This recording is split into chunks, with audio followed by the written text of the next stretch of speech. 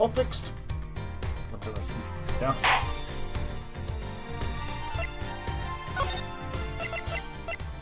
There we go.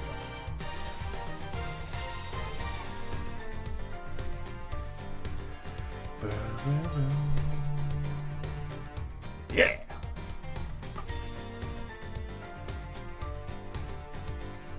Shorted. Boom. Title. First one. HD or Pixel.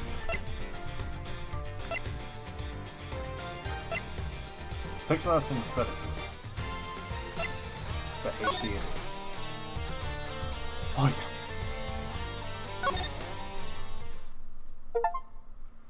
Everything old is new. Playing the game with HD chibi characters. March 14. 1:15 in the morning. Don't know where. To make sure the defendant is found guilty, what other choice do I have? That's the job of prosecutor, after all. That may be true, but why? Why go this far? Sorry, maybe I wasn't clear enough. But a guilty verdict is all that matters. No matter the cost. Shit! Alright, we know who the culprit is, but the game doesn't.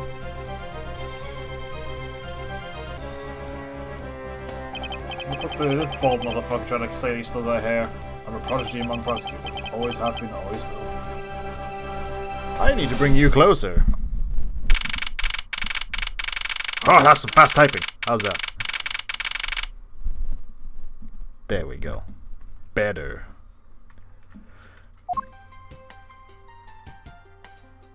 Oh. I might go to the pixel art.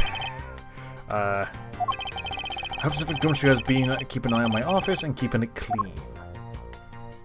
The door is unlocked. Detective Gumshoe? What's the smell? It's very familiar. It smells like blood. Oh. I get the chibbiness. It's very... You can see the expressions and shit of the face. What the? Oh no! He's dead. What's the meaning of this? Freeze! There's a classic card. I'm sure you can see my mouse all the way through. Identify yourself. Really? Shut up. You guys from never committing murder in a prosecutor's office. Nice shot. Is that a threat? Let me make one thing very clear. What? No one gets away with committing murder in my office. No one. That's a shit. But I will be. My name is Miles Edgeworth, and I will work as prosecutor in my local district. Little did I know that upon my return home after a month abroad, I would be thrusting into a multitude of cases, and some very frantic, but busy days. Oh, my lord. G, please. Can we change...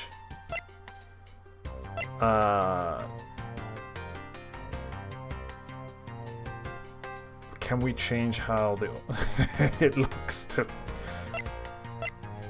Screen shake, screen flash, text set, audio, PC settings, screen resolution, key config, reader, that's fine. Back to... I have to go back to title, don't I? Okay, back to title. Now we don't need to save. Back to title. We're going to go with... New game. Yes. Give me the option of it being... Motherfucker! Let me choose it to be the pixel graphics. It looks better. I like the updated artwork. God. Closing it. Reopening it. Like, yes, I like the updated artwork for the chibi characters and whatnot. I prefer the pixel for going around the areas.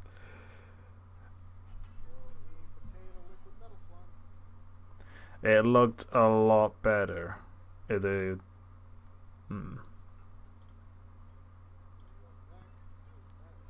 wanna launch? Did I kill it? Kill it? I may have broke it. I may have broke it.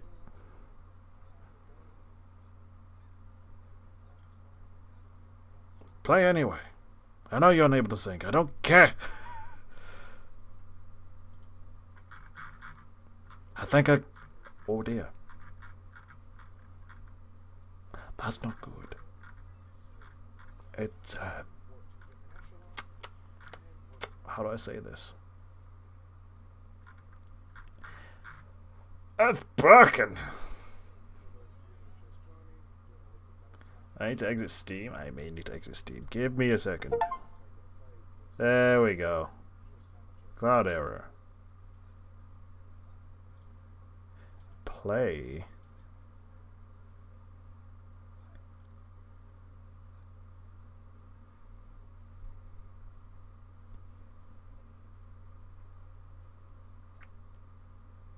Nope. Not working. Okay, we will completely close out Steam. It's gone. Reopening.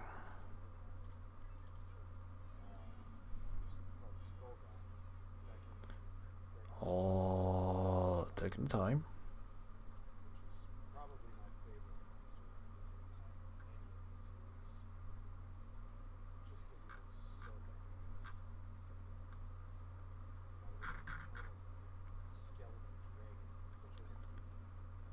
Ooh.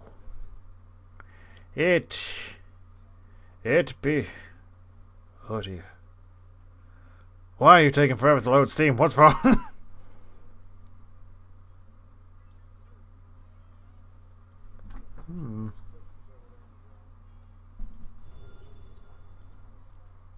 Okay, Steam's opening.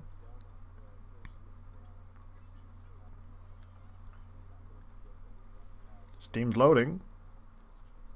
I've never had Steam take about 10,000 years to fucking open. Why does it look different?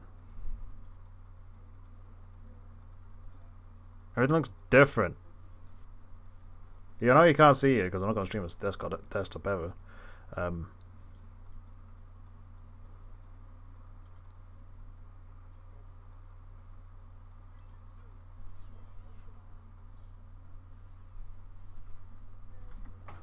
Come on!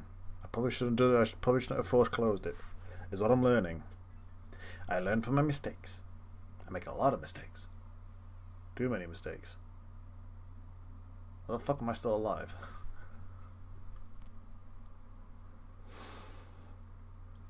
Why are you busted to shit?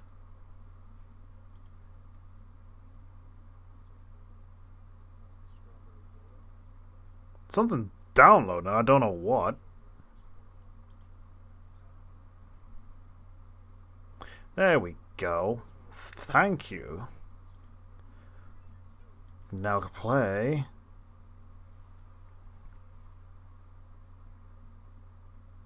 It's launching. It's gonna take a while. I don't know why. I really don't know why.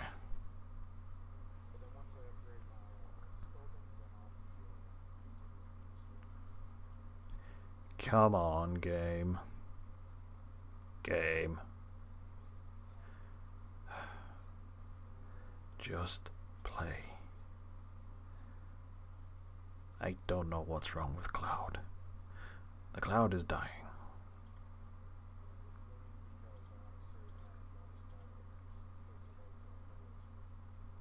It says it's launching. Just play. Thank you.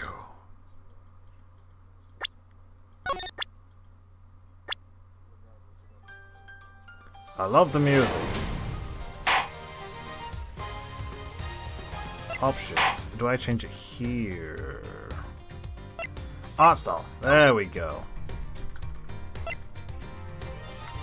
Better. Now we continue.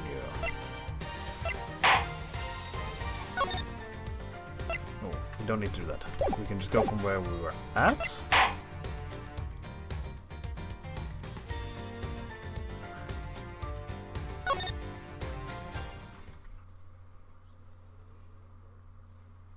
Oh, that's so much better. Is it better? Finish photographing the victim's body, sir. Very well. Please continue your investigation. Yes, sir. Edgeworth is confused as shit.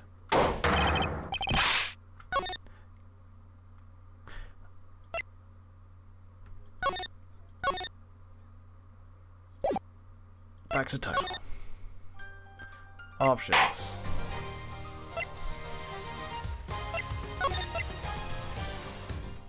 I'm just curious to see what it actually is like. Continue. And now? Is it all nice and... Okay, yeah, we stick with these ones.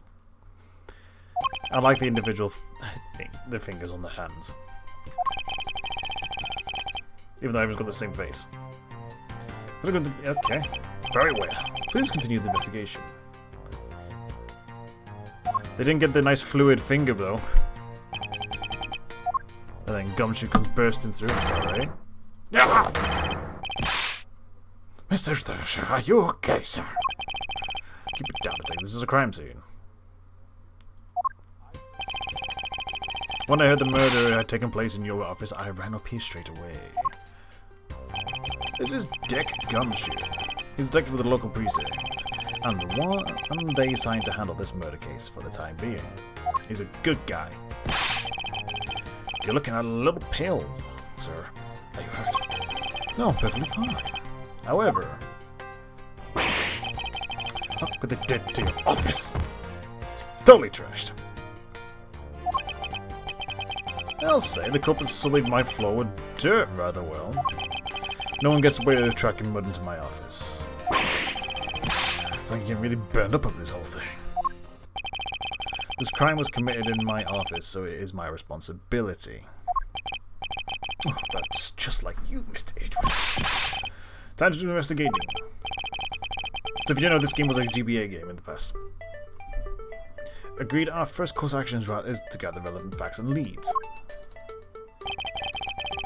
Let's not overlook anything, no matter how small, if we are to find the truth. So I'll keep any leads or information we find etched in the forefront of my mind. He's got Mind Palace. Thinking of the things that pique my curiosity. Why of all the places did the murder occur in my office? Is it really coincidental the murder took place in my office? No. I get the nagging feeling this is something important to keep in mind. Yeah, I was wondering that myself, sir. I mean, you can't really say it's just coincidence, can you? No, not really. Especially because of this. The key to your office? What do you mean, sir? Think about it carefully and use logic. It should become clear to you. Logic. By finding the connection between two pieces of information and connecting them, new information is born. That is the end result of using logic. So how do you use it? Well, Gumshoe, you use your brain. I know you're looking for it, but you can't find it. First, to recall the information we gathered with... Yeah. And then I connect them together with... Now to use Q to recall facts. Crime scene office key. Connect. still making the connection during logic without any issues. For security reasons, all prosecutor's doors are outfitted with locks, which means it would have been hard for the murderer and the victim to get in here. Ergo, it's impossible to miss the location of this crime scene as a mere coincidence. Yes, that's exactly what I was thinking. No, you would. There must be a reason why someone infiltrated the room. My room. What was the killer after? You're really on the ball today, that's some beautiful logic, sir. Yes, well, if all leads to their conclusions, only the truth remains. However, if information doesn't line up properly, I may stray far from the truth as well. If I think carefully about piecing these together, the logic should flow. And if you fuck up so much, you get an aneurysm. Well, let's go start with that investigation, shall we? Yes, sir. Room 1202. The basics of good and good investigation is to examine everything, sir. I know that. And when I want to examine something, I simply use space when I'm on it. Oh, if you feel lost and want to talk, just use T, okay? I'll give you great precise advice as an ace investigator. Something to try later if I've had free time, I suppose. What have we here? It's the gun! Could this perhaps be the murder weapon? There's a horse in it. If so, that it would mean the killer made their escape after disposing of the gun here. I think I've seen one of these before. Yes, you have. Get a line to me as to where? Oh, I know. I was issued the exact same model. I think. Detective. I don't really like guns all that much. I mean, they're really dangerous. But now that I think about it, you do somewhat around this precinct a lot, sir. I don't use mine much except in emergencies, so that's why I didn't recognize it. So it's the same type of revolver as the ones used by the precinct detectives. Which means he's a detective, because we can get his ID in a sec. Oh, they even knocked your chest set! I had it all set up ready for when you go back. Figured we could play a few games. I had no idea you were interested in chess. I'm actually pretty good at checkers, so I thought I'd give chess a try. Like I suppose I can set some time aside after we solve this case. But I don't expect the games to tax my mental acuity so much. So if I press T, would you chat? Yeah. You called, sir? Notice anything? If anything, you notice that you'd like to share, Detective Gintry? Just that I rushed over here as soon as there was a murder in your office, sir. The investigation just gotten started, so I guess there's not much else to say. So, we found the body? Unfortunately, upon my return, I found my office door to be unlocked. What awaited me inside was this whole messy affair. That's right. Even though I left the security of this room to a certain detective.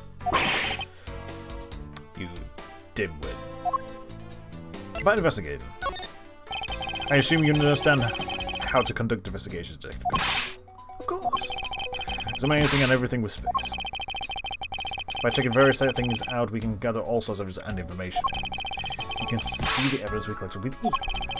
For information, I mean these, it's Q.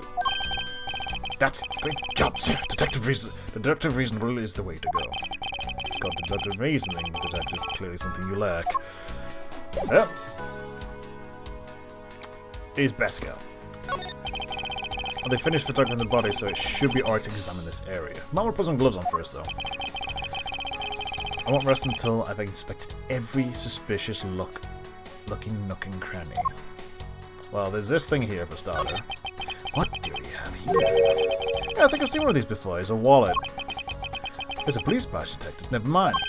Oh, hey, I have the exact same thing, actually. Coinkadink. Let's just take a look inside. Buddy Faith. Mr. Buddy Faith. It would appear that our victim was a detective, just like you. Seem to have gathered a few pieces of pertinent information. Now to calmly use logic to figure out if any of them are connected to each other. After we keep investigating. Let's see here. There's blood all over his lower abdomen area. Looks like the bullet passed clean through his stomach area, sir. In other words, he was shot. Yep. And until the autopsy is done, I don't think we'll know much more than that. Please have the body sent to the morgue once they're done processing the crime scene. Are you going to be okay with keeping track of the evidence we find, sir? Of course. This is the safest way I know how to keep track of it all. Keep all the evidence I find either in or my organizer. When I want to re-examine a piece, I have but to press E to open my organizer. The organizer isn't only for evidence. I keep people's profiles and on hand too. It's a good idea to make a habit of checking the facts often. We have blood here. I don't believe that I packed those files on those shelves so tight. Not even an earthquake can make them fall up. Just look at them. This way the rest of the files won't be able to withstand an earthquake at all. A problem to be sure. Once the investigation's all over, we'll put them back up on the shelf. You're not gonna write the fact there's a blood written name there? G-U... It's gonna say gumshoe, isn't it? The files are all over the floor, sir. Probably fell during the struggle between the victim and his killer. You know, I try so hard to keep the place spotless while you're away. I mean, this is rented all the time. I'd have to put into points. I don't recall of you asking to clean my room. I water the flowers every day, just like you requested, sir. I just added cleaning to the list, and there's a weekend special. For about half a day every Saturday, I come in and clean this place until it sparkled. Does he have a life? No. He eats burgers and your personal best friend that chose to be your best friend.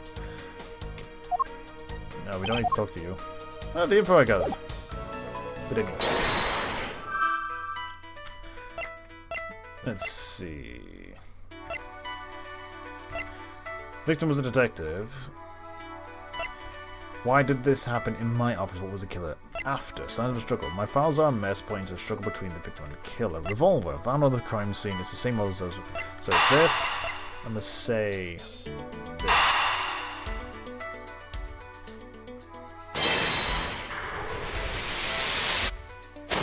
Yeah! The revolver, the standard model used by detectives. Could it have belonged to our recently departed? David Gumshoe, could you please thoroughly check the victim's body one more time? Yes, sir, on it now. Excuse me, pal. Let's see, what have we got here? Ah, the holster's empty. The gun's wearing a gun holster. So it appears that a killer somehow managed to take the victim's gun from him. It's impressive, but those things are actually bolted in. Well, clipped it. Let's see what else can we find about this revolver. As always, I always say you gotta look really carefully at each piece of evidence. You can use the arrow keys. Use Q and E to zoom to get the nitty-gritties. Bullets. Looks like only one round was fired from this. What's the killer killed the... That's not true. Sounds like the guy knew how to handle a gun, huh? We have no proof for now, but that is a distinct possibility. This is about all we're going to find out. We should get to the body to... Jim! Hey, it's the guy who did it! Wow, how could this happen to a guy like you? Are you alright? Don't touch me! Leave me alone, just let me be! Alright, but I can't do that. Get the fuck out of my office. The investigation's still ongoing, so please refrain from touching the body. The body? The body! Don't talk to him like that. He's just some lump of flesh. Well, I mean, he is now. Look, just look at him, Jim. Looks like he's just turned in for the night. Sure. Just in a blood-stained suit, pal. Where are my manners? Are you that prosecutor? Well, yes, I am. I'm Jimmy's Portsmouth prosecutor. Jim, he was my partner in crime busting. Miles Edgeworth, and like you, I'm always also a prosecutor. But Dick comes you, sir. So you're Miles Edgeworth. Because this is your office? Yes, that is correct. Then it was you're the one who killed Jim. Don't you go jump into conclusions, pal. Just calm down, okay? I will not. I am not going to do full voice acting for this because my throat will kill me. I don't know how things work around here. High Prosecutor's office. Doors all have locks built into them. And the owner of this office has the key to his or her own office door. That is correct. However, I was not the one who killed your partner. Yeah, Mr. Edgeworth has been overseas on a business trip this whole time, pal. And the key to the door was with me the entire time, okay? So the only one who could get in here was me. No. Yeah, wait, I just had to shot myself in the foot. Whether that means I'm not sure what that means. It's you then. You're Jim's killer. Oh, wait. Calm the fuck down. This boss was correct. If you're a real prosecutor, you should know to stay collected. The investigation has only just begun. Isn't it too early to be drawing conclusions? Alright. I get the point. You're right, my mistake. I tend to get a little too hot-headed sometimes. You sure are one cool customer, though, Mr. Edgeworth. I've heard all the rumors about you. You're the great genius prosecutor. There's something of a legend, you know. Anyway, let's call it a truce and work together, okay? Now, how about a handshake to seal the deal? No. A pleasure to work with you. You guys were conducting an investigation, right? Sorry for barging in like that. Carry on, then. It's your room, after all. Thank you, I intend to. A little more time to say goodbye to Jim. You there, sir!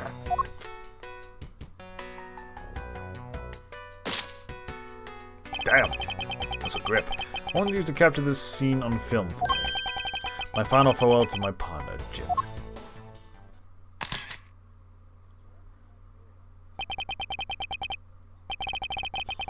We'll get them some space. You sure? I mean, it looks like she's having a fucking photo shoot to me. You. Do you have anything to report?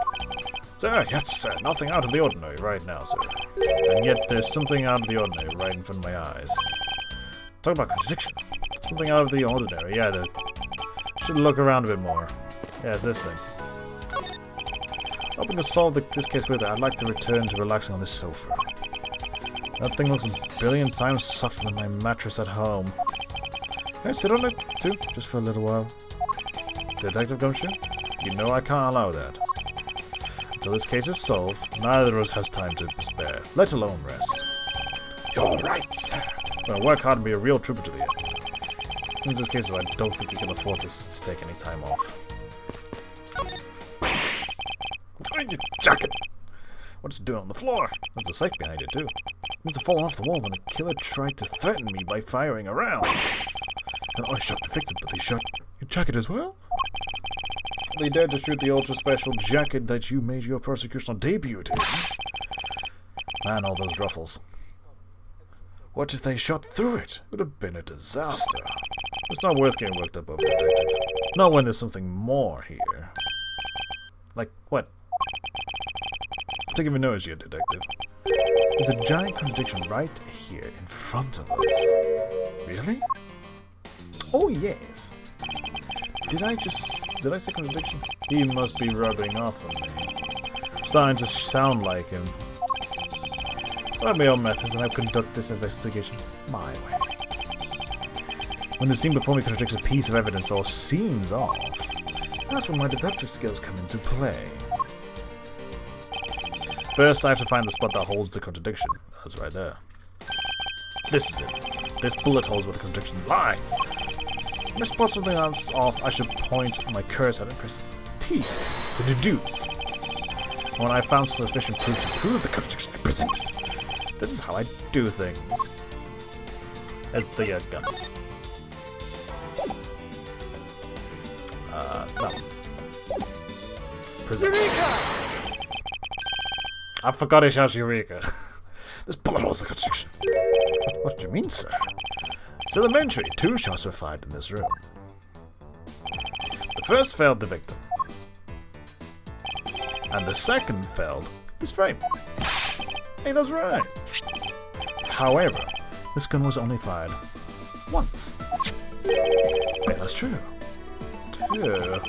Which means that one of these 2 bullets was fired from a different gun. Did the killer have another gun prepared for tonight? By the way, I noticed something, sir. Yes? What's that thing sticking up from the safe? Oh, that's a secret safe. I smell money. I'll spare you, this is the trouble, I'm just saying. Nothing like what you're imagining is inside of it. Now, if you can kindly move this frame out the way... Roger that! We can actually open it. Talk about dusty. I suppose that's what happens when I'm not here to dust it once in a while. I had no idea that's safe here, or I've kept it clean for you. So where did you put this thing in? It wasn't something I had installed personally. Every prosecutor software has one. Well, I had no idea. Well, when prosecutors are supposed to have knowledge of their existence. That's what's inside Mr. Edgeworth. Right now, nothing. We only use them to store especially important evidence when our trial is in session. That's it. Talk about squashing my hopes and dreams. I got gold, I got money, I got diamonds. I won't invest until I've inspected every suspicious looking American cranny. Well, we got... I never knew there was a safe in back here. Well, if detectives knew about them, then they wouldn't be secret now, would they? Are there other secrets? Hidden things in this room? Even if there were, it would defeat the purpose of the being hidden, if I told you. So don't bother looking for it. So there's no, like, hidden camera around, right? And what if there was? There's nothing. No, forget I said anything. Do I even want to ask him what he's been doing in my office while I've been here? Why don't you just pull the security footage then? Now this is odd. I found something? The keyboard. Don't you find it to be a bit too clean? Yeah, there's a thick layer just around it, but not on the keypad itself. You there, forensic scientist. Finish. Stop taking pictures of that dude, he's weird. Could you please dust this area for fingerprints? You got it.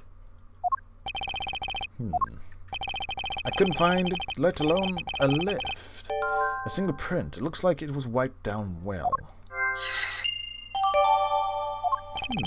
As I thought. Because the logic's the only way around this setback.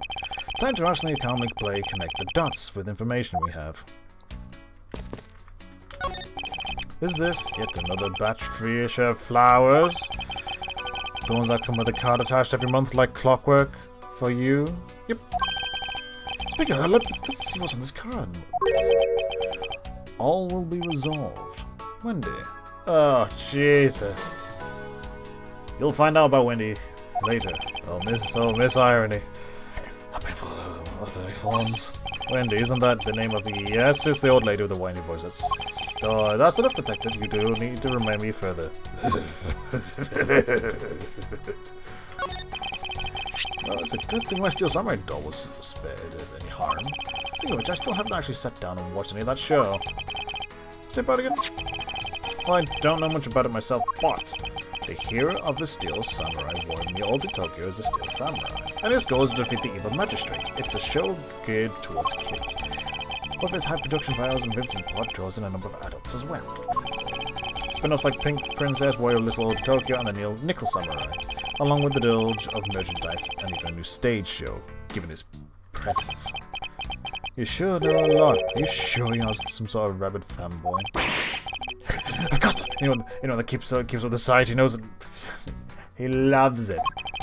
That conversation lasted longer than expected. Let's return to the investigation. Oh, it's your trophy. That Knight of Prosecutors, right? King Prosecutors. And it's not a trophy, it's a shield. They only send this to the winning prosecutors, right? Yes, but I have no real interest in perceived worth of other people. As for my own worth, that is something only I can determine for myself. That's so slick, sir. I want to try saying that sometime. Unfortunately for him, his momentary worth is tied directly to his worth to me. Ah, the tea set's broke. Watch out for the take-up fragment, sir! Oh, the killer's going to pay this tea set. You're really mad about this. This tea set is very dear to my heart and can only be bought in England. Damn right, we made the kings of tea. It costs more than your whole month's paycheck. What? It's fine China. Now I feel like the killer's wasted more than my monthly paychecks. They pretty much did. It's been a while since I've sat at this desk. Oh, I've missed you. So tight it looks newer than when I first bought it. Oh yeah, that thing supplies that makes mirrors jealous. Don't tell me you had no... I know the work the entire time I was away, detective. My job is to protect your office, sir. And you did such a good job protecting it that a murder occurred in it. That's harsh, sir. I have to admit the desk can never look better, so I guess I can't dock his pay. Jesus, Edgeworth. Right, we need to go through our stuff.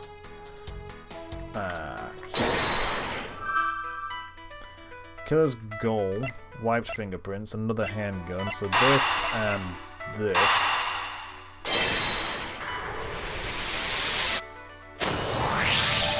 I believe I figured out what the murderer was after. Oh, what is it, sir? The fact that the safe was wiped clean of fingerprints suggests the criminals had at least attempted to open my safe. They had a couple of motives for breaking and entering the theft, I believe. And also the fact I don't even know the prosecutor is the one that's in the said room. I wonder if knowing about the motive behind this break-in was theft changes what the other piece of information can tell me about this crime.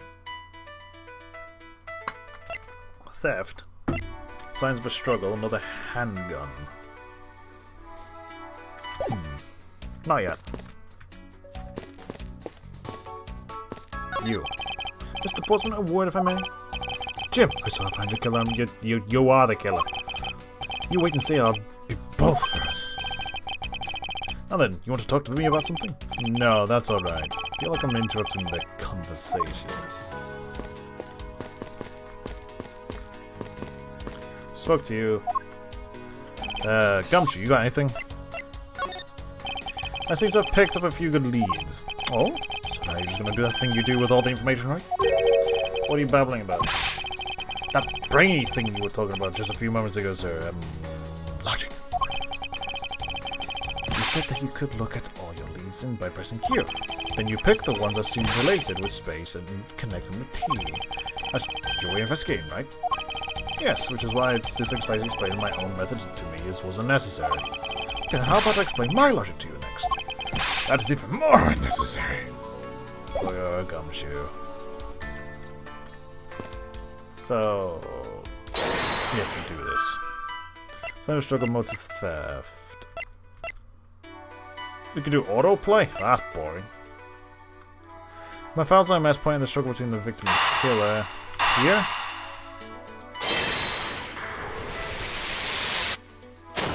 Perfect. This is possible.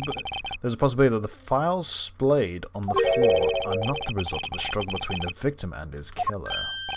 You mean like it could be from when the killer tried to find something? Precisely. You just figure out if any of the files have been stolen. Yes, sir. I'm gonna shelf files like you've never seen before. Even in a library. Sure. Let's give that a try. Why do all the good ones have to die young? Surely you must ponder that every once in a while, Mr. Edgeworth. No. No matter how much we lament, the dead will not come back to life. All we can do is search for the truth. And? So what are we supposed to do? How do we go about finding the truth? First, we can't restore the files to their rightful place. You got it, here, let me help. This file goes here, that book goes there. You should know a lot about where things go, despite being in Miss Edgeworth's office. Because I'm the one who keeps it tidy, pal. Okay, done. I would bet that murder was definitely committed here. 1B, 1C, D, E, F, G, H. Bullet went straight through into OD. And the bloodstains on the bookshelves are still fresh. It's better that the victim was killed in a standing position, hence the prints on the shelf. And then the guy fell onto the floor, right. The blood on the floor kinda grosses me out. Detective, I don't have time to deal with your weak stomach right now. You're not good with blood, sir. What the fuck are you, detective? So there's something wrong with this picture. So we got the handprints, the victim's handprints. He must have tried to support himself with his hands here after being shot. The prints on the floor too. Must have been made when he was unable to stay standing, he dropped to the floor. It appears that the victim was in a sitting position here after being shot. Oh, so that's why the seat of the victim's pants are all bloody. Because it bled throughout his gut. That would be the logical conclusion.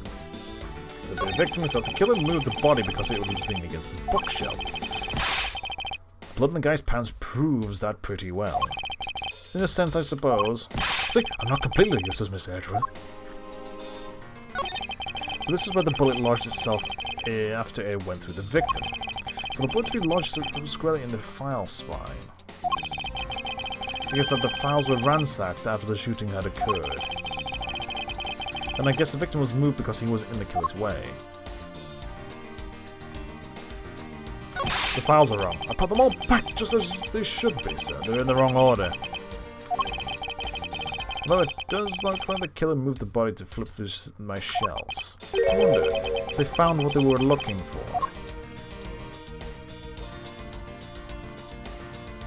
What missing?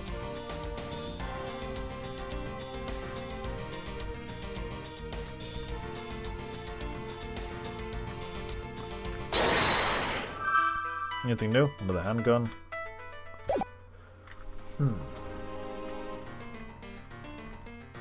Oh, no, that's a body. Can I use the mouse? Yeah.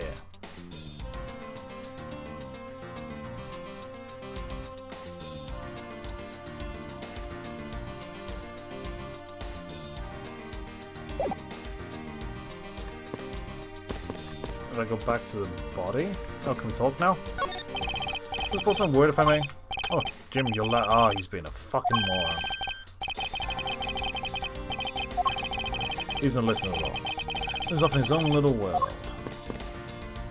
So we've completely examined this area. Do you have anything to report? No, nothing. To respond turn up like that has brought us an unstoppable torrent of tears to my own eyes, sir. Were you good friends with Mr. Faithpal? No, sir, but I can't help myself. I'm sympathetic to other people's tears. If I may make a suggestion, I clean myself up so to not give the wrong impression. May I have a word with you? Please. I need absolute silence. Dusting the footprints for our crime scene is most sacred process. Man loves his job. Maybe a bit too much.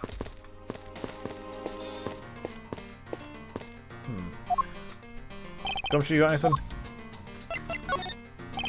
So? Any keen insights, detective? Well, I noticed that you haven't found anything odd about the crime scene yet. That's unlike you, sir. If you spot something that seems off, you should check it out. All you have to do is line up the cursor where you see a contradiction. And press K.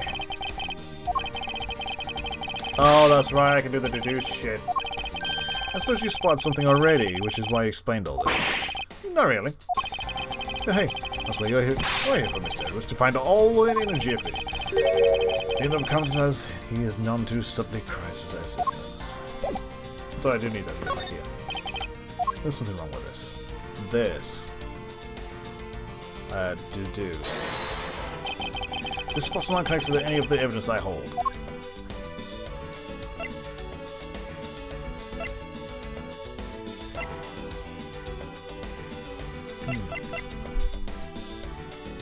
For purposes of how else spirits can pocket.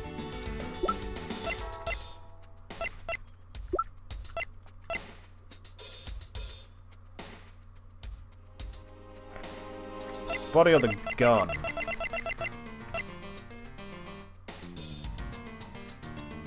Now clean through the ab.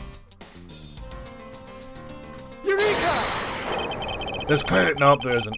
What do you mean, sir? You don't see? Quite simply, the bullet hole itself is too low. Oh, there is. If the victim was shot in the stomach, the hole should be much higher up. Yes. But what if the guy was shot while he was sitting or lying down? He was not. And that would be logical. The victim leaned against the shelf after being shot. Which suggests that he was standing when he was shot. That means... Wait, what does that mean? It means you need to use your brain every once in a while instead of mine. In any case, it means someone made a faulty assumption. And it was from this mistake that our current contradiction was born. What was the faulty assumption that caused this problem with the bullet hole? The order of the files. I believe the order of the files is a bit off. I'm gonna put them back in the wrong order? Just now? Hey, actually, I think the labels of the files are wrong. Oh? Yeah, here see the files where shot began with the number 0. 1 second.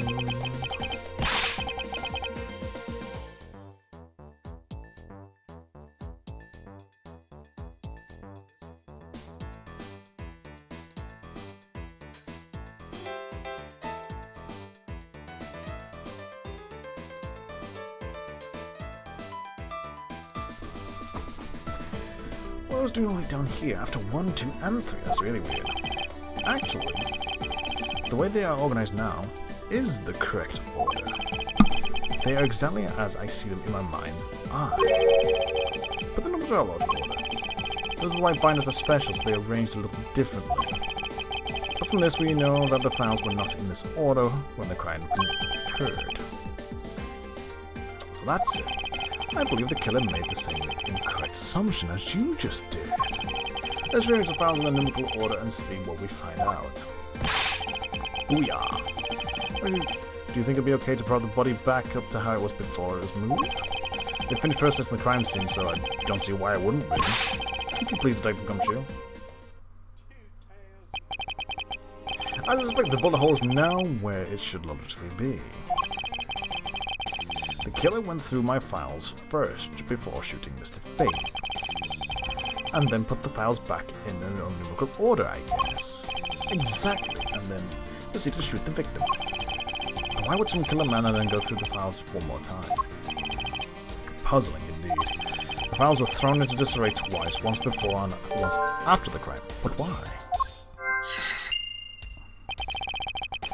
The crime scene is as it was before the time of the murder. Now to give it another look.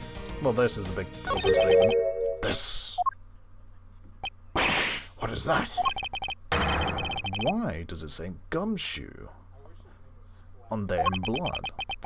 I'd say that's the most incredibly incriminating evidence. Yes, indecisively yes, indicative of the criminal activity indeed. No, wait, there's gotta be some mistake. Mr. Edgeworth, sir, help me. Help me, so something. It appears that one of my files was stolen. Is that... Oh! He's panicking. Is this what the killer was really after? Investigation is now complete. Looks like Jim was able to leave us the name of his killer in the end. And the most important message managed to reach us. I'm telling you, it wasn't me! You can't be terribly pleased to hear your own beloved partner is the guilty party. If you're going to accuse Detective Gumshoe of being a culprit, I sincerely hope you have some proof to back it up. Jim's words. They're more than enough, wouldn't you say? No. I've been through many cases like this in the games in the past. Let's not play it. Then allow me to understand your reasoning. I don't like this one bit. There's something strange about this man's attitude. There must be some sort of flaw in his logic. Wait for me to dig out. Logic battle. What are you going to do? What I always do in court, I'm going to cross-examine him. One way or the other, I'll expose the flaw in his logic with my technique. Oh, how'd you do that? You can explain it to me, sir. Might as well. Alright, first, I listen to the witness's testimony. If I find a flaw in the testimony, something that contradicts the evidence, I open my organizer with E and present the piece of contradictory evidence. Something I simply use T, that's dull news, but anyway. It's not like there's going to be a flaw in the testimony every time, right? Correct. And in those times, I need to press the witness with Q. Sometimes by pressing, I can draw out new information, and a new modified testimony. I didn't get it. Be sure to try this technique out during investigations too. You should be doing that anyway. It's your job. I'm making some more lovely peach iced tea because I'm thirsty. Now watch carefully. Battle! Logic. Mr. Postman's logic. Argument. Basically just two dudes bickering.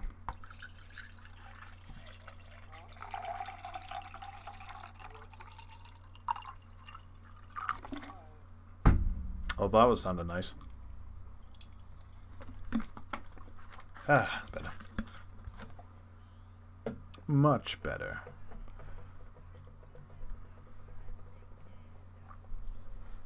Ba-ba-doo.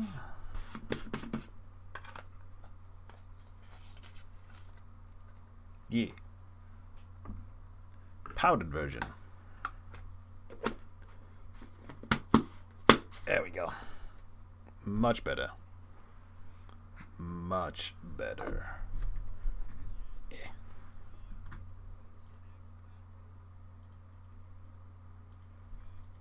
Let's see. This gun, detective, you stole Jim's gun from him and shot him dead. Furthermore, you messed up the files to make it like you had committed the theft instead. That's when you moved Jim's body that was sitting in front of the bookshelf. But thanks to that, you didn't notice the bloody letters his body was hiding. And it was by this, his final words, that you will be brought to justice. You intend to argue that the victim's dying message points to his killer. I can hear Jim's voice and he's calling for his killer's arrest. Are you sure you're not mishearing his words, Mr. Portsman? There's no reason to choose the culprit. I will find the flaw in this man's logic and expose it with credible evidence. It's a blending bottle, as we can hear.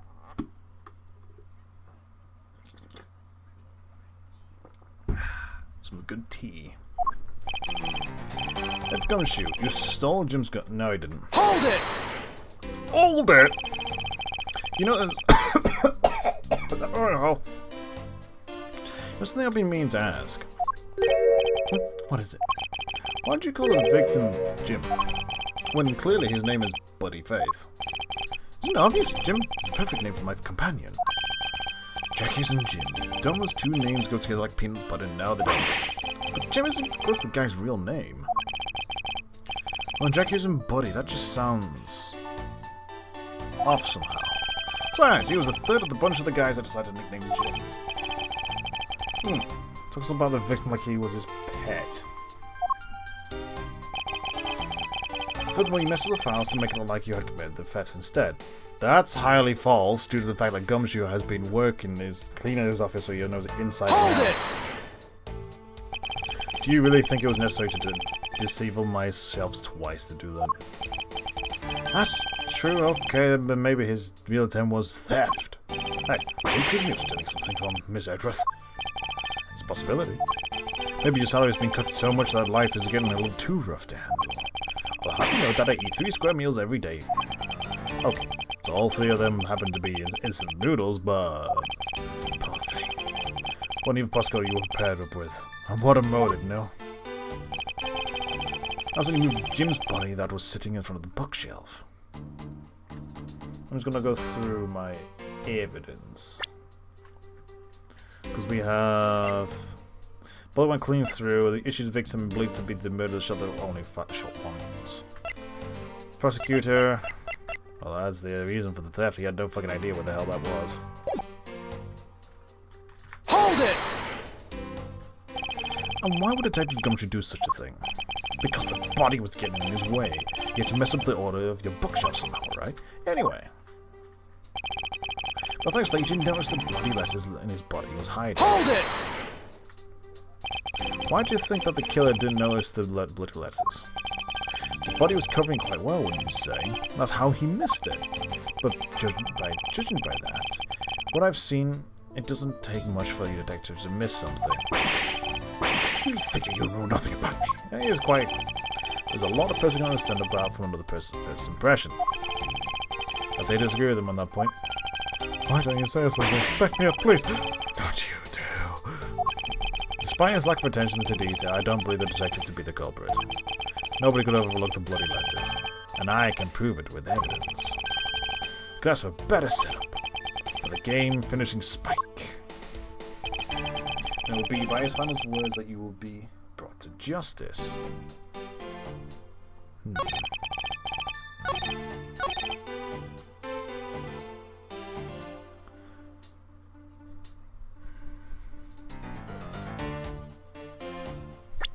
So we got this to deal with.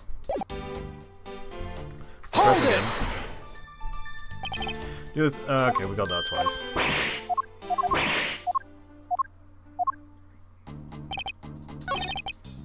Presents.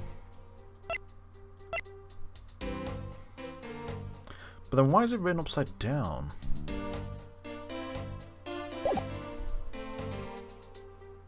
Yeah. Why is it written upside down then?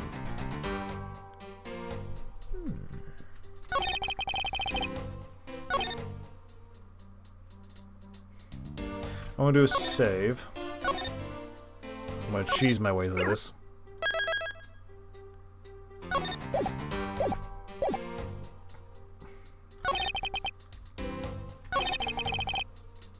Present. In these words. Objection! Yeah! Perhaps you're not well responsible, but there is a serious flaw in your logic. Bringing a bit of a courtroom into this, I see. No problem, I'm game. I can't help but find it odd. Excuse me. Odd that a fellow prosecutor would be brought down by the power of his own office. What are you talking about? Oh, you're joking. I get it. If you have the time to laugh, then you have the time to take another closer look at this. You still must see. If not, may I direct your attention to the missing file? That's impossible. You would just put... They put the files back and they missed it. Well, it's impossible, Mr. Portsman. Nothing. The files on that shelf are all about a certain case. The killer went to take with the file after murdering a partner. I highly doubt they could have missed the bloody letters written on the spine. It's impossible they could have taken that file before committing... No, it's not. I think it's pretty obvious that the file was stolen after it was written on. The missing letters in the detective's name were... The file should have been proof. Yeah, I mean, the S is gone. And there's only half a in it. The detective really was the culprit of this case. I highly doubt that even he could overlook his own name written on the blood and files. Especially as a detective who can't stand the sight of blood. Which means... What exactly? What does that mean? Does that make this dying message? It makes it the work of a criminal intent of tampering with the crime scene. That's so low. I can't believe they're going to try to pin this whole thing on me, sir. I'm gonna get him. You'll see. I'm gonna have them under arrest in no time. Well, Mr. Portsman. It's absolutely splendid. Logic deserving of Olympic gold. I appreciate the praise, but it doesn't change the fact that your reasoning is flawed. You win some, you lose some. That's how life goes. Not everyone's so cheery, even though I feel more dead than alive. Ah, but you know, it really is a shame. We didn't want to have to bring this up, however... Oh yeah? What is it this time? You're still after me? Give me for a second. Who has the key to this office? That would be me. But Mr. Edgeworth proved that I'm innocent. Whoa, that's the fast way of putting a jacket on. I gotta learn that. It's absolutely right, and I acknowledge your innocence. But why do I sense you still have something to do, say? Okay. Well, I was thinking, did you know there is one other person with the key to this office? One other person? Hey, you over there. Yes, sir. What is it, sir? Would you kindly fetch and escort that lovely young lady here for me? A lady? The girl is a member of the building security. Thinking of her as a material witness. Did you say security? No, stop it, pal. Don't. What's wrong with... What? He lost the key, didn't he? I believe she needs no introduction. I have called upon Miss Maggie Bride, a member of security. Oh, these two like each other. Hey, Maggie. Maggie! Miss Bride's security guard on watch tonight. She has the most unbelievable of luck. I see, and your point is? The point is that she could very well have used it. And by it, I mean the master key, which can open all the office doors in this building. What? Is a master key? Of course there is. In any office complex or apartment building, there is a master key. The security side or the landlord owns it. If you're not the guilty party, Detective Gumshoe, then the only person with access to this room is Miss Bride. How dare you! I'd never sneak in someone's room. That's right, I refuse to believe that Maggie's the real culprit. It was me. That's right, I did it. He's trying to be a big hero now. Can we take that as a confession, detective? And, well, it really wasn't me, but it definitely wasn't Maggie. So, yeah, it was me. If it was, you'd have no problems with that, right? Please refrain from flying off the handle, detective. There's no need for such theatrics. His dear boss, detective. He understands what I'm saying here. That girl is the only one who could have committed the crime. And for one simple reason. Reason for suspicion. It's pretty obvious that Miss Bright snuck into your room using the master key. I mean, Detective Gumshoe isn't the one who opened the door. And that leaves only Miss Bright as our prime suspect. On top of which, she knows our good detective, doesn't she? Making it all the more probable that she was the one who faked the dying message. What? So you're saying she used the master key? Incredibly incriminating evidence, wouldn't you say? No. That's what you claimed about the evidence earlier. That was then, this is now. The flow was a flow of a good match. Always changes during a rally. It's all about your reflex and reaction time, especially for an athlete like me. Can I punch you? If anyone else other than Miss Bride who could have used the master key. To get Mr. Portsmouth to give me more details to press him. I still think he's bald. How is it obvious? Hold it! Are you sure Miss Bride is the only member of security who could have used the master key? But one person on staff at time of night, and tonight she's it. Isn't that right, Miss Bride? That's untrue, but I wasn't able to use the master key at that time of crime, sir. Wasn't able to? What's that supposed to mean? Yes, moving on. I hate to get sidetracked by something unrelated. What do you mean unrelated? I want to hear what she has to say.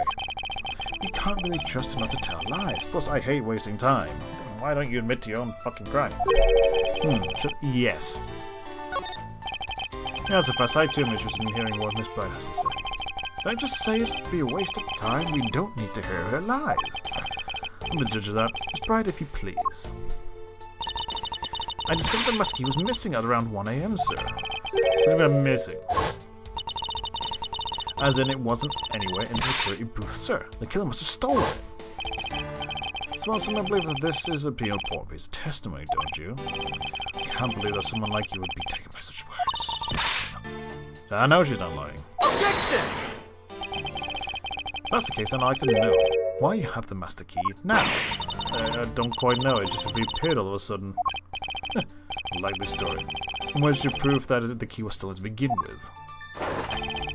You just forgot where you put it and then found it again. I never lose things, so I can practically guarantee that.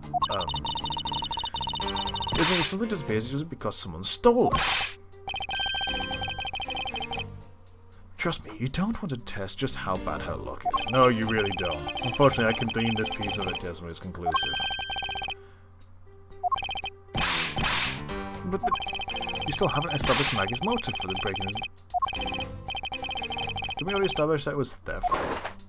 I mean, the culprit clearly went through the bookshelves and at least tried the safe. Because it says Miss Portsmouth says that you can't ignore the fact that all the evidence points towards a motive of theft. But I'm done taking blows. It's time to counterattack with a few attacks of my own. Just to wipe down, I'd say, is thievery. Hold it! One more press. I can kill the culprit's motive appears to have been thievery. However, good to hear the Great Master Edgeworth is on agreement with the law.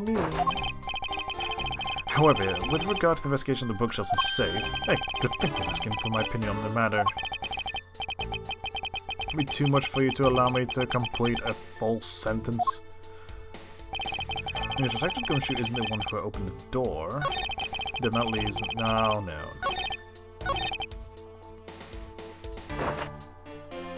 We're gonna cheese it again. Save. Done. Present. Lieutenant from this... No.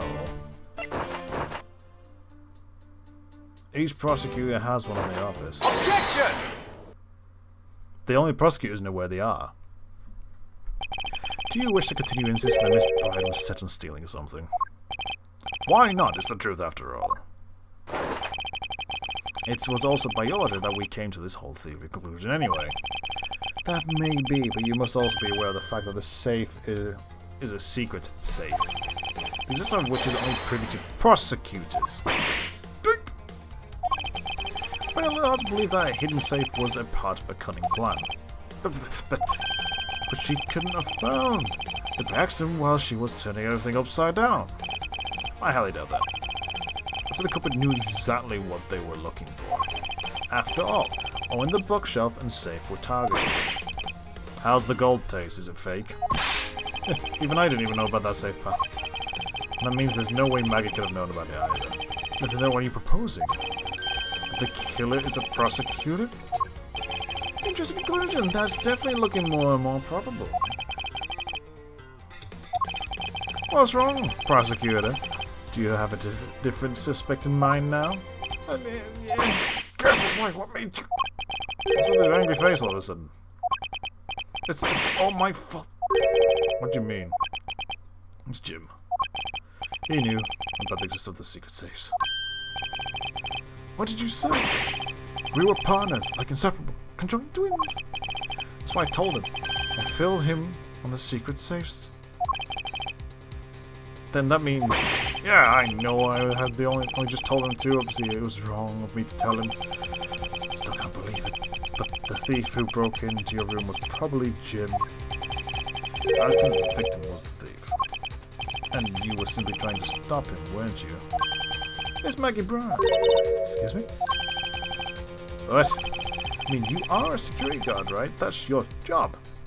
But killing is going a bit too far in your risky profession. What? Jesus, this guy's a moron. Yes and no, I mean, she had stumbled upon Jim who had probably drawn his gun. I get it, it was self-defense, wasn't it? No, I couldn't. She doesn't have a gun. Could never do something like that. Not even as a security guard, sir. Plus, even if he was the thief, he wouldn't have a key to the office. Which is precisely why we had to steal it, wouldn't you say? It was Jim who stole the master key. Pretty possible for a supposedly stolen key to be here with us unless you retrieved from Jim after you killed him. See, honestly, gives me own partner being the thief. I don't want him to admit it, but it's the only way for everything else to make sense. He has no honor. God damn, he is fingerprinting everything. Now I think we're done here. The investigation waits for no man. People are going to see yourselves out. This is Mr. Edgeworth's office. You can't do jack shit here. Ah, but I'm the one who's been assigned to this case. You're all suspects to varying degrees and therefore ineligible to run this show. Listen, pal, how many times do I have to say this? Maggie can't be the culprit. You're going to calm yourself. But, sir, we have no choice but to accommodate his request. For now. Thank you, Mr. Edgeworth. At least one of you understands. Now then, if you could remove yourself from my crime scene, I'd be most grateful. My words is possible. We will meet again. If that's for a formal request from the legendary prosecutor himself, then I suppose so. I don't disappoint you here. Oh, I'm gonna punch you in your teeth and they're all gonna fall out. I'm looking forward to it. Yes. I am so looking forward to punching him.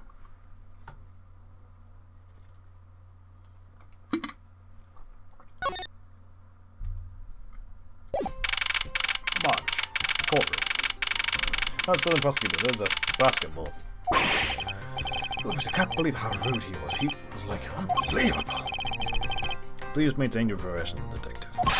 I'm gonna find some real solid evidence proving magazines. You'll see, sir. You've been kicked out of the crime scene. True. So what now? It's like my life's fallen into yet another gigantic ditch. Do not despair, Miss Bride. We can overcome this as well. There are many other places than things we should be looking into anyway. Really? Well, I found the book. Within this hallway. Yeah, the book's right there under the thing. So, I mean, I guess Miss Bride is related to the master key. I guess this hallway is a perfect place to look for more information regarding the mystery surrounding my door. If you can't see it, it's right here. There's a book here. There's a file. Let me just find them. Hey, look. I won't rest until I've inspected everything suspicious looking in cranny. It's right here. It's the missing O series file, sir. No doubt, the bloody letters mark it clearly today.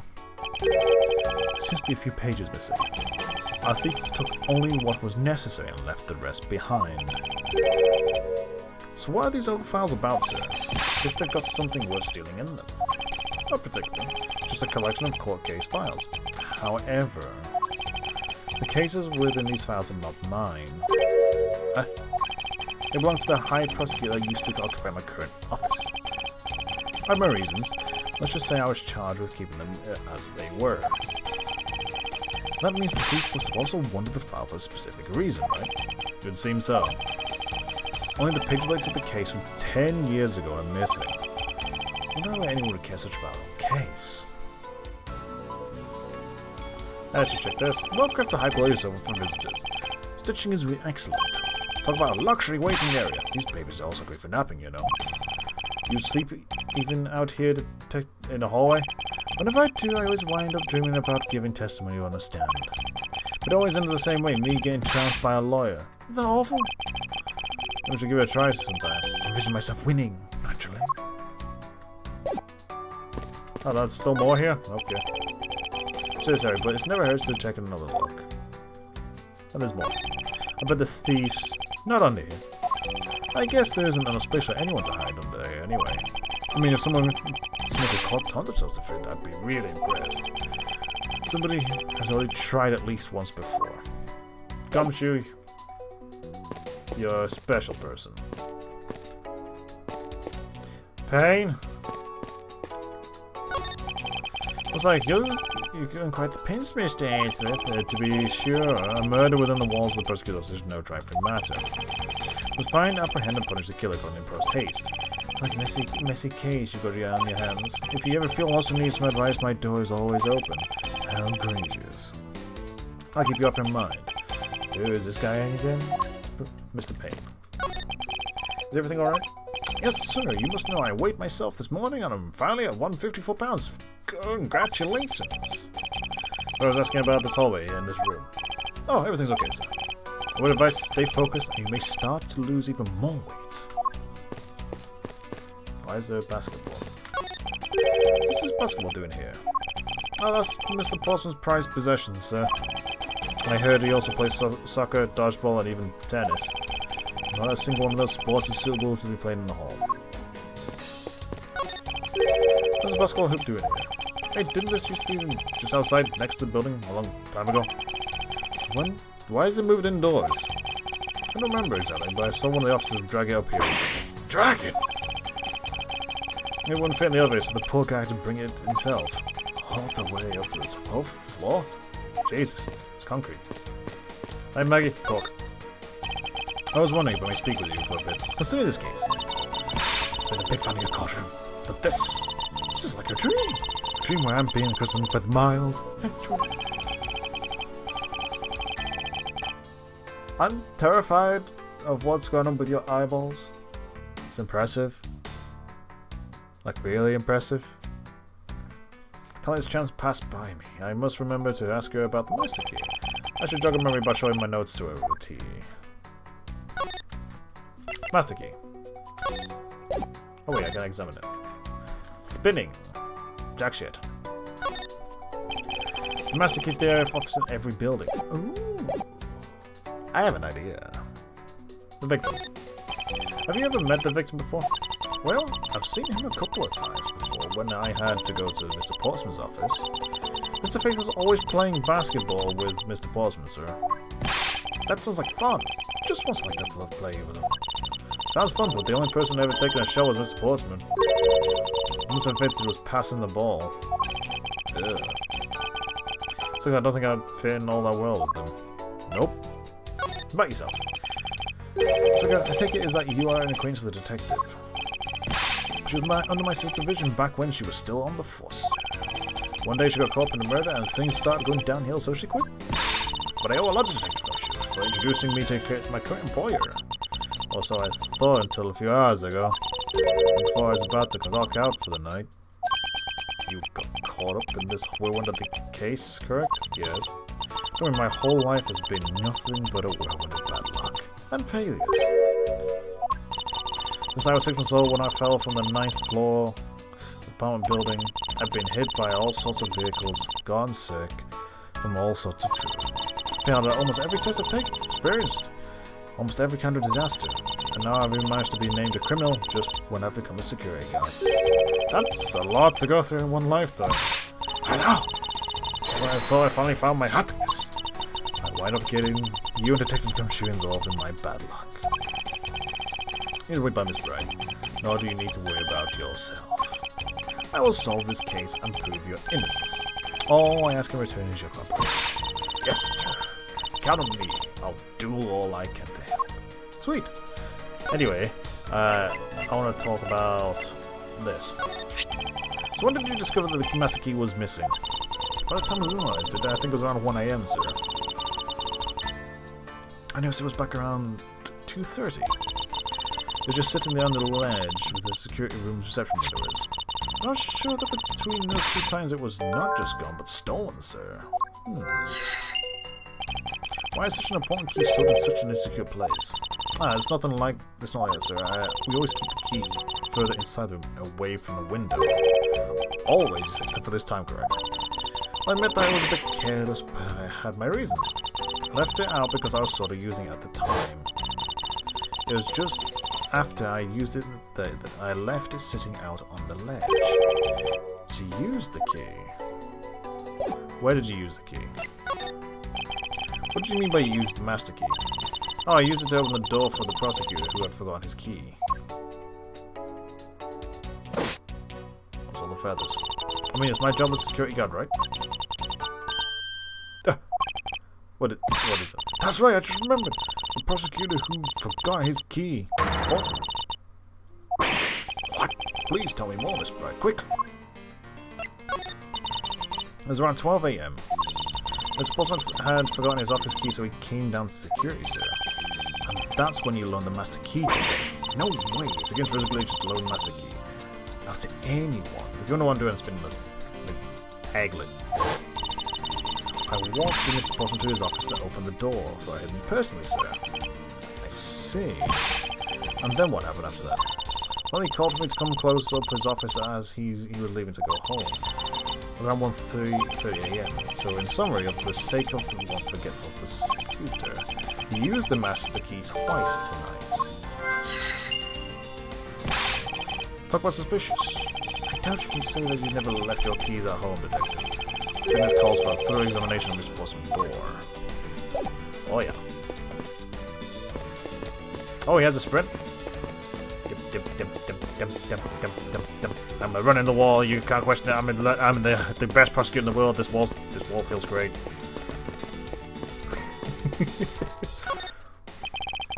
I want Mr. Clever inspected every suspicion nook and cranny. Room 1203. I take it this is Mr. Postman's office. Yeah, you can't miss it because of that basketball hoop, sir. What was it? Mr. Postman had actually wanted room 1202 really badly. But since you were already occupied, Mr. Edgeworth, we put him next door. So why was he particularly in getting 1202? Sure, but I guess because it's something like his birthday is December 2nd. Yep, that's gotta be it. I can't think of another reason why. I can think of at least 3. I'm even wasting time thinking about this.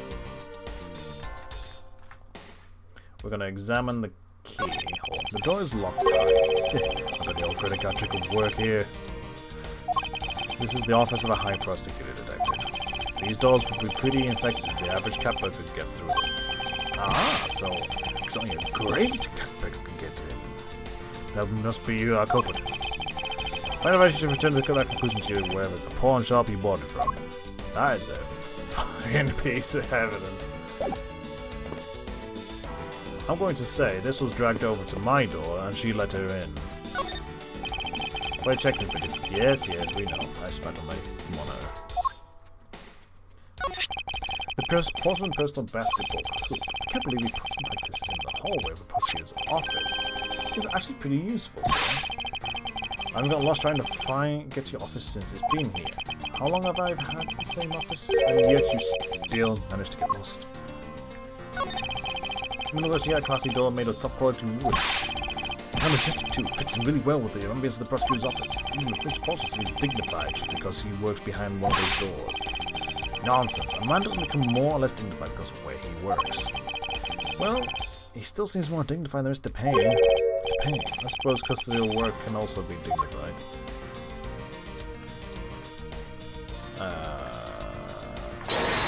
It's good logic. Found the disarray handgun, 12 key, master key was stolen.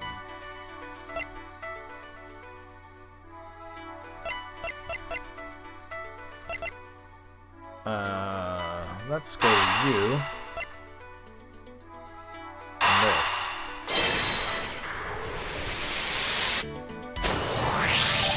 Miss Bride, I'm afraid there's a flaw in your story. What? No way.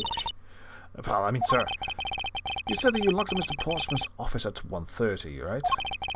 What if the master key had already been stolen by that time? Nothing goes by you, Mr. Edgeworth. You could saw the computer like a pro. I totally forgotten all about that. Wow, you could talk a lot. Right, it was around that very time that I realized the master key was missing. And? What's scary, guys?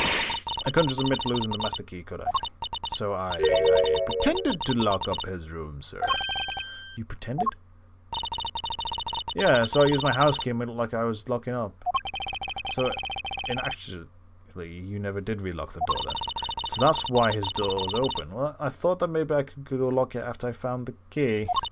I think right, because the door still hasn't been locked properly. So in that case, if I try the door... This spot seems like actually have the door. Yes, it is. So if I try the door... This question here between that two evidence. If what Miss Bride said is true, then why is this door locked tight? Yeah, you know, you're right. Miss Bride, are you sure you didn't relock his door? I'm certain of it. I don't think Mr. Portsmouth noticed it himself that I hadn't. Which means... It either means that he actually does have the key to his office, or that the door Miss Bride opened wasn't this one at all. But a completely different one. She opened a different door, but how can you prove that? There's an easy way to find out. All we need to do is... examine these. Not the number plate.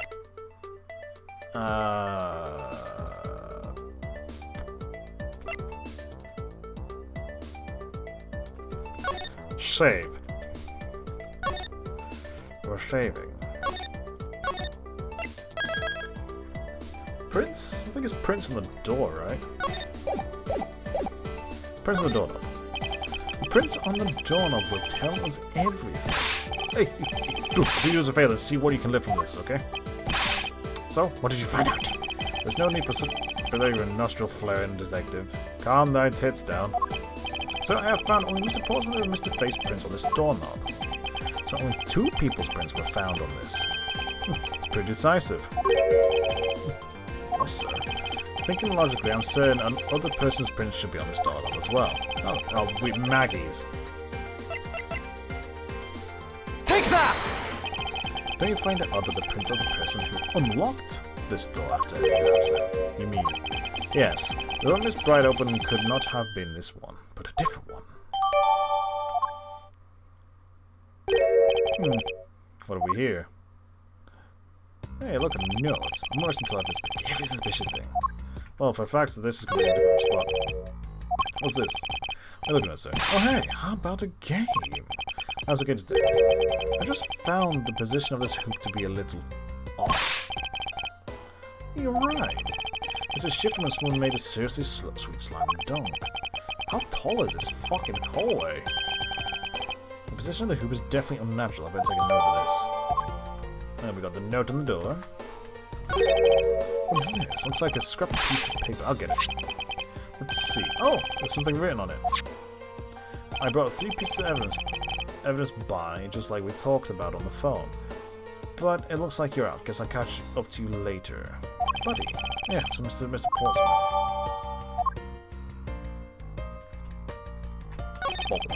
This is basketball property of Mr. Portsmouth. Yes, sir. He's always ready for a match. Basketball, soccer, dodgeball, tennis. Doesn't matter what sport he is, he's game. I think it'd be a little hard to play tennis with this ball. That isn't the point you should be focusing on, Detective. Wait, now I know what I should be focusing on. Bad, Mr. Possum. Someone should teach him how to clean up his toys after he's been done playing. I think we reached the end of this conversation. I'm just saying, handgun. Nope. Oh, we've been through this.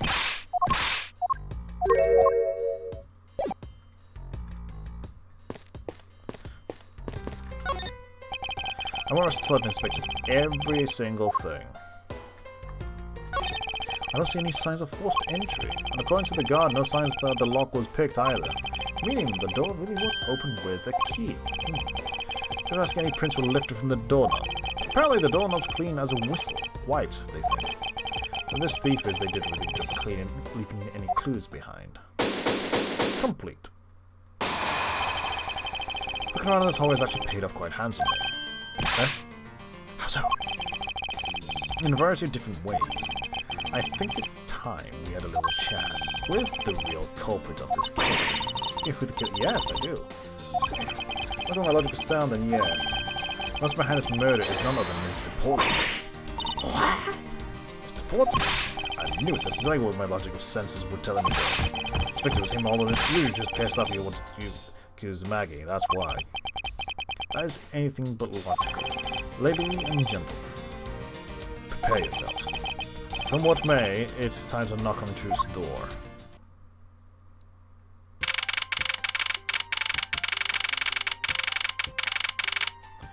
God, we've been here for a few hours already. Sportsman, I've finished processing the bloody letters, sir. Alright, let me take a gander at it. Pass it here. The fuck? Oh, looking good. You there, take good care of this. That was a head-blown face full of file. That's just gumshoe. End of the line for you, Portsman. We've got you now. What have you done, is this some kind of joke? It's no joke. We know, Mr. Jackie's Portsman, that you are the guilty party in this case. You must be pretty upset getting chased out of your own room. I'd be mad too. So I guess you can't. You can stay. You're supposed to stay out of our way. You tend to hide your crime under the guise of the prosecutor doing his job. See right through the unsightly paper-thin mask you're wearing upon your cowl. Who would have thought it would have come to this? Actually, come to think of it, your mentor was Manfred von Karman, right? The legendary prosecutor who never lost a single case for 40 long years. But there was always this insistent chatter about forged evidence for that guy. Really teaches me that I've got to stay on the lookout for false accusations, you know? You don't try to play mind games with me because they won't work. The only thing you should be using that mouth of yours for now is explaining yourself. Although that too will only dig your hole deeper. Either way, your game is up. You fully yourself, even though you have yet to prove anything.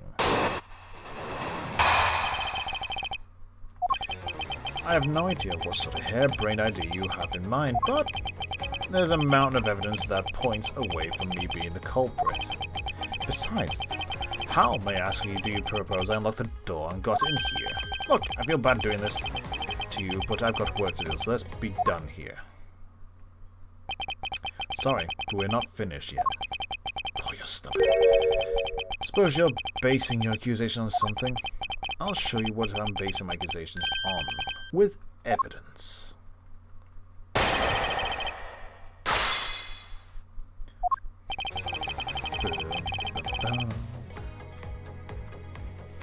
Hold it! My accusation is a harebrained idea, is it? You tell me I'd say it is, after all. There's a mountain of evidence that points away from me being... That makes it look more like he did it, though. Oh, and what pray tucking himself we were talking about here? Jim was my partner, so you can't say I had a motive for killing him. And that's it. That's not even a handhill, let alone a mountain. It was more than enough, wouldn't you agree? No. I recommend that you review what the word evidence means. Doesn't change the fact that the evidence doesn't point to me as a killer. Besides, how may I ask you to because I unlocked the door after I got in here? I'm a president. Hold it! Unfortunately, I believe I already have shown how earlier. These speculations mean nothing, as I still insist that I couldn't gain access to your room. What should I do now? Should I raise an objection? Yes. You claim to have no way to open my door. However, is that really the honest truth? I'll humor you. Go ahead, shoot. Very well then. I propose that you use this to open my door. Hey. Take that! I believe you were able to open my office door with the master key, no less. Objection! Wait. Hold on for a second. I never laid a finger on that key, as you already know. Precisely. You were able to open my door without lifting a single finger. Well, maybe you did, but only to direct. That's right. Use your finger to direct this person to open my door with the key. Mag? Take that! You had asked Miss Bright to open your own office door for you, yes? Yeah, kind of forgot my key at home. Happens a bit too often, for my taste, you know. But the room you had Miss Bright open at the time was not your own, was it? What? You have quite the imagination. But why don't we ask the girl herself whose door she opened, shall we? I'm certain that it was Mr. Portsmouth's door, sir. I checked the number plate to make sure I was opening the right door. See, Miss Bright backs up my story. What if you had misled her to fool her into thinking what she wanted? I suppose I did that. If I switched the number plates on our doors, for example. That's right, they do slide up pretty easily. Furthermore, you used one other thing to give a very strong impression. That the door she was opening was yours and not, in fact, mine. Here's the hoop. Take that! What? Basketball hoops? Yes. It's quite the peculiar fixture in the hallway, let alone a hallway in this building. Which is why it left a usually strong impression on you. This object perfectly suited to sit just outside the office of a peculiar prosecutor. That's very true, sir, but because there was a basketball hoop sitting there, I thought the door I was opening had to be Mr. Portsmouth's. There were signs that the hoop had been moved to sit in front of my office, to be sure. I see, so that's how you throw suspicion on people. Thanks for the tip! But I think your conjecture's a little bit off the racetrack. Are you so sure about that, dickweed? Now you're just spouting nonsense. I had the girl open my office door. After that, I was in my room the entire time. You don't have a single reason to suspect, then you would have heard everything. It tends to claim his innocence at the end, doesn't it? I'm a pure innocent as my jacket. Miss Bride is a dirty, guilty as a jacket she is. It's not dirty, I even know how I just washed it yesterday. Please calm down, for I intend to show who is the one truly covered in slime here.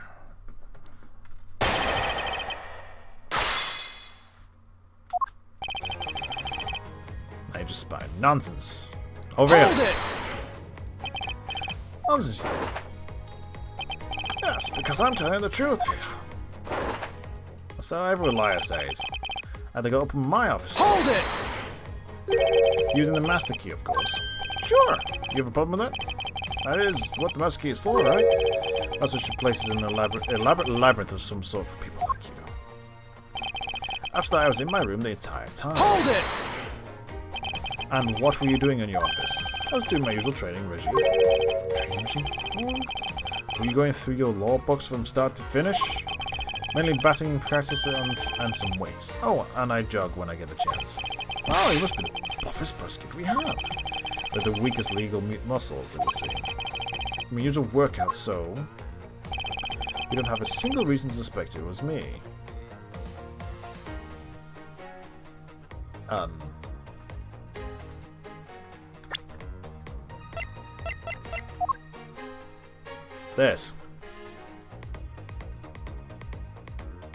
This, I really do. Objection!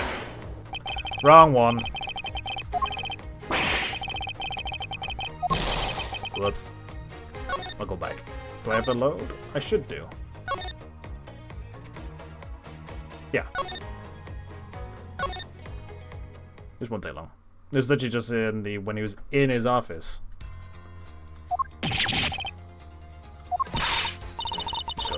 boss again. Ba-da-ba-ba.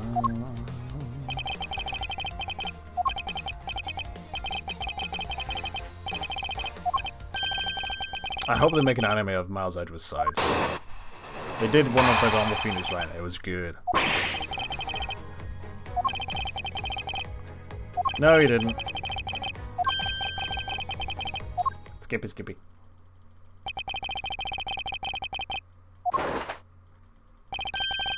I'm pure and innocent as there's no you know. Your jacket is bloodstained. Disgusting.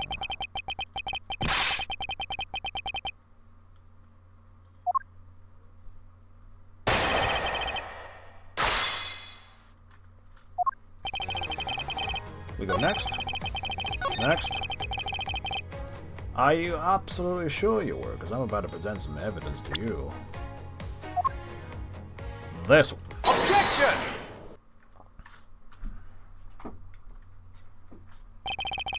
That was a lie. Wait, how was it a lie? This is a note from the victim. Left for you, Mr. Policeman. A note. It was left under your door. Did you not notice? And right here it says, but you're out. You were not in your room when the victim came to call on you. So then where were you? And what were you doing? I'll explain it in full detail for you. You were busy snooping around in my room. The very room you had Miss Bride open. Objection! That's just nonsense. You have no evidence that I made the girl open your door for me. Oh, but I do. I have very decisive evidence. No way! This is the proof. This is proof positive that you had Miss Bride open the door for you. This one. Take that! Your door. I had your door dusted for prints. Door? What for? Come on, I bet you didn't find anything. You sure are good at wasting time. You're right, I didn't find anything. And definitely not Miss Bride's fingerprints. What? Do they have to do anything? Let's put it this way. If she really was the one to open your door, then her prints would naturally be on the doorknob she touched. Yuck. Further, all the prints on my office doorknob have been wiped clean. I can only assume it's because Miss Bride's fingerprints were on it. Don't you think it's time you gave up your charade? You know you stole into my office with the intent of stealing something. And Detective Faith found you out, possibly because he heard sounds coming from a room whose occupant was on leave. Mr. Policeman, you killed Mr. Faith to silence him. And I had the misfortune to return when I did. You had to threaten me as you escaped. As I said, when you had the gun to my back, no one gets away with committing murder in my office. He's gonna break. He's gonna break.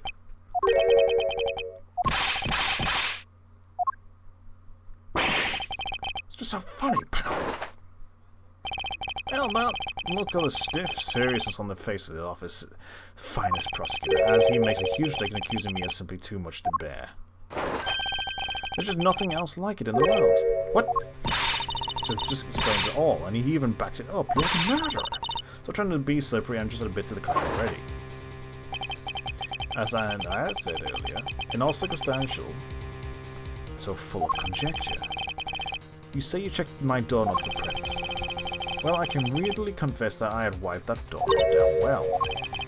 I'm obsessive compulsive, you see. I didn't want to touch a doorknob that you had touched, which is why I wiped the knob down as soon as I could actually open the door. After that, it makes perfect sense that only Jim's and my own prints will be on there. You made that up just now, didn't you? Furthermore, for the notes Jim left for me, do you know exactly when that was? For all we know, they could have left it there before I arrived at the office. Like earlier evening, for example. You're saying you failed to notice a note in your doorway. Even a genius fails at times. I'm probably too preoccupied by my work-related matters. Although that's no excuse. That's just a flat-out lie. There's no way you didn't notice a note that size. Ah, but you can't prove that, can you? There's things there's in the back of your piece. Paulson makes a good point. I can't prove that he didn't simply overlook it. Besides, I have an airtight alibi. are airtight. I only just realized I had one as we were talking. I guess it would have been better for all of us if I had told you sooner. Memory serves you came back to this office around 2 AM, correct? And it was then you had the unfortunate conversation at gunpoint with the culprit. Because at that time, I was down in the criminal affairs. Ask around, I'm sure the other detectives will corroborate my story. It's a perfect alibi. Do you really think that is perfect? Like I said, I don't care. Ask around all you like. You'll see for yourself. Detective Gumshoe? Sir, yes sir, I'll go check out his alibi, sir. He's gonna come back and say it's airtight. Sir, I think we're in trouble. It's just like Mr. Porter declared. Because down in criminal affairs said they saw him at 2 AM. You see? Why doesn't point to him being the culprit? There must be a contradictory point in his alibi somewhere. Maybe it wasn't 2 AM. It's office around 2 AM, correct? Hold it! You are correct, it was around 2 AM. Are you sure? It's really important to me that you respond with the time. Remember checking my watch then and make no mistake, it was 2. Oh, keep me testimony like a pro. So you came back to the office at 2. And it was then you had the unfortunate competition at gunpoint with a culprit. Hold it! It was as you say, however, with no one who claims to have been bumped into the culprit. But tell me, did you see the person's face? Was it me who you saw? It was pitch black, so I couldn't actually see. Objection! Oh, come now. I'm sure you saw something. Try a little harder, why don't you? I begin to feel like I'm the one being interrogated here. Oh well. This might be to remember or not. The only matter is that you ran is the culprit. Because at that time, I was down in criminal affairs. Hold it! Just proven. So you paid the criminal affairs department a visit. Yep. Right after I left the prosecutor's building, I headed straight for the precinct. Ask around, I'm sure that yes. Hold it! Well, we did go ask around to confirm your testimony. It's just as I said, right? Yes, sir. Another detective said that they saw you at around that time. See? I have the perfect alibi. That's the ace I had up my sleeve. Yeah. Possible he actually does have the perfect alibi. What's wrong? Why is there a sullen look on your face? See the back, Miss Edgeworth? I think we've reached the end of the line, and it's just time to get on this crazy train. You there. Sir, please escort the young lady out, but remember, be gentle. Hey! Detective Gumshoe! Not yet. We're not done yet. Is there nothing I can do? There must be a way to turn this situation around.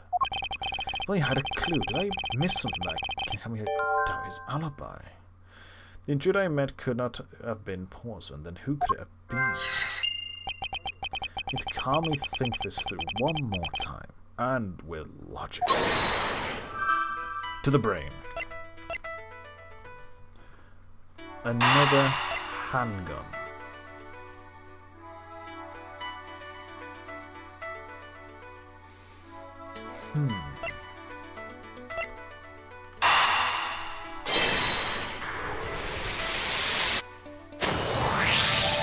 There was 2 bullets left at the scene of the crime. One that robbed Mr. Faith of his life, and one that nearly robbed me of my jacket. However, the murder weapon only shows sign of being fired once. You know, this is entirely impossible. Well, possible. That second gun was used in my office tonight, no shit. Seeing how the killer had to steal Mr. Faith's gun, I doubt the killer had another gun up the sleeve. Therefore, the second gun could have been property of an entirely different person, which could mean there was another person who paid a visit to my office tonight. I was in disarray, another visitor. There's 2 thieves. Suppose there was yet another visitor tonight. That would also resolve the issue of why my shelves were upended twice. We know that the shelves were disturbed once before and once after the murder, so it shouldn't be much of a stretch to think that it was the work of 2 different people. Once by the person who stole the victim's gun and then killed him with it. And once again after the murder by our second culprit. Who was the owner of the second gun?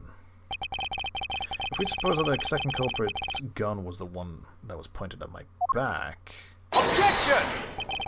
Mr. Postman, it seems that I need to amend my explanation regarding this case. Great! So you finally come to your senses. Mr. Sir, what are you saying? This has been a big misunderstanding on my part from the start. I'd assumed that the person I ran into was the killer, but that may not be the case. What do you mean? The person I ran into was just your average thief. A thief? But, sir, doesn't that cause some sort of contradiction in the facts? Not at all. This means that the killer was someone else, and it means that in actuality 2 culprits stole into my office tonight.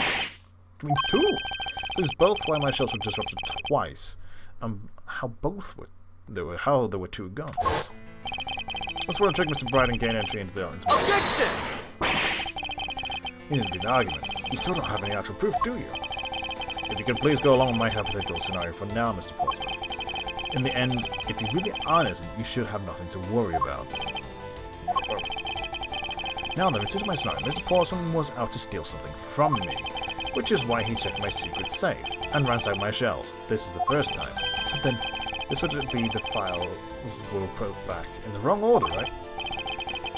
Correct. And then, just when Heath was about to look somewhere else, he should walk in but his own partner, Mr. Faith. Why did Faith come into your room, sir? He probably had business with Mr. Paulson, which is why he was in here. But when he noticed sounds coming from my office, would be my guess. Oh, because she was supposed to be away, right? And he must have thought it was odd, so he came into the office to check it out. Correct. And as a detective, that was the right thing to do.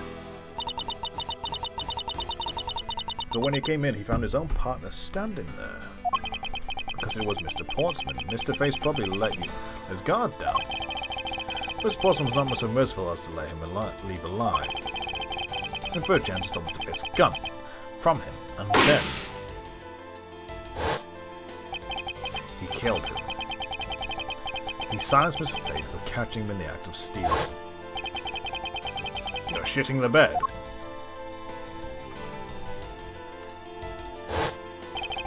This was the moment in which the first shot was fired, the one that landed in my files. Following that, Mr. Paulson wiped the gun down and left it behind as he made his exit. He could afford to do that because he had also left the fake dying message behind. So wait, troublemaker, you know that? Well, if things were as simple as that, then all would be solved. However, there was yet another visit to my room, and this is where it gets complicated. There was another. Yes, we just said this. The other person was also to steal something from me. Now then, even as Portman left, the door to my office remained unlocked. However, this new visitor had no way of knowing that, and so they stole the master key from the security guard's room. And then they entered my room and searched through my shelves. This is the second time they're disturbed, and it seems the thief found their prize. The stolen O file, right, sir? Yes, correct. Only just as the thief was about to leave with the file, I appeared. The thief then threatened me with their own gun and made their escape. The second bullet was fired during the brief encounter. The shelves getting messed up twice and the 2 bullets, it was all because 2 different people were doing those things at 2 different times. Precisely. So now do you see, Mr. Portsman? The person I met was just a thief, and not in fact Mr. Faith's killer. Your alibi for the time frame in which I ran into the other person is now irrelevant, because we now know that the murder took place during the first culprit's visit. Yeah, here comes the giggles. Absolutely splendid, your scenario explains everything. Of course it does, it's Mr. Edgeworth after all. But you know, still doesn't change the fact that all the circumstantial. Suppose an if, and that's a big if, your theory is right. It would indeed render my alibi, which has withstood scrutiny, mind you, relevant. Let me just fold my jacket. But there is still one defining point of your argument for which you have no evidence. It's a superstition that I was the first visitor. You can't let him get away with that, sir. But he has a point. I have absolutely no proof at this point.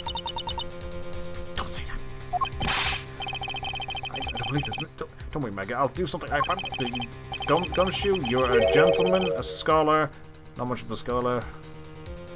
The dim-wit of the group. You know something? I find your attitude to be somewhat peculiar, Mr. Edgeworth. If the person you met really was just plain old thief, then why is that person not your main suspect? That is, if your theory is correct. Alibi part 2. That thief you ran into should be a real suspect, when you say. We should be out there looking for that thief right now. They might still be nearby. I hate to repeat myself, but as I've already said, I was training in my room. And when Jim delivered me some evidence to me, I was down at the criminal affairs. So I can't be expected to know what happened around here after I left. I want to punch him in the face so much. So you think we should be out there looking for the thief? Of course! Now isn't the time to be having these dead-end discussions. I don't think it's all dead-ended. I find your alibi to be fascinating. Continue where we left off, shall we? I still think you got a fake gold medal. I know he's lying. I know he was here at this scene. I have to find a way to prove it. You gotta press him and everything. A thief Renzu should be a real suspect when you say no. Actually, no. I wouldn't. But why not? That's elementary. The dying message, of course. Mr. Face Killer was clearly left those letters on the spines of those files. And it was after they were on there that the thief stole one of them. You mean the old files, right? And that's how we also know the letters themselves were all set up and not from Mr. Faith. If the thief was the killer, do you think they would try to undermine themselves? That's right, you take the blow. Maybe. Just didn't think of that either. Yes, that must be it. Maybe. Just maybe. We should be out there looking for the thief right now. No, we shouldn't. Once escaped, I highly doubt a thief would linger nearby. Well, you know, we've been here for about 3 to 5 hours. He is gone. You never know. Maybe they didn't get what they were really after. Oh, you feel like you know quite a bit about this thief. Oh, there's nothing like that. I have no idea what you are thinking about. I have nothing to do now. I hate to repeat myself, but did you amend it? No, you didn't. I hate to repeat myself, but no, you weren't training. But according to Mr. Faith's notes... Hold on, I thought we were already cleared that up. Didn't we say that Jim left a note for me in the evening? If you have proof that he left it at a different time, say, just before he was murdered. I don't have any, no. You see? So I insist again, I was in my office the entire time. And when Jim came to deliver some evidence to me, I was down the criminal affairs. Why didn't you go there with Mr. Faith? That's because he said he was tired and was going to go take a quick nap.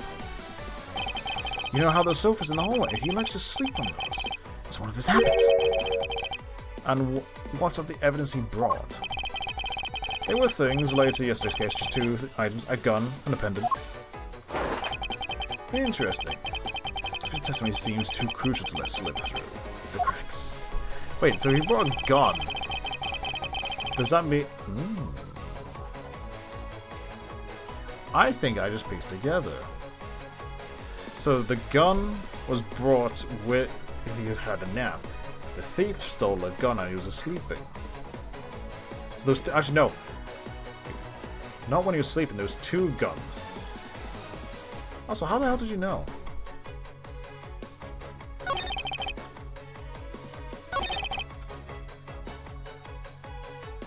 How did you know? It makes no sense. Hold it! A gun and a pendant. Yes, this gun, which was the murder weapon. And this pendant, which belonged to the victim. Why were we taking them to the criminal affairs? There was something in a past case file I wanted to compare these two.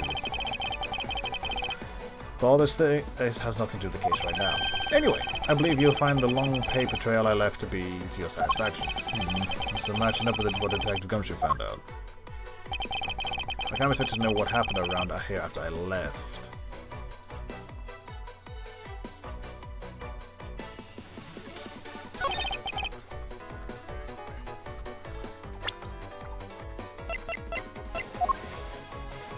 Can I examine this?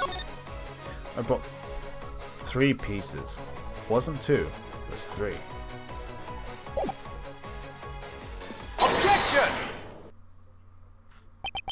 Only 2 pieces? I believe the proper phrase here is, you fail. Excuse me. You fail as a prosecutor, Mr. Portsman, as you intend to keep evidence hidden from me. Ooh, the music.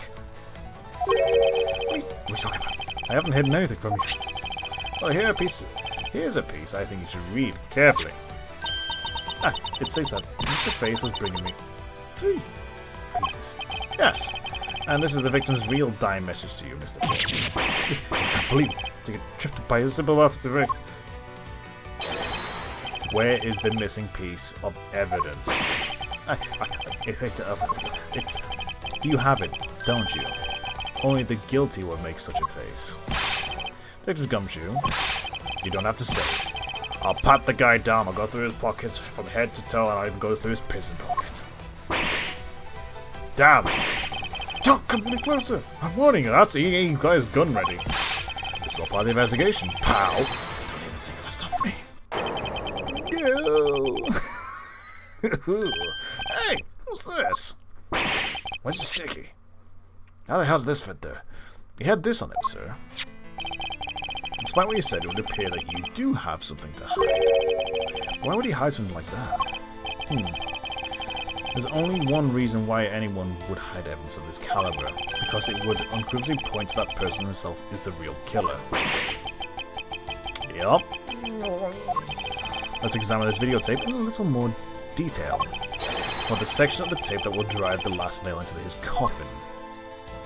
The KG8 incident? Oh, look, blood. The KG8 incident? That's a police case number file. Does that mean this video is evidence from that case? Interesting. However, what's recorded in this isn't what's important right now. Let's give this casing a thorough once over. Blood! Ah! That's blood, isn't it? Yes. I believe this is what the good prosecutor was trying to hide from us.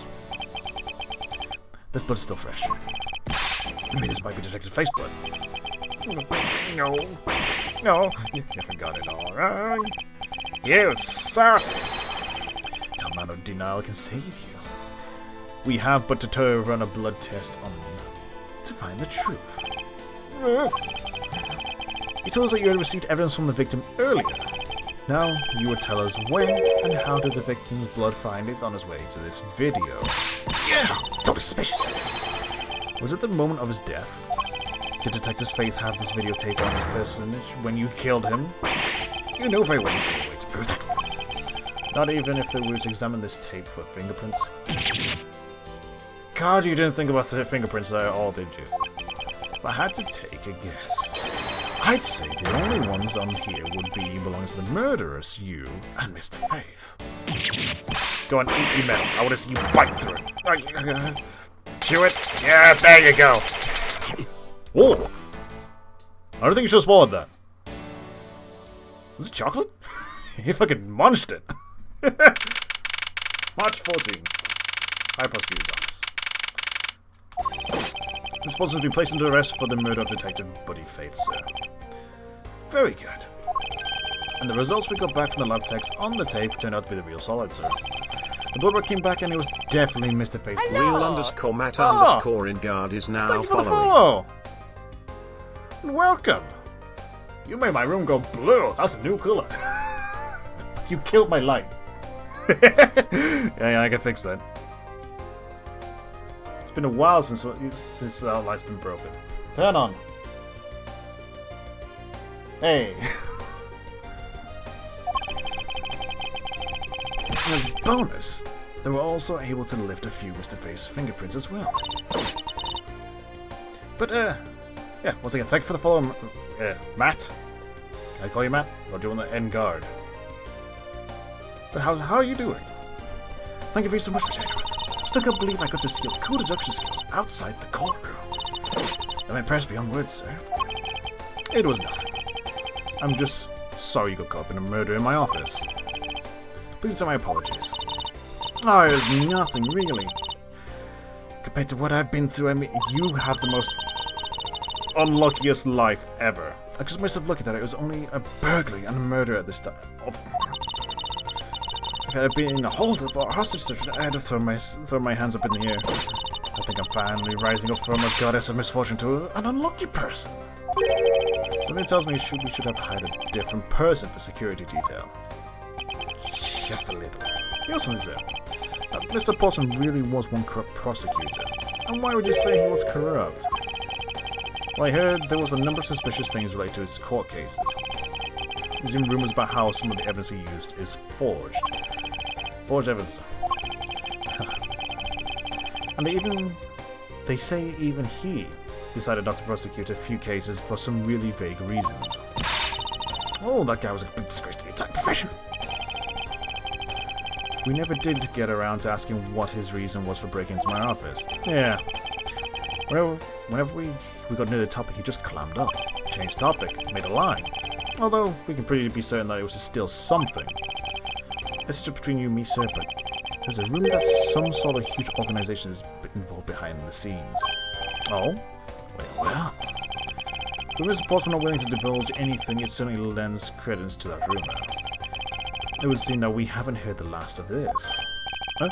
Then Mr. Paulson isn't the bad guy? I didn't say that. But there are still many more mysteries for us to solve.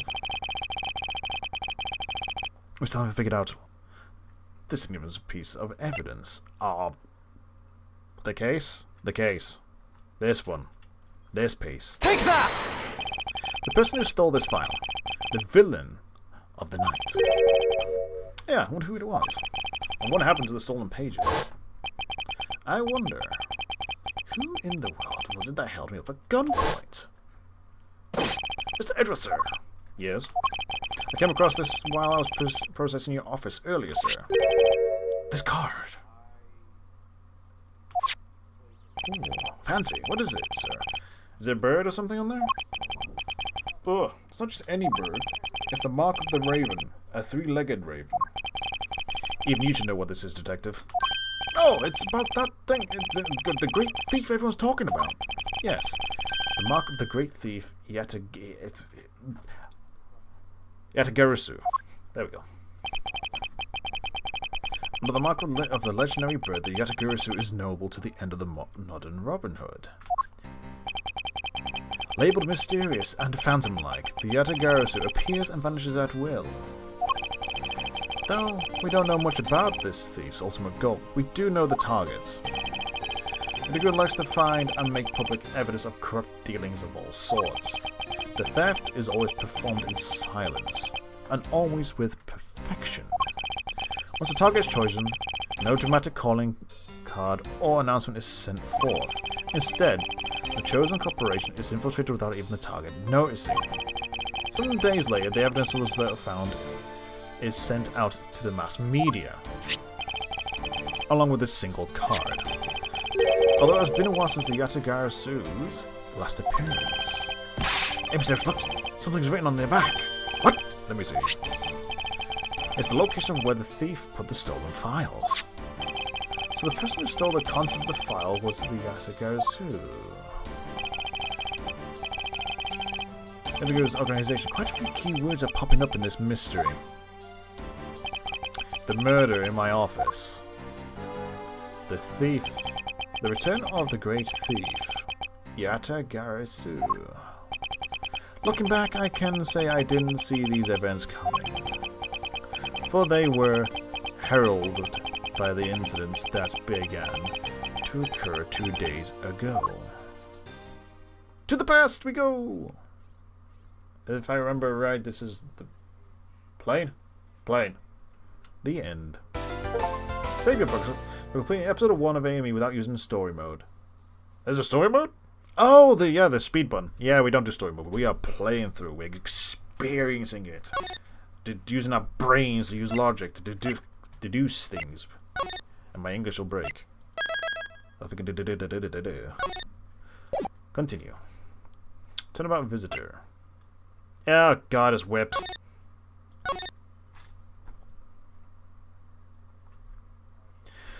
Turnabout Airlines. I remembered right. It was the plane next.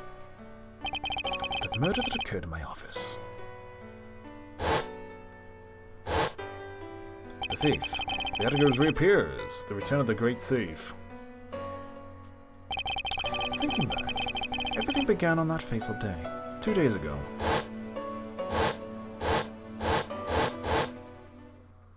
And I had an aneurysm trying to recall memories.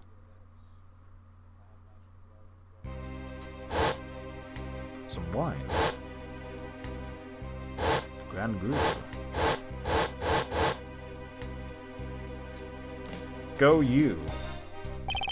Yes, everything began high up in the air, 9,000 feet in the air, to be precise.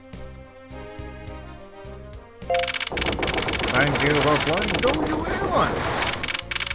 We are currently experiencing some slight turbulence. We ask all passengers to please return to their seats and fasten their seatbelts. What fucking plane is this that has an elevator?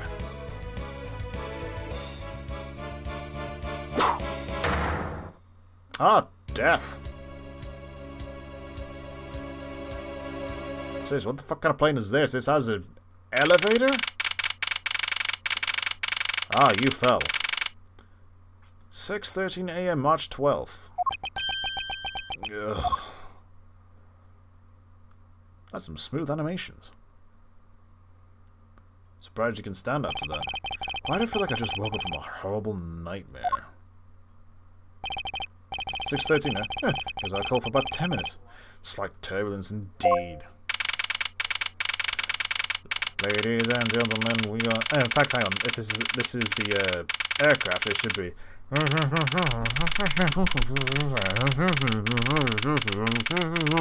Because they sound like they're eating the mic. I suppose turbulence is expected on our flight. Though admittedly, I'm less comfortable with anything resembling earthquakes. What the fuck kind of plane is this? How big is it? There's an elevator. You have a grand piano. Dear God. Up. Now you soiled your wallet. What's this? A travel wallet? But it's not mine. Why does someone else's travel wallet wind up in my pocket? Ugh, my head. Why does this headache go away? You've been hit on the head. I'll take this travel wallet later. I'll hand it off to the attendant. There's blood in there. Ugh, from an earthquake, from turbulence to an elevator.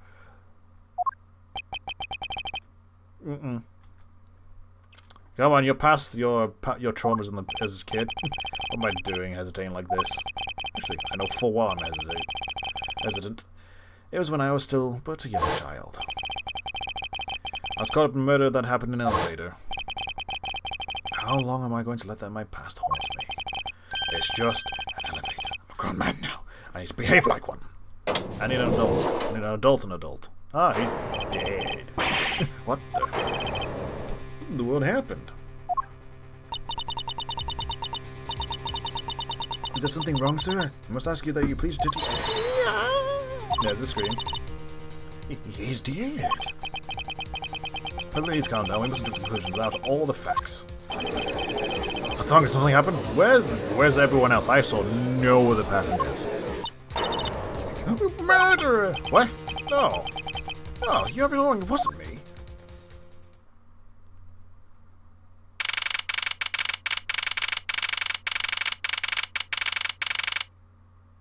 And he's been tied up.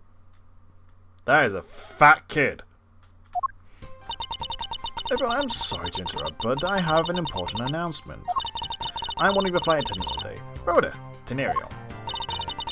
Fortunately, we have just had a minor accident on this flight.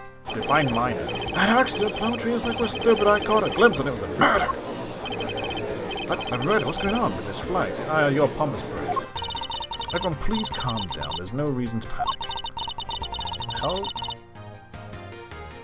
I still question how big is this aircraft. They have a piano. This kid's got a fucking gaming console hooked up, and a joint that's the size as his torso, and a baguette that's the size of him, and a sundae that's the size of him. I want that sundae. And how much booze are you drinking, sir? The flight will stay on course and make a scheduled landing. We're still currently in the middle of a rough patch of turbulence. So until this way out of this area to us, I ask that you please remain seated. someone was killed, right? I mean, what about the killer? Let me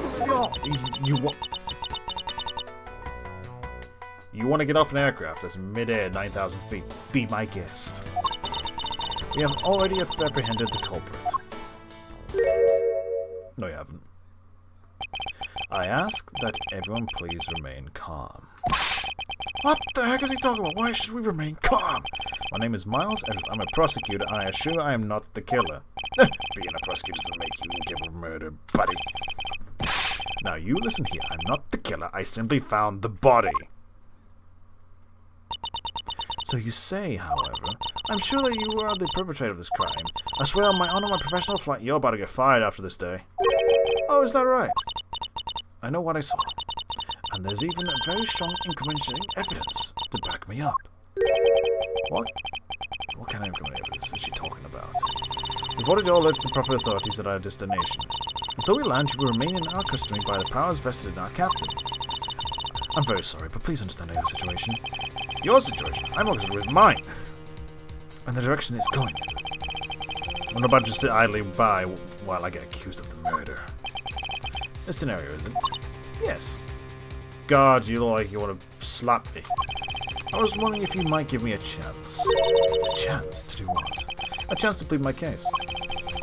A chance to ask you what you mean by incriminating evidence just now. To accuse a passenger of such a grave crime without allowing him to give a proper defense, can the professional flight attendant inside of you would call this action righteousness? You have a point. Very well. I'll listen to what you have to say. But be wary of what you reveal. I'm afraid you're only looking for more suspicious if your explanation fails to satisfy. If you do not have the time to deal with you all day, so please make it quick.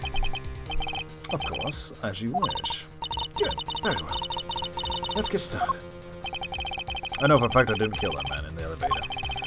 What I don't know is what sort of evidence she has up her sleeve, but I'm certain it doesn't fit with how the crime really occurred. Let's press everything this bitch has.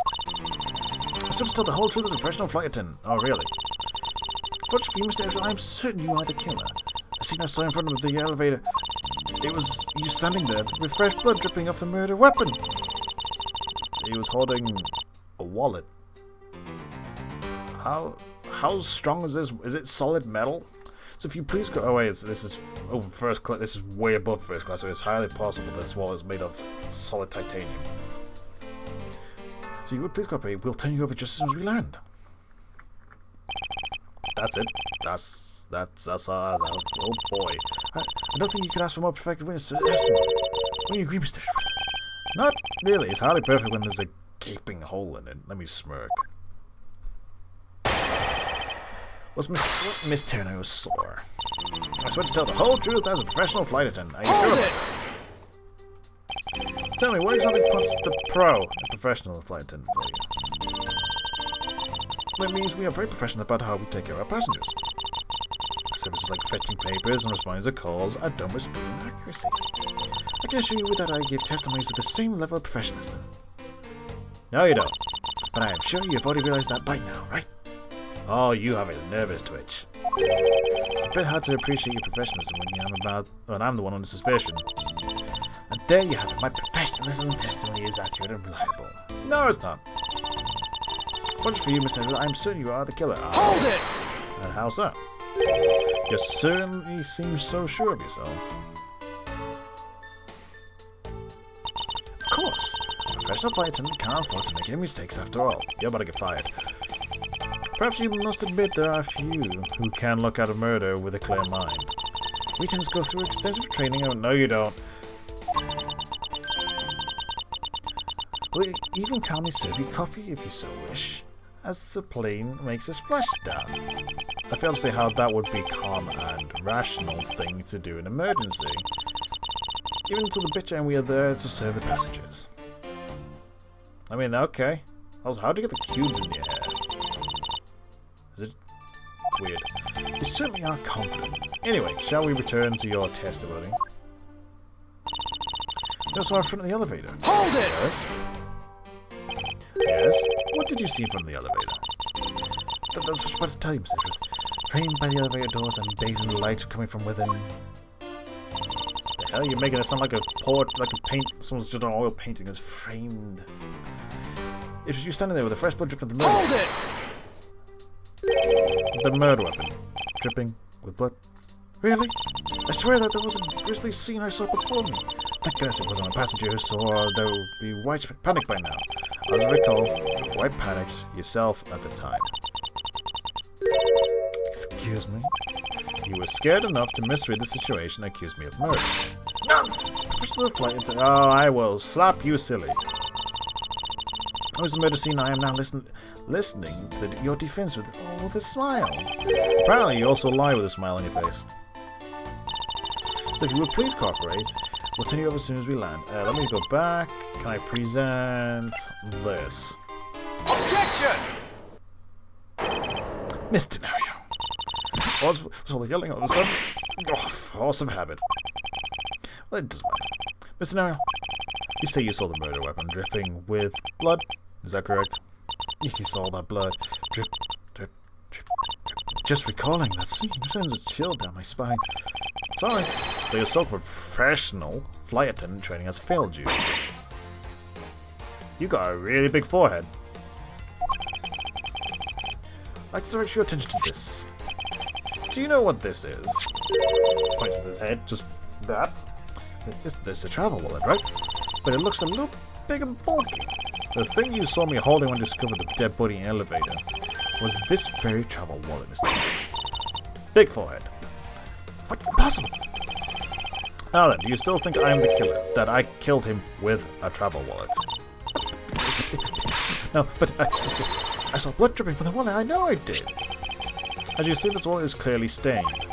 If you'd be so kind as to take a whiff, I think you would agree it's only grape juice. It's wine. That's right. You mistook wine for blood. A murder weapon dripping with blood does not, in fact, exist. No. There, that should clear up that pesky accusation. Wait just to say. That is, I mean, even a wallet could be deadly if it was wrapped around something heavy. I demand you show me what's inside, please. She's trembling. And she's tacked on please at the end. Sounds like I've got her. There's no need to look inside. Even you can tell from this appearance that it's like... No, I can't be sure of anything until I see the contents of this wallet in my face, so... She's persistent. I suppose we have no choice but to see what's inside. If you would be so kind as to open the wallet and check its content for me. Alright, I usually don't pry into passengers' belongings, but we have no choice here. Thank you for the offer of cheap viewers on... It's not gonna happen, that's gonna get deleted. But thank you for the first time chat. The bot doesn't go and... Sorry. You had a good run on this channel for about 10 seconds. Bam.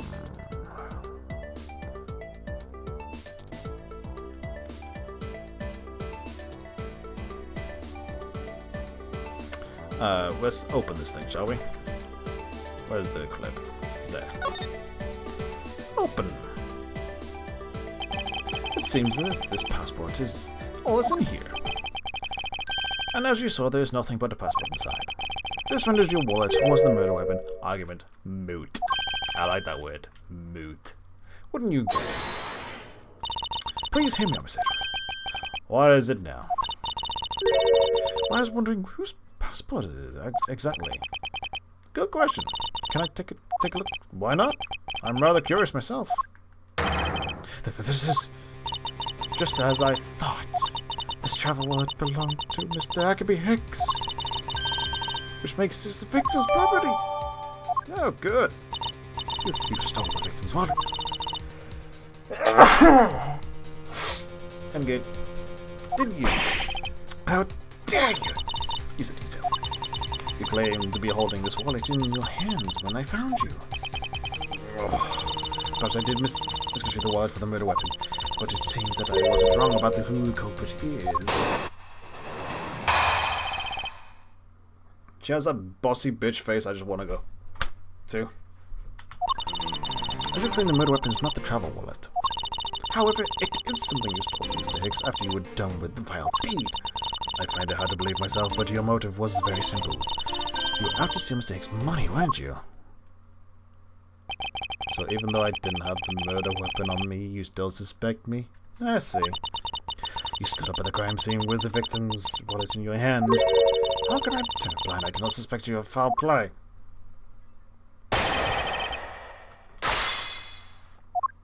Okay. The murder weapon is not the trouble. Then what is it? Shouldn't that be proof enough for you that I did not murder the victim? Not at all. Oh, why not? Because that wallet may not have been what I thought it was. However, it's just something that you stole from Mr. Hicks after you were done with the Valdez. Hold it! We found on our person. You think I stole it? Yes, I'm very sorry to say it, but even I wouldn't use be so rude, but it must be said. But I never thought I'd see the day, but here I am calling a passenger a thief. Maybe I should put on a serious face and say it most directly. I believe you removed the wallet from the victim's personage. It really doesn't matter how you phrase it. What I'd like to know is why you think I stole Miss Hicks' wallet. I find it hard to believe myself, but your motive was very simple. Hold it! I don't think I have any sort of motive to speak. I've never met Mr. Hicks before, and our only connection is this one flight. But there's more enough than a reason. How do you figure? You were sitting in first class, and I think the incompulsion is quite clear. You were out to steal Miss Hicks' money, weren't you? Hold it! You think I was after his money? Where did that cockamine idea come from? True, you're a passenger in first class, but I thought something was off about you and those deeply etched lines on your forehead. They're not lines, they're perfectly normal, part of my natural face. I don't think I made it such a terrible consequence for a flight before. You need to stop scowling. So do I, because I've got the lines. And that's when it hit me. You have a face of someone with money trouble. She's really making a fool of herself pursuing this line of logic. Let's just spare her present evidence that contradicts her testimony.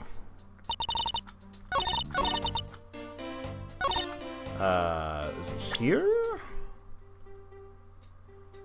Put them professional, however it's correct, keep them in my pocket. We can actually see this. Huh, neat. Profiles. Nope. My badge? Objection! Nope, not the badge.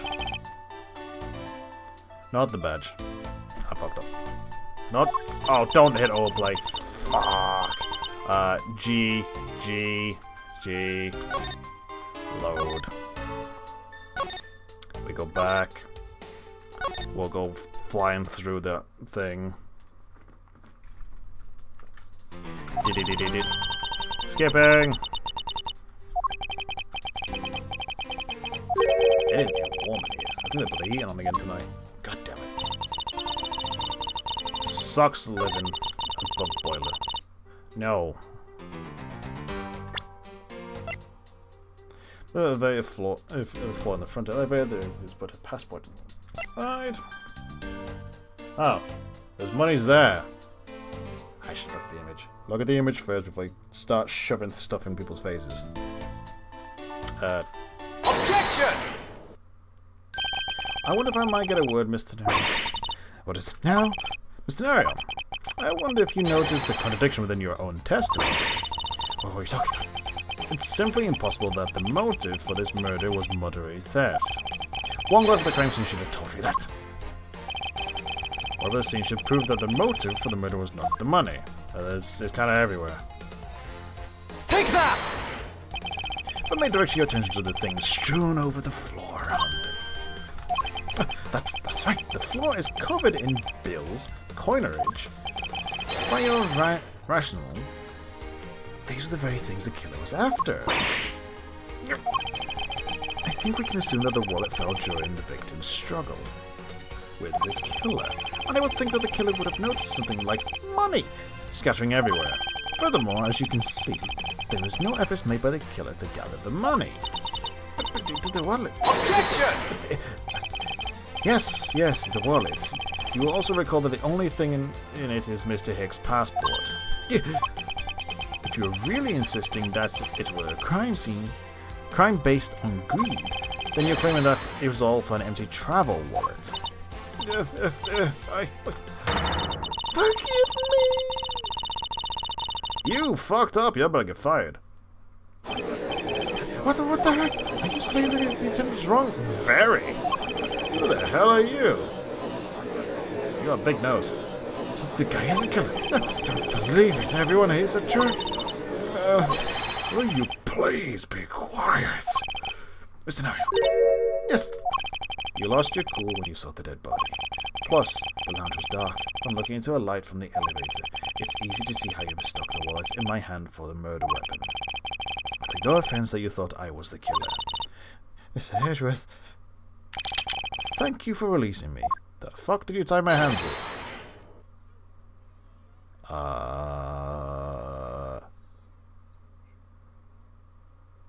Please tell me this button works. I have the perfect voice for him. Nope, doesn't work. Give me a second, I can fix this. There's a certain sound in here. Where is it? Where is it?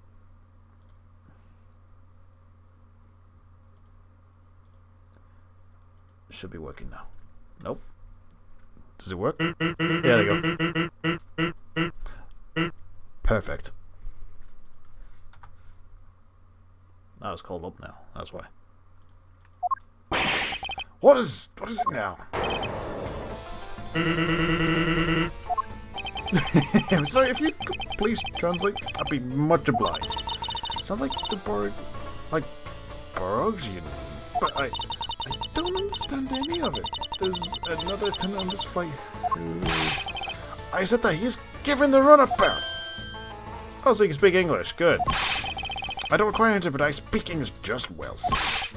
You're attempted. Oh, that's the voice. Yes, sir.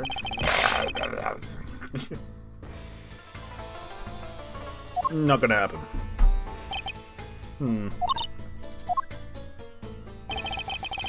I'm sorry, sir, but what exactly are you hoping for? What is it you want? I am finished talking to Lexi here. Please, I'd like to hear why you would like me to be held under arrest until we land. I'll take your whisper time. You were... Jesus, you're the one who stuck your nose into my affairs. I just want to spend at least one more sec. I want to spend at least one more second with my precious age. Oh, he's an art collector. I have to type better things. Yeah, what you are, I see through you. I am pretty sure that's how you say anything is insolent. I should hope I'm not mentally bankrupt, but I don't think that's what you meant. Sorry, but I don't think I caught your name. I'm Zinkler Drank too. I am very wealthy man. Oh god, he's Russian. No, Egyptian. Whatever. I am not only rich man, I am an art dealer, rich celebrity. Mr. LeBlanc, what did you just let me know? Pardon? When you said that Mr. Edgeworth was giving me the runabout. I have to explain. Unbelievable. I'll say it once, mine only once. I not even have a second to waste time is money, and they say. Yes, and you actually continue to blather on. You talk too much. You have 3 chins. I saw it, yes I did. I saw the victim going down to the lounge. It was like at 6 o'clock. Okay. And what's the significance of that time? At 6 or 6. Wait, you saw him at 6? What's the matter, Miss Edgeworth? He understands, I see. Nice pocket watch.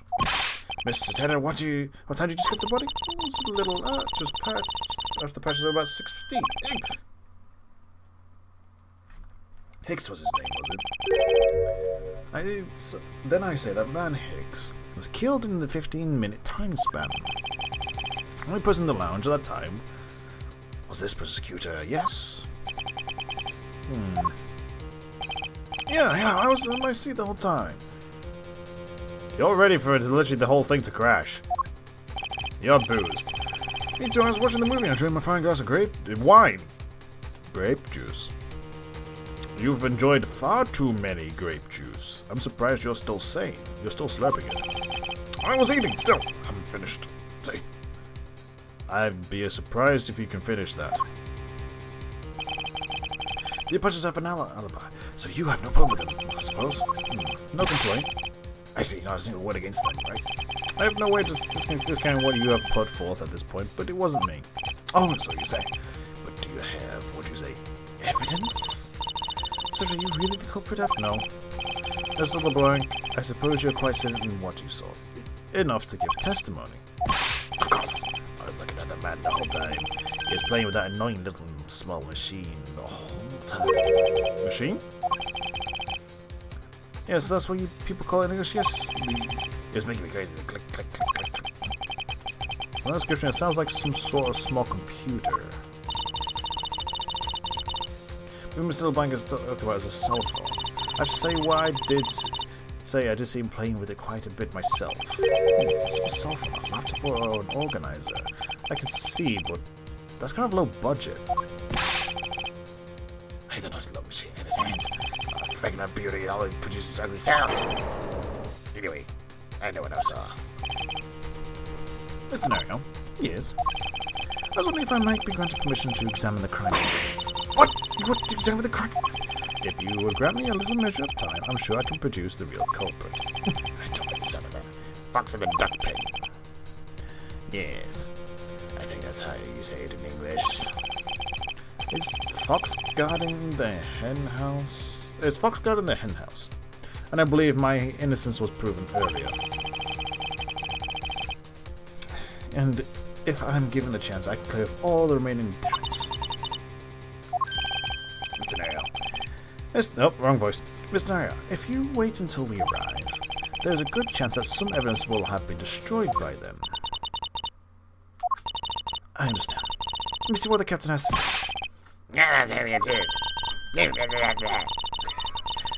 Please, Mr. LeBlanc, it's an emergency. All decisions are to be made by the captain alone. Now, please wait here, and while I go ask the captain what to do, I'll be right back. You're going to say some insightful comments again, aren't you? You're not planning to erase evidence when you are doing your investigation, yes? Of course not. Yeah, I'll see. That was fast. Mr. Edgeworth, you have the captain's permission to investigate the crime scene. I'm in your debt, Mr. Nario. However, there is one condition. I am to supervise you. Can you agree to that? Of course! There's no problem with that. It's only natural I am still a suspect in this case. It's amazing how fast you turn red. I'll take full responsibility and will watch Mr. Edgeworth every move. I hope this is reassurance enough that there will be no foul play. Now then, Mr. Edgeworth, shall we proceed? If you should need my help with anything, please feel free to talk to me. It's time to head to the scene of the crime. The first floor lounge. First things first, we're going to look at this. It's Mr. Hicks' seat. I'm just seeing the machine Mr. LeBlanc was talking about. Is he just going to hold his breath forever? Just finger blasting? Finger pointing? Perhaps it's in this elevator. Maybe we should probably head down to the crime scene now. I have never spent time to do fucking.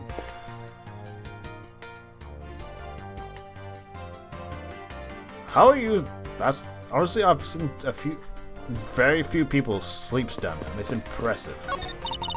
That looks the emergency escape hatch. You can't go in there mid-flight. What's the probability that the criminal escaped through here?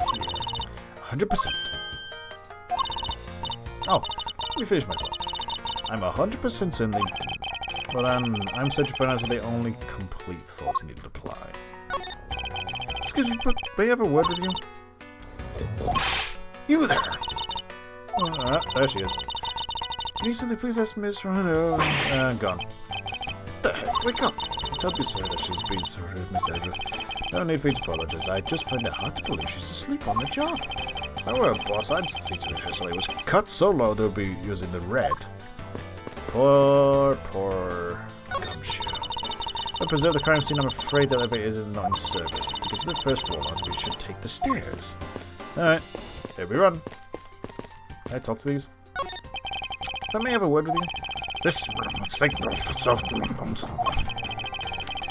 great to hear, however, I would like to ask you a few questions. I'm here. Okay. He does speak. Please pick one. I think he chose to eat. Yes, I can hear that. Hey, miss, how about another glass? Excuse me, but I was wondering if you know anything about the murder. How about it? How about a glass together? I'm sorry, but I must admit. I wasn't talking to you. I was talking to asking the cute attendant. I'm sorry, but I'm on the clock right now. But if you need a refill, I'd be happy to bring you another glass at any time. You got it, Toots. That is no way to talk to a lady. No, it's not.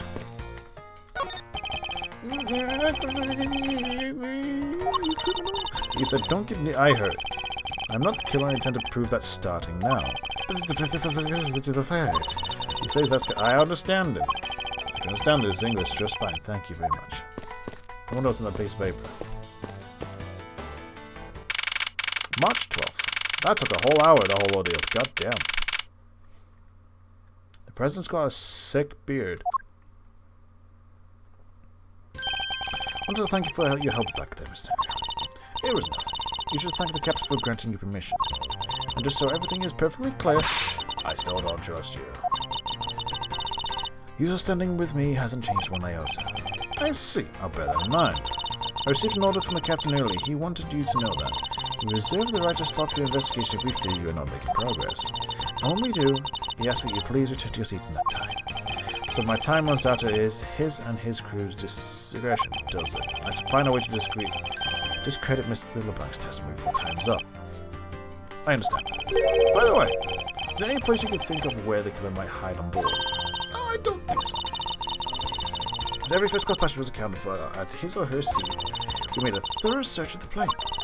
As a business and economy class, no one can move between those two classes. And first class without a staff key. And we found no record of keycard being used at all. Which means that we have a first class killer on my hands. At least I know that much for sure. Stop a card though. But one other thing. No one else has been allowed near this crime scene since the murder was discovered either. Begin investigation. Let's get started. Where should we start from? Oh, the body. Let's start with Mr. LeBlanc's statements. The crime occurred between 6 and 6:15. During the interval, the only person in the lounge was myself, which would make me the prime suspect. However, since I did not kill Mr. Hicks, it means that the killer was around somewhere. If we to believe that what you say is true, then yes. The first order of business will be to gather information to win their trust. What was this elevator service? Only the first and second, although it could also go down to the cargo hold. However, that requires a flight crew key card. It's the only floor accessible to the passengers of the first floor. First and second, Just a big fucking elevator. Or listen until I've inspected every suspicious nook in the granny. Money! Money is strewn all over the floor on the elevator. I would guess it was all in Mr. Hicks' wallet at some point. Murder weapon. What is this sinister-looking figure on the floor here? Oh, that's Piggy Bag of our company mascot, Captain Ugo. It's just one of the many pieces of merchandise we sell in our in-flight shop. This bag is limited edition, and so it's popular that we're drawn to our last one. You have an in-flight shop? Yes, it should be on the lounge, to the right. The shutter to the store is closed at the moment, but it was open the whole flight until Mr. Hicks' body was discovered. There's blood in the hair. Could this have been the murder weapon? Possibly. How's our card? Money.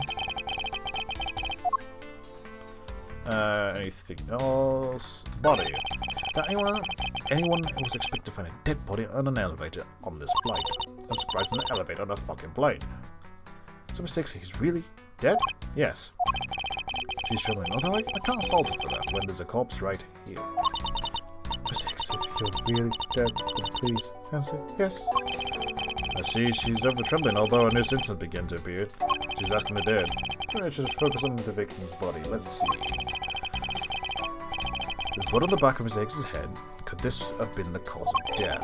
It appears to have been struck very hard. Even his glasses are broken. God damn, he headbutted a wall.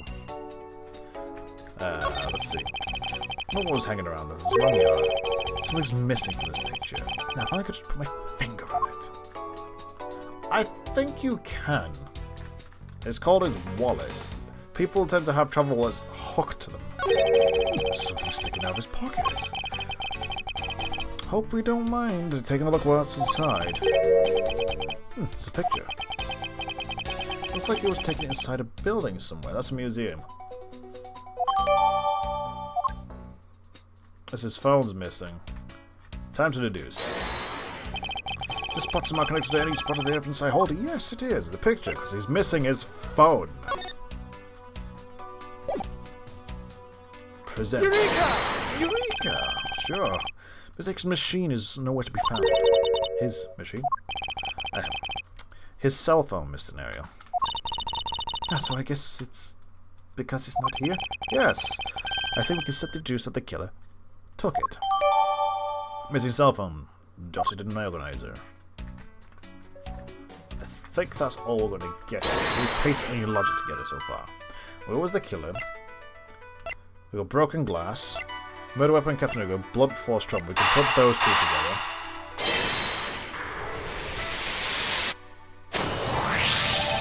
A statue of blood on your line next to the body of a man who was beaten to death.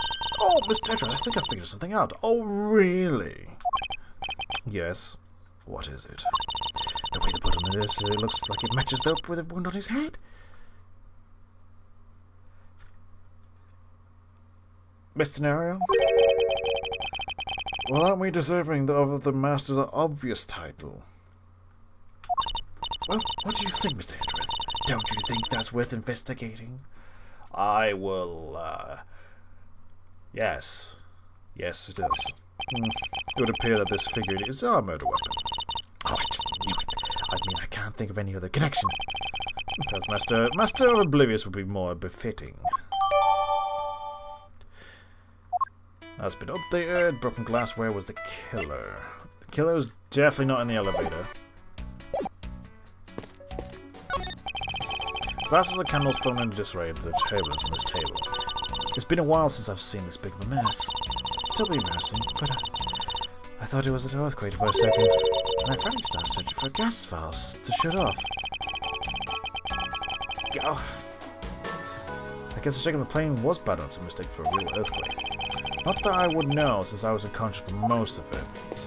We got wine, a piano. The grand piano is the pride of this plane. I don't understand how the hell you got this grand piano in here.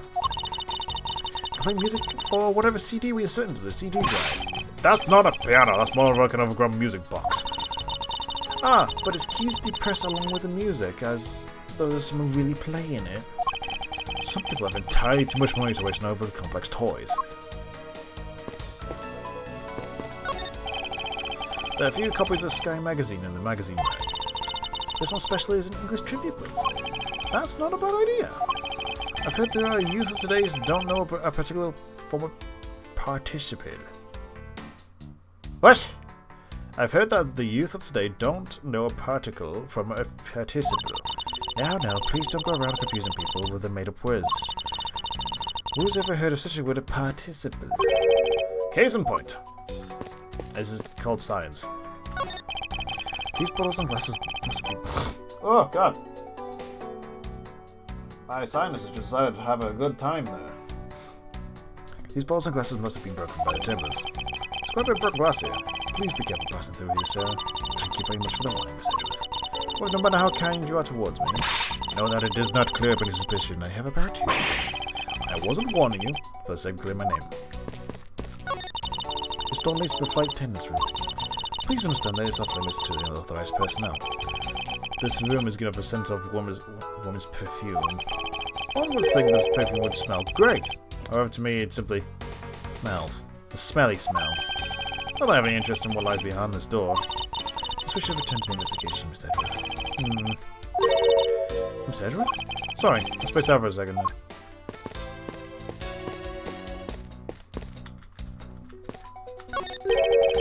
What? Oh, who is this? This is the bronze statue of the founder of Go Airlines, Mr. Hugo Hughes. The one on the left is when he was in his 40s, and the other is in his 80s. He looks no different. Did this man age at all over those 4 decades? Maybe I need to squint more. No, No, he did not. Hey, look. Footprints. The in-flight shop is beyond these shutters, but we don't have permission to open them, so I'm afraid I must leave them closed. There must be still because around here there's a lounge. I must remain ever vigilant. Here. Pity that bronze statue knows not when good drink has been spilt on his feet. We know who the statue is. This is the statue of our founder, Mr. Hugo Hughes, who was a big fan of wine. I'm sure he would be thrilled if he knew so much wine was here at his feet. Is there a hint of here worshipping I detect? It says spilled wine on the front of the elevator. I assume it was spilled during the turbulence. Oh, it was coming up, someone might get hurt. What is it, Miss Edgeworth? I found something very important. What is the important piece of evidence in this scene? Footprints. There's footprints moving to the right. What is it? There are little smudges, but I think we can both agree there are a set of footprints. So you think? Also some like drag marks. Yes, these bombs are killer. Well, then maybe we should check the shoe sizes for everyone in first class. I don't think it'll be of any help to us. Unfortunately, the prints are too smudged, which will make it hard to get a definitive match. Oh, I see. We can actually talk to her now. Are you in need of assistance? Yes. Captain's permission. Mr. I'd like to ask you about investigating the lounge. As long as you have the captain's permission, I can't stop you from looking around. If you could pass the message along to him, I am grateful for his spirit of cooperation. I will. However, please realize you are still under suspicion. To be honest, I still have my doubts about you. Well, of course. I take no offense. Do you understand what I'm saying? Yes, verily. Do you pinky swear? You do? On your honor of a professional prosecutor? I pinky swear I do my honor as a professional prosecutor. Huh? Guess that solves that. I feel like my honor as a man slowly diminishing. Notice anything? Did you notice anything? I was wondering whose footprints those were next to the elevator. I'd say the killers, wouldn't you say? Even if they aren't, I'm sure there's a vital clue to solving this case. Oh, maybe there are other clues waiting to be found other than places. Come on, Miss Edgeworth, let's go find them together. A word of advice. Nobody likes a credit thief, so stop stealing my lines. About the victim. I was wondering if you noticed anything, Mr. No. Yes, I can't help but notice the sad atmosphere in here. Yes. It is a rather tragic crime.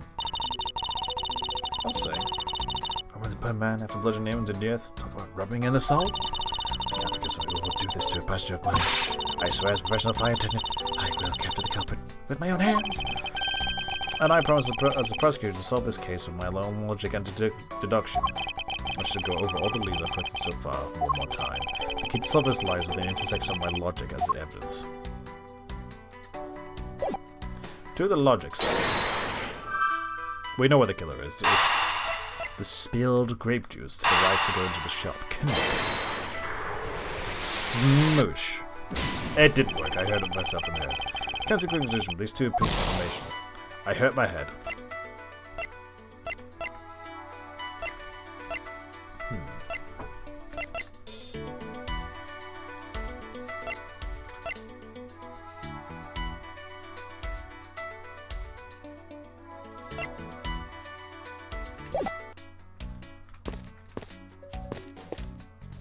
I'll present it to you.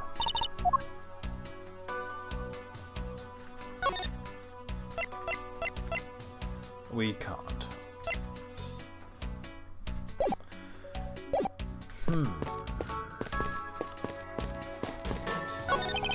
There's campus and windows off open to the sky, but there's clouds, they tell me nothing. Mr. Edgeworth, you look like you're talking to the clouds. Is that so? Then tell me, what do you suppose I said to them? I don't know, they look like a rather one-sided conversation.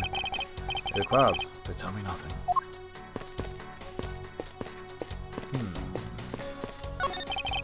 This toppled-over chair, yet another victim of the turbulence. Dad, no, look at the grape! No wine! Staining the back! I mean, look, but this chair was extremely valuable. It was? Yes, it was used when the Rocket Pals came to this plane. The Rocket Pals leader sat in this very chair. I'm sorry, but who or what are these rocker pals? I can't believe I've never heard of them. They're all the rage. Rocker pals are extremely popular to an international band. They added the pals part as they became more popular, especially among teens. Ah, that explains it. No more from music of today. Maybe we should ask Detective Gumshoe about them later. On second thought, I can already see how confusing the conversation would get. Well, I'm not going to be doing that. I'm still missing something here, apparently. But I checked everything, but it never hurts to take another look. There's no wine residues on the soles of his shoes, making it highly unlikely Mr. Hicks entered the elevator after the turbulence. We got everything else? That's everything here. Yes. So I have to use my logic. Where was the killer? Spilled wine. Broken glass. The victim's glasses were broken. Were they broken during his murder? The body was found inside the elevator that connects to what? The first floor and second floor.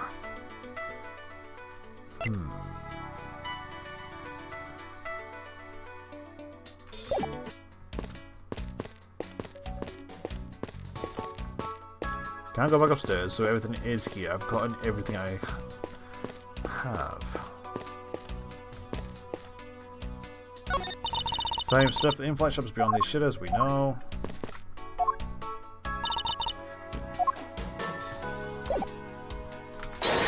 Okay. Where was the killer? In the elevator.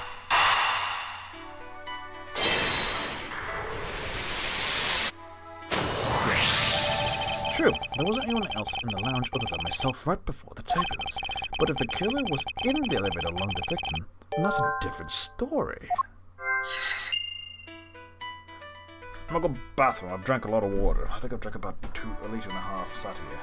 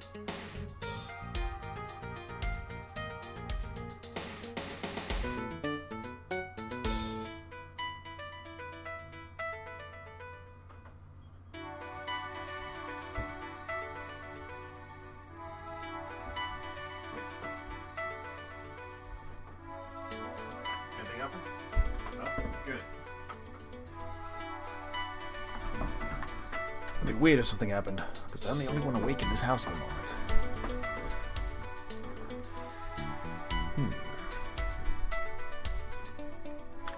If I can only prove that the killer rode the elevator, well, we can, easily. Because we have the footprints to the right. We have to go for the roundabout journey of saying he was in the elevator. I have it. Just checking something quickly. Everything is good. All good.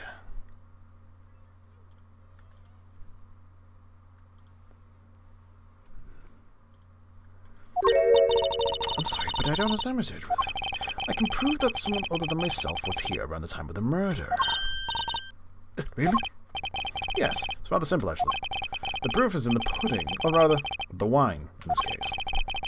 These footsteps here confess to me they were very fact that someone exited the elevator alive. See now how the victim is dead. That would mean a second person. But couldn't this be from Mr. Hicks himself? Ah, but if you take a look at our victim's shoes, you can see the soles are spotless. Which means Mr. Hicks wasn't alone in the elevator. In fact, it's quite the opposite. There was actually one other person inside the elevator. Investigation complete. Give me my health bar back. What's going on over there? Ah, it's Mr. Gibberish. Oh,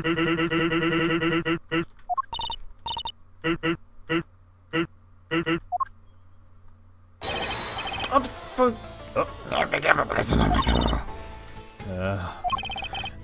Hey, you understand the movies, please? It's the same level of power as the plane I played. What the... It's my time. God, he's dead. What's the master doing like? If there's no emergency, please return to your seat, sir. Sit down. Well, Mr. Prosecutor, Did you prove you're innocent here? if you would like, I will prove my innocence to you right now. What? Nonsense! You think that my eyewitness testimony is mistaken? Not mistaken, merely that there is more room for doubt. I'd be most honored if you could please tell me what you saw in detail once more. Francis, for yourself.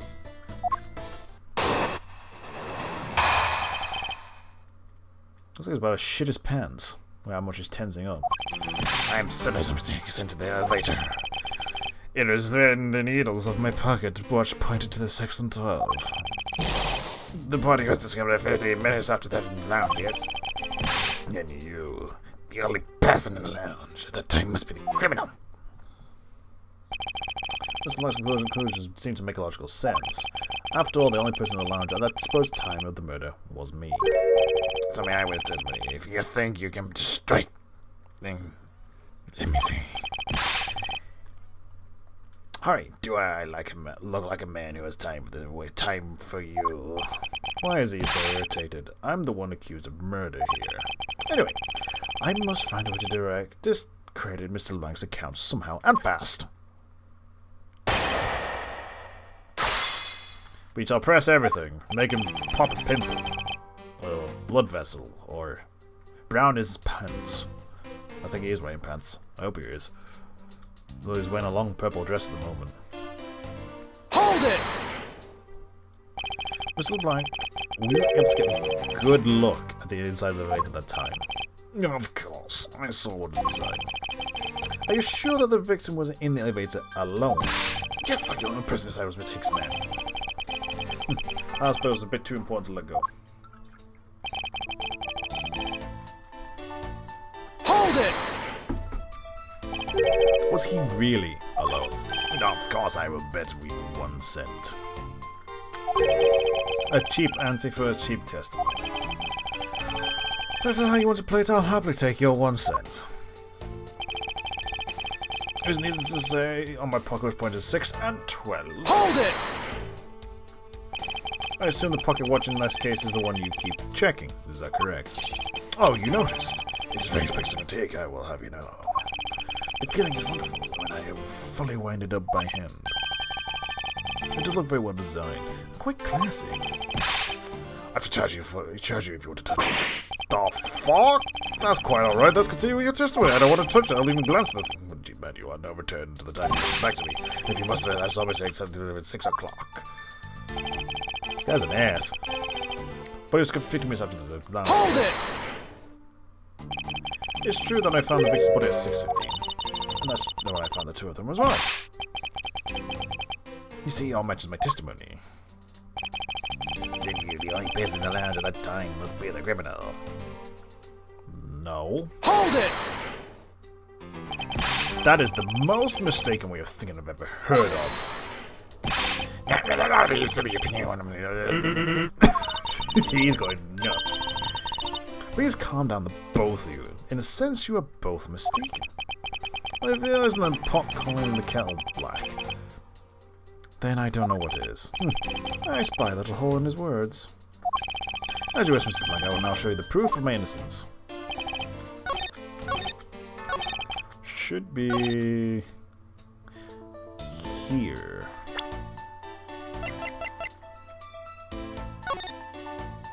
We submit the picture of the footprints. Objection! Wrong section. But to send it back, so I sent it to the wrong area.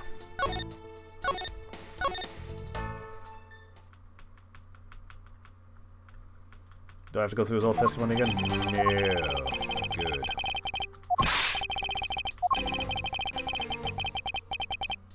This little outburst is a bit too important to let go. Oh, okay, so it's in the beginning.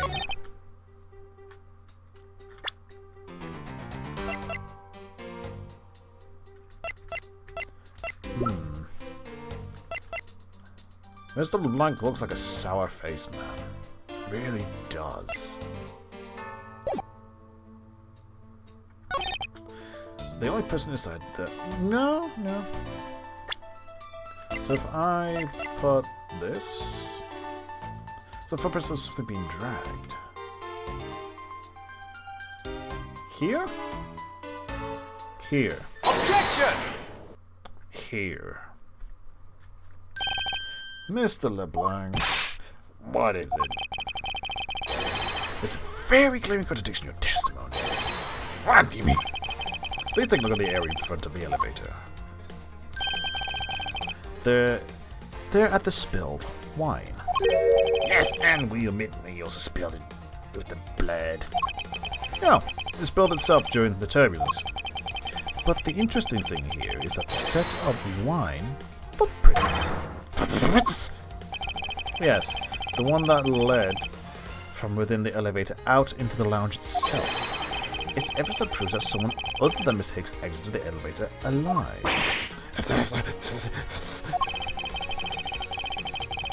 There must have been another person in the elevator with Mr. Hicks. Now then, I'm done playing games. Why don't you tell us the truth? Nope, it's gone into other language. I have no idea what you said, dude. Can you please translate for us? Oh, wait.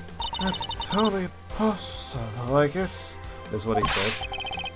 Oh, wait, that is totally impossible. That's one of the person that I saw in my own eyes. You want to know what I think, Mr. Edgeworth? I don't think Mr. LeBlanc is lying to us. I suppose she's right. He doesn't seem to be lying. But then what does it mean? What is contradiction? Mr. LeBlanc, please just once more, will you recall the details of what you witnessed for me? What I saw part 2. I was very upset when Mr. Hicks passed me up, Missy. Yeah, I saw some chicken. I was just checking the time over and over. I happened to follow that man with my eyes when he passed me. And I clearly saw the elevator he was entering. But I swear, I don't know why I'm doing that voice for him. It hurts my throat. There's no one else inside. No one. Mr. LeBlanc, if you could please calm down. what? How dare you? Do you have an issue with my eyewitness statement? Yeah, no, please forgive me. I said anything. Yet again, he doesn't appear to be lying. But I can't let this testimony stand as the truth. We press. Make us sweat bullets. Might lose some weight. Hold it! So you're still upset now? I'm always upset.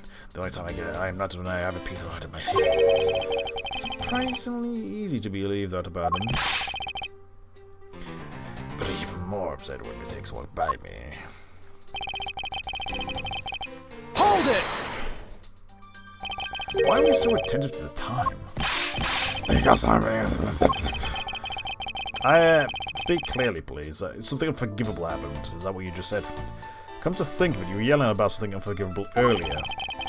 God, he is yelling. I've never seen a man bite his bottom lip so hard he can bite through it.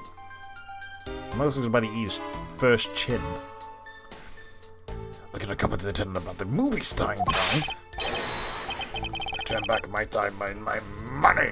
You understand my point? Movie? You're talking about the insight one that's mentioned in the magazine? Summary of the plot and its start time. Interesting. Well, it was supposed to start at 6, run till 8. And at the same time, at half 7, till 9, there was supposed to be meals. I was supposed to have license to love, laugh, maim, and murder. I cannot see it in my country. You can only see it in international flights. What for to greatly to that movie? Check my pocket watch whenever possible so I would not miss it. I used my pocket watch to the destination time when I was looking on board. The watch did not run. It matched my schedule. But the movie was too late. Very late. Your pocket watch. I'd like to ask you one little more time about it, if that's alright. I wanted to see would not start, so I checked my pocket watch many times. So we just questioned him about it? Hold it! So this movie you mentioned, it's the one listed in the Sky magazine. Yes! I was looking forward to watching it. Yeah, we've just been through this. Was this movie shown on this flight? Yes, it was shown at the scheduled time. Isn't it possible you simply slept through it by accident? Nonsense, you doubt me. Oh no, stop pointing at me like that, it's weird. Little grubby, slimy hands. Odd, how did he miss a movie that he was clearly hoping to see? Check my pocket. Watched a great number of times, that much I know for sure. Just set to my destination time. I always set it when I'm on board the plane.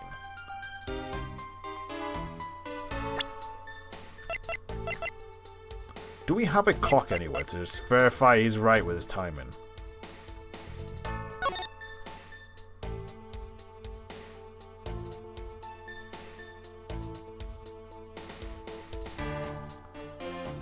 Runtime is yeah, it is okay. If I question about your watching destination time, you sure about what you just testified? Of course he is. Very busy man, immediately busy when I land. I make this go, and no time to waste just in my pocket watch. I see, that's a very valuable statement you just made. Flatter me all you want, but you'll not get sent on me. That's alright. All requires is a piece of testimony.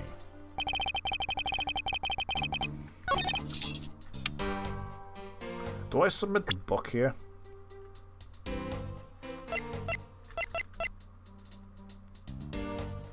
I think I submit the book. Objection! Yes. Mr. LeBlanc, you said just now that in your testimony, I even set my pocket watch to the destination time when I came aboard. Now, if your watch has been set to our destination's time zone, it would mean that your watch is displaying the time of our destination. Yes, and the correct time is worth 6 cents. I'd like to take a look at this. If you believe this Sky magazine, clocks on this flight run in accordance with the time of our departure time zone. Of course, this new schedule was also created with that in mind. Mr. Nario, for convention's sake, what time zone is this flight aligned to right now? We made a short trip to a transfer point. That's right. It was in that small Asian country, the Republic of Jafar. But we didn't reach our outbound clocks at that time, so right now we're still running on Brogian time. What? The time difference between Brogian and our destination is 9 hours. In that case, it's only natural that your watch will be out of sync with the schedule. Whoa! Where'd that breeze come from? He lost and gained weight. Further, with your analog watch set to our destination's time, it would appear to be running 3 hours fast when compared to our flight's onboard clocks. It also changes everything about your testimony. And you can bet 1,000,000 cents on that. In the light of this information, it means you saw Mr. Hicks 3 hours prior at 3 AM.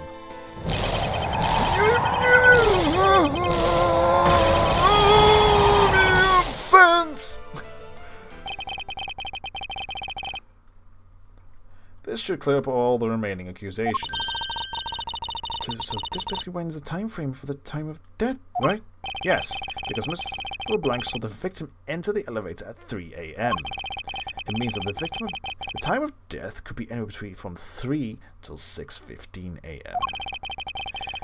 The question now is, where was Mr. Hicks during that span of time, and what was he doing? I've got something to say. And you are...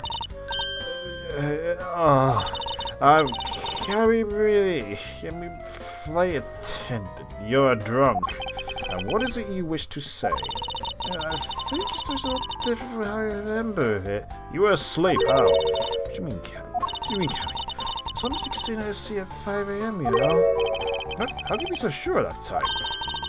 Oh, that's right. You pushed the call button while we were parked at the transfer point. You withheld information.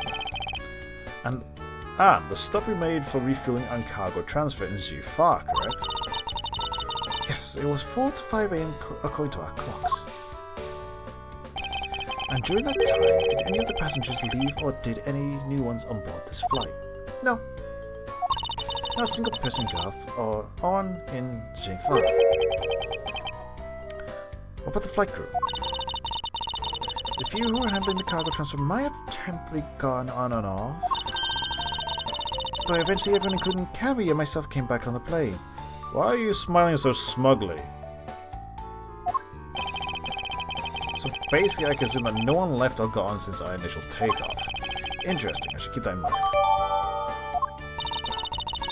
Yeah, that's it, it's cool. I can't tell you, Epic was here. Yeah, you see where he took off, we have 5. This Millie's testimony jotted down on my organizer. Alright then. That puts the time of the murder between 5 and 6:15 a.m. Okay, now what? Oh, it's her again.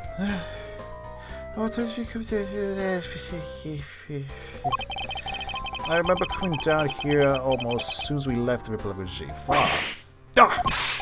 You were the whole time for 5 years. And you were the only one who can get it. Mr. Edgeworth, you really hear this lounge the entire time from 5 a.m. onwards? Unfortunately, yes. Then how do you explain the footprints? Is that not obvious? I was about to speak Egyptian again, or whatever. The man who even kill him. Then he put the corpse in the elevator. That is when the turbines happened. I was touching me, we have been taken. What time has been taken? They made it out to the second floor. It doesn't matter because the entire is included here in the lounge. Everything happened here in this lounge. Is that what you really believe, Mr. LeBon? Did you have another? I simply feel that there's something out of this place in this scenario you presented. Is there something that can tie this crime to a location other than this lounge? The fucking footprints. Over the page I do.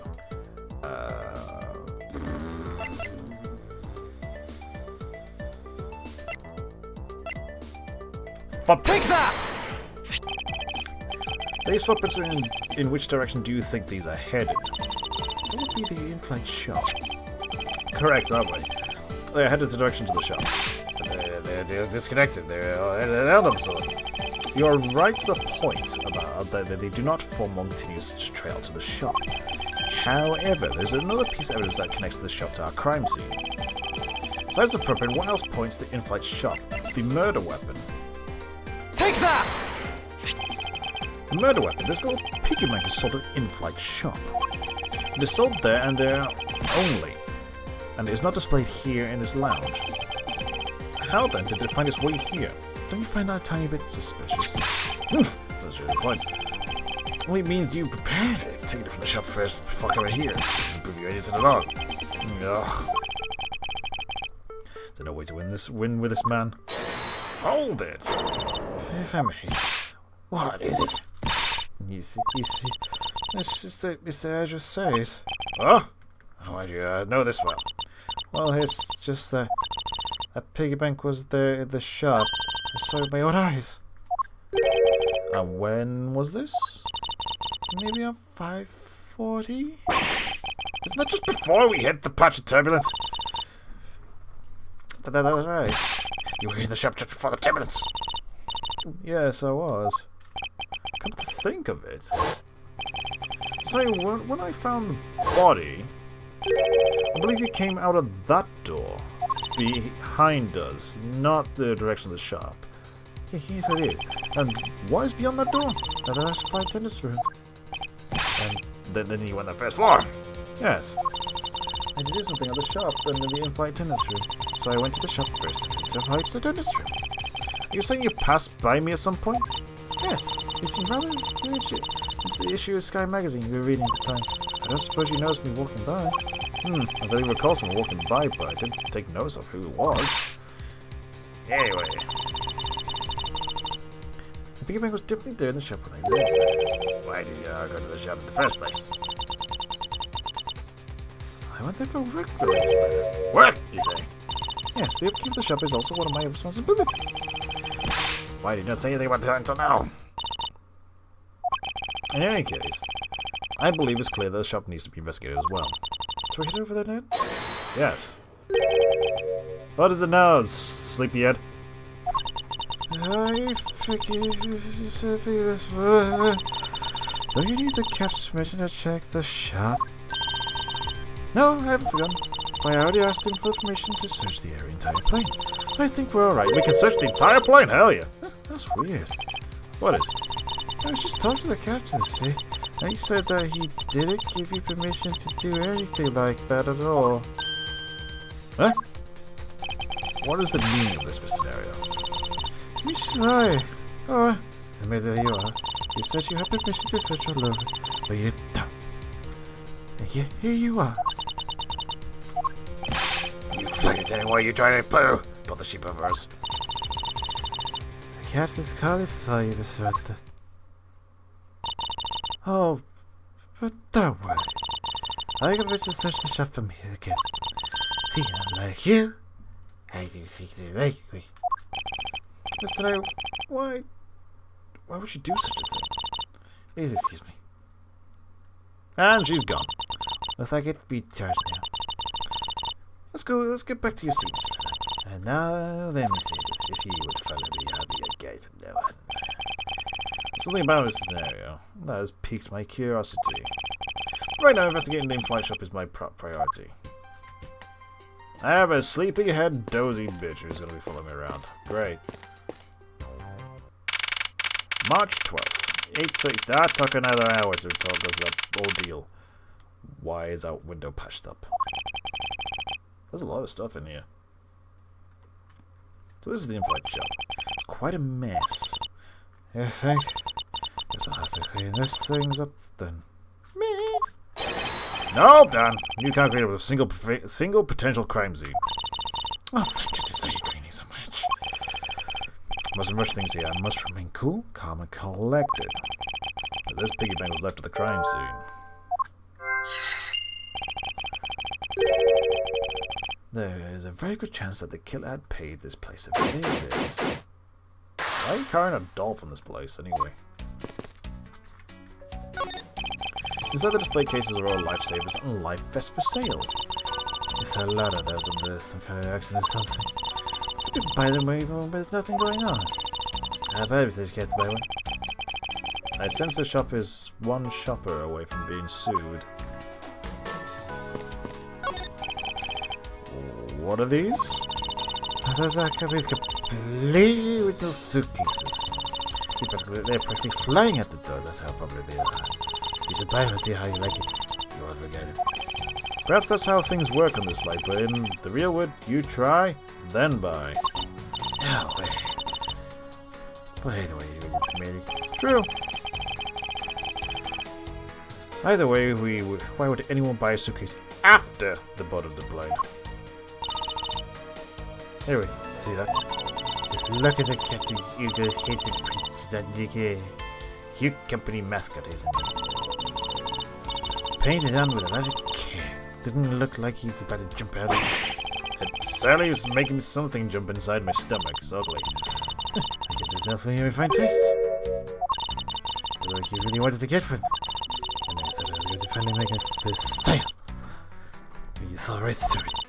But that's nothing though. Never make me try to give you a sales pitch every kid. I never showed my interest to begin with. It's pretty horrible, isn't it?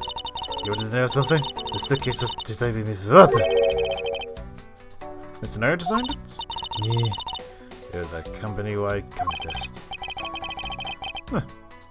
It does have a very sharp design sense. Sharp? I just think you sharp-chatted, maybe. I had no idea why the big quiz decided to go with it. Except, yeah. It's not designed this. It's definitely not what I would expect. Oh. That thing fucking sprinted. You okay? I'm fine. Please watch yourself, Miss Bailey. And this suitcase freely roll around has got to have some safety violation. That also explains why something's been knocked. Yeah, I'll put it back. Wait, where's the stoppers? The other suitcase has stoppers on it. Weird. Stuffed toys just like the one Miss Melee is holding. Melee? Melee. On display here. They're relatively cheap, which explains why they're displayed so haphazardly. Haphazardly, you know you was with too. They're great for when you're stressed. Why do you envision stuffed animal abuse when she says that? Dog, we don't ask. Glass from the display case door is shattered all over the floor. Looks like there's nothing on display inside either. Wait, actually, I think there's something missing. What's this, a mini? What the hell's this on the floor? It's a mini captain's hat. Like for the teddy bear.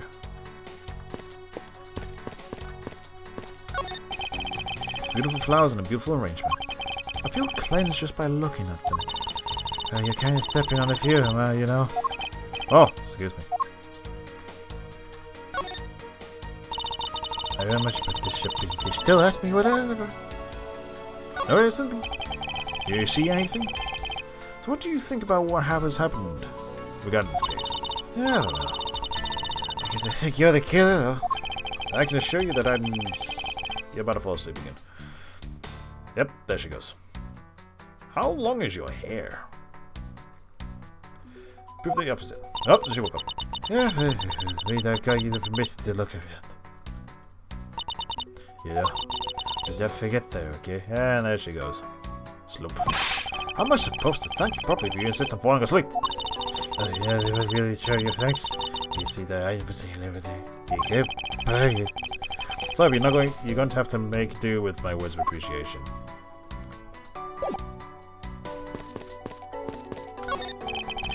There's a wide selection of souvenirs for sale in these display cases. You know what I suggest? Sorry, but I have no intention of buying the souvenirs on this trip. Yeah, how about you buy something for me? I can't think of a single reason why I'd want to buy you anything. But I've had my eye on that pendant for such a long... Oh, this is her. Try paying attention to me when I ask you something then. And then we'll talk. Okay, I think we've gotten everything from this room. To the locker. Broken glass, tiny captain's hat. It's tiny captain's hat, so I've seen the one before. I'm gonna say it was from here. These two. Yeah, knew it. The hat probably used to be on the piggy bank's head. Let's give it a go and see if it's a good fit. Yep, fits perfectly. But this piggy bank was forcibly removed from this display case. Does this mean that the killer broke the glass to get it? I don't think he did. Really?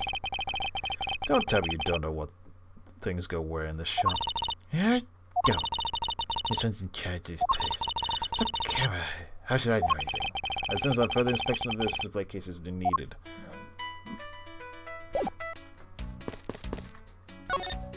Have a look, see. So the rest of the expected everything. Glass in the door is broken. Perhaps it was the killer who broke it in order to take the piggy bank. But it's a bit odd that inside of the case so it would avoid glass shards. Plus... what is it? I touched the glass and I cut my finger. Ah, jeez, you contaminated the scene now. Yes. Please, tell me you can deal with such a minor cut on your own. Is this the same man as the one portrayed in the statues and on the suitcases in the end? Here's the paperweight of the found. There you go. You're right to do that. On the bottom shelf, we have the cute ones. The middle shelf is realistic ones, and on the top shelf, that's the floral version. Floral? Are you sure about that? Let me guess.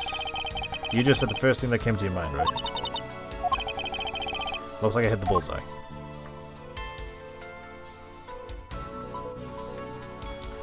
Kind of looks like a... Oh, hang on. Do something. This spot kicks anything as I hold.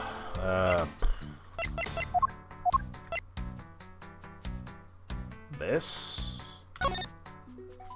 Oh, I can flip this around. Why is that set to that? 1 second.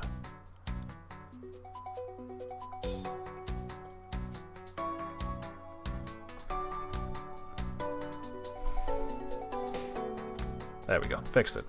That's weird. There's some blood on the corner.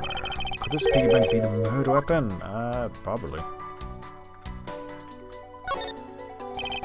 The hat on his head was found inside a display case on the in-flight shop. I wonder if there is in fact any bearing on this case. How do we put this in here then? There's definitely something very unusual about this. About what? If the killer had broken the glass together kept in the Ugo bag, there should be shards of glass inside the case itself. Ooh, I see. Yeah, I guess it'd be like it. However, there's not a single piece of glass inside the display case. No, there isn't. Which means the glass was broken from the inside out. The piggy bank must have fallen over from the turbulence right through the glass. That's this here. There's so much glass all over the floor. I'm going to bet that his hat was knocked off his head at the time too. That's nice. Which leads to me believe that the killer took the Captain Ugo bank from here after the turbulence, so it's at 6. Oh, there's bubbles. Take your power naps on your own time, Miss Melee, and listen to what I'm talking. But the murder occurred before the turbulence, which rules this piggy bank out of the murder weapon. The bag shut the real murder weapon is a fake? Yes. At this point, that is very reasonable. But what if when the killer went to take it to Captain Ugo, they broke the glass by accident? The display case is locked, so that's highly unlikely. Yeah, but there's one person who could have. Oh? And who would that be? Miss Wanda, of course. Maybe she's in charge of this place, so she has keys to everything. There's another scenario. Oh, there's still more, is there? Which is but it doesn't hurt to take another look. For security, there's a lock on the display case. Miss Millie, if I may ask you about this lock. Yeah, I want to try this submission on that. She's got the keys. I see. Huh, maybe you want to buy something. You want me to go get the key from her? No, that's alright. I don't want to buy anything. There's still more, Jesus. Any more logic? Turbulence. Broken glass.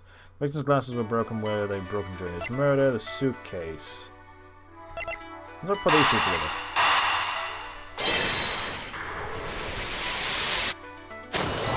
Okay. Yes, there's definitely something wrong here. This other thing. Tell me, Miss Melee. Don't you think there's something strange about these suitcases? Yeah, sure, they totally is strange. I like the color and such, the ugliness. That's not what I'm talking about. Now pay attention. Yeah, you're so scary. Sorry. These suitcases are lined up a bit too prime and proper. Yeah, they like a bit uptight, don't they? I guess they take after the creator. Again, that's not what I mean. Don't you find it unusual that these cases are the only things undisturbed by the turbulence? Never mind, I'd sooner find an answer by inspecting these suitcases myself. Because these really are quite hideous. Yeah, Miss Hunter would have reacted if she heard you say that. Yeah. She makes a good point. It'd be wise of me to watch what I say out loud now. This is a spot of something that's not quite right. I found the thing that has been dragged because the wheel has got some wine on it. Yeah, let me use the mouse. There. Take that! There's something very peculiar about these wheels. Huh? As in, there are no stoppers in place of this one. Without stoppers, one would think that the turbines would have sent it flying. Yes? And so it is very unlikely this suitcase was placed here after we hit the turbulence. Let's take a closer look, shall we? We gotta flip it upside down now.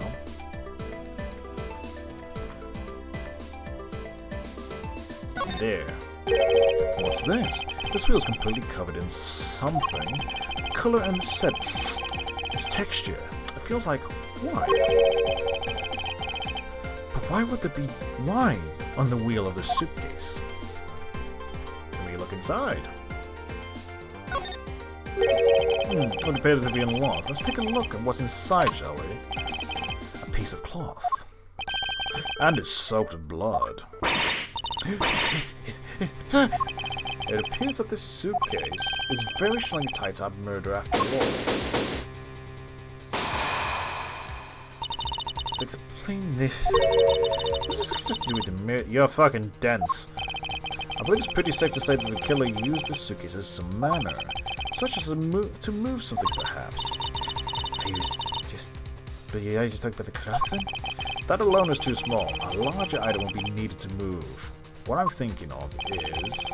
I believe the killer used the suitcase to transport his...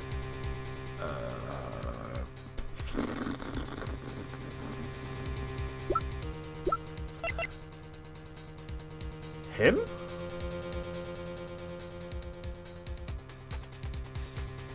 The body? Oh, I think it's a body. Yeah. I can't present it. Take that! Something that would fit inside a suitcase that is also covered in blood. Like a dead body. That fits, doesn't it? You got your suitcase to jot down on my organizer. Bloody cloth, they jot down on my organizer. In light of this, I'd say that Mr. Hicks was moved into the elevator from someplace else, which means that the murder wasn't committed in an entirely different location. So you're thinking to move the body into the elevator? You could have dropped the suitcase in here, just left it? Exactly.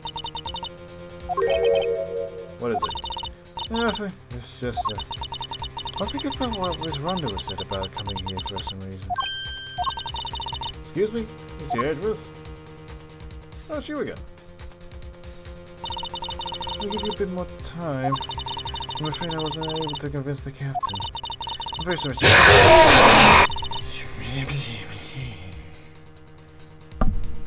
Why? Thank you. I see you found the new ones. That's good, Deets.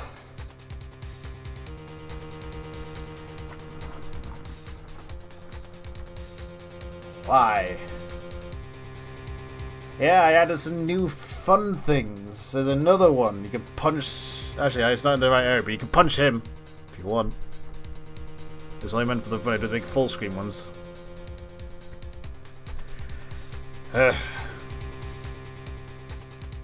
Nobody's meant to punch my face cam, but oh hell. He says that he'd appreciate if you could wrap it up here and return to your seat. I understand his sentiments, however, I'm not allowed to complete my investigation. The crime scene may become contaminated by the time we land. If I must stop, then I insist I be allowed to oversee the preservation of the two sites. Under your supervision, of course. If that's your condition, then I believe we can grant any of your wishes. I'm here to assist you in any way I can, Mr. Edgeworth. Sounds like we can camp out, watch over everything together. And she's gonna sleep through the whole thing. I found proof that the real crime scene was not in the lounge. And I have enough evidence to prove myself innocent of any wrongdoing. And yet we're gunning. What did you just send?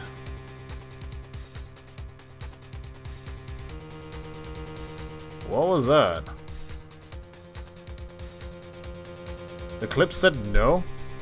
Oh yeah, links don't exist. I removed the whole thing of .com stuff and everything. Oh, something's happening. The fuck was that?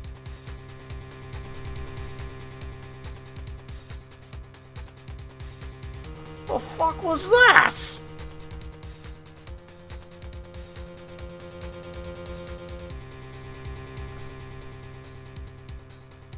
You can put it in the DM it. But the fuck was that? I had nothing to suggest that anything happened on the main mini feed of anything that happened to this. Like, no raids, no follows, or anything like that just then. Everything had just flashed red. Why? I'm confused.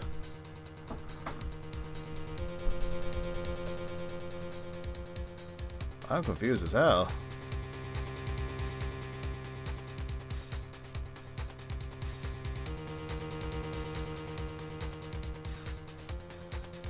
Yeah. Karate time! I like it. I can put it in now. There you go. Because I can put him in.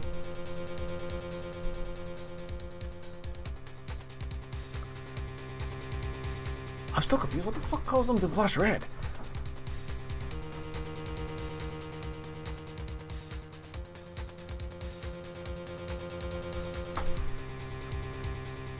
What the hell caused that? Lumia! What happened in commands? Was anything that happened in commands? Woo! Hell yeah! Welcome, come up. I'll be working Christmas.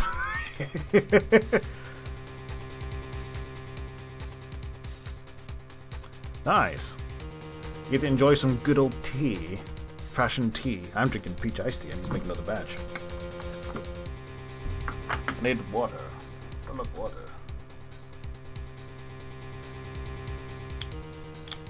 I don't get why they flash red. It's gonna annoy me now. Leaving in January. Damn. So you're coming over for... is it Christmas or New Year's?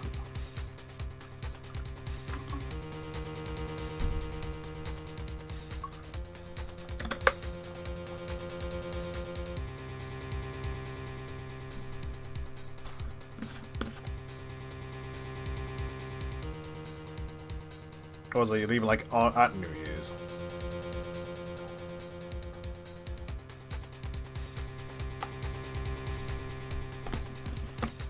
Oh, so you are literally coming over for Christmas and New Year's. Gotcha. Awesome.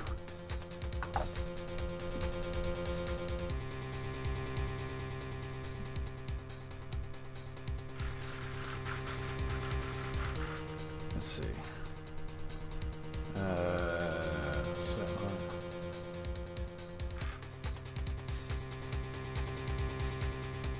Oh! I know what caused them to flash red now. When you did a clip, it alerted me by going, whoa! Okay, that's new. I can't allow my investigation to indicate the truth must come to light. Yeah. I've never... Clips make my screen, my room go red. Save progress.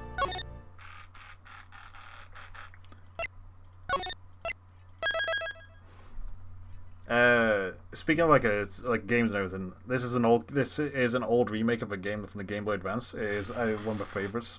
Like same as the Phoenix Wright stuff. First time, yeah, that was first time for everything. Really is. Speaking of spooky games, you seen that Silent Hill 2 got remade? I'm excited to play it, but I'm waiting for a bit to touch it because everybody and their mother is playing it right now. I know that character. I know that character. She's a weird one, and he's just pure sad. Fair, yeah. I know that once we had landed, I'm supposed to let the local police take over, and thanks to...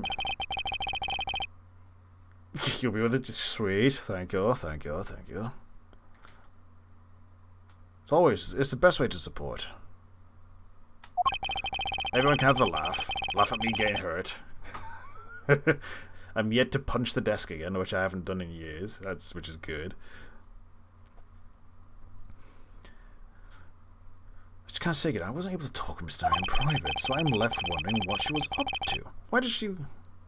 Thank you! The turning lights dark doesn't just make my lights dark anymore. It makes my monitor turn off for a few seconds. It'll black screens it. So everything gets turned off in here. It gets dark. Just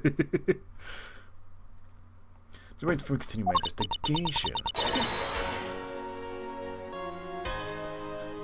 Who's the shining hero? I bet it's my best friend in the world, Dick Gumshoe. Nope.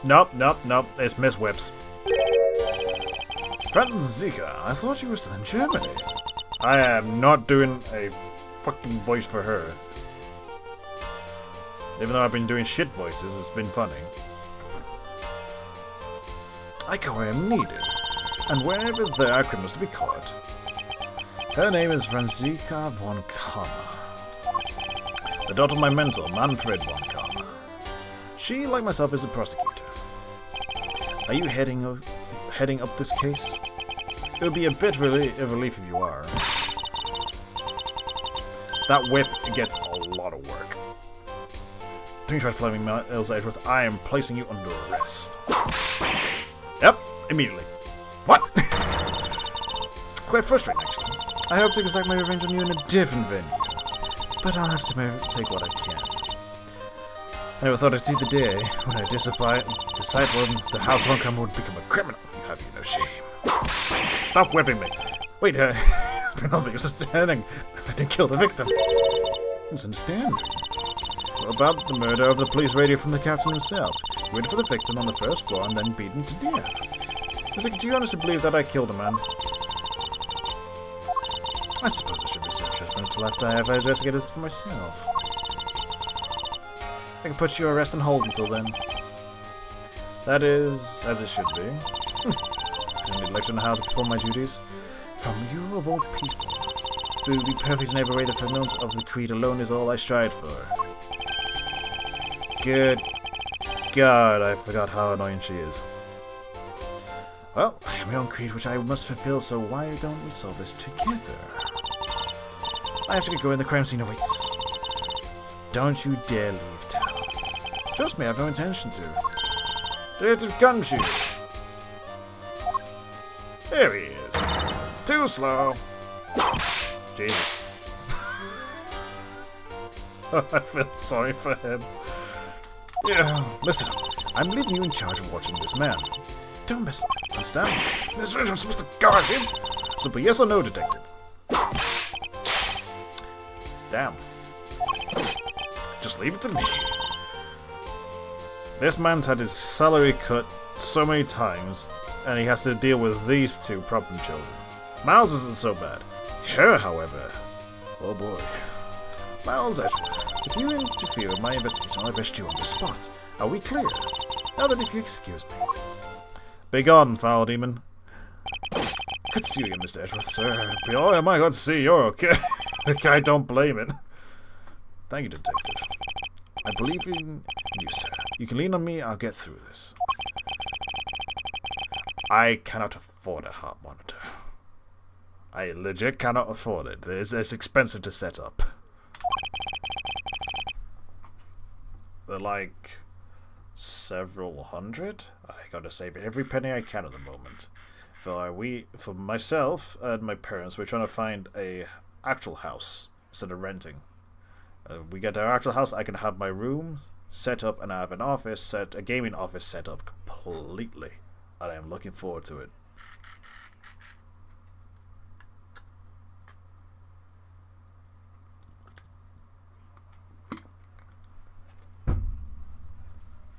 Then I can have the whole office area. Yeah. I can have the whole office set out to be interactive, like Blackbeard has his tentacle thing that comes down that his missus made and all that stuff. Which I'm looking forward to having, somehow rigging that stuff up. And eventually getting myself my own 3D printer, because I want to print stuff. This is a good idea. Anyway, in that case, I have a few questions for you. First things first. And I have a, food. Lunchland. Not bad. I guess it's gotten big enough to warrant its own branch shops. What should I go with? I recommend our airport special. World Flag Lunchbox, only available for a limited time. We have a variety of lunchbox made up to look like different country flags. I wonder if they're aiming to take Lunchland to the international market. And London's been cancelled, as always. This man was in the first class, but he was quite shaken up by the whole affair. I did it. Made the whole flight. I was scared of turbos anymore. He must have been pretty scared. He's repeating the same thing over and over to himself. Looking behind, I think I've seen this man somewhere before. Yeah, we sure have from the first game. It's so yeah, sure fine. Well, it looks like yep, he still talks like a retard. Found it. Oh, I feel. Oh, no. I am not saying that. For my next movie, I'm going to make the Steel Samurai Warrior of Nigo Tokyo versus the Steel Samurai Champion of Earth. It's gonna, whatever that is, than that. The Steel Samurai's finally getting a movie. This child seems so happily enjoying the sight of so many planes. Wow! I'd have to take a run down that runway. Nope. Oh, leave today. So much potential, yet so misguided. I mean, to be fair, as a kid, I did want to run down the runways. There's a nice long straight line. This investigation. So how is the initial investigation going? We just shipped the body up to the coroner's office, and we're taking statements now, sir. That sounds like Franziska. She's always good at quick responses to his case. She was a little too quick. Oh, he's still kicking around. He's currently streaming right now.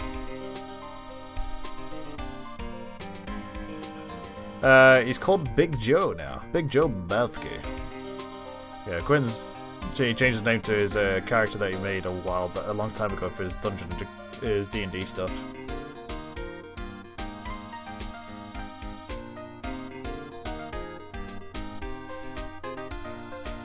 In fact, I'll put him in the. I need to copy his name.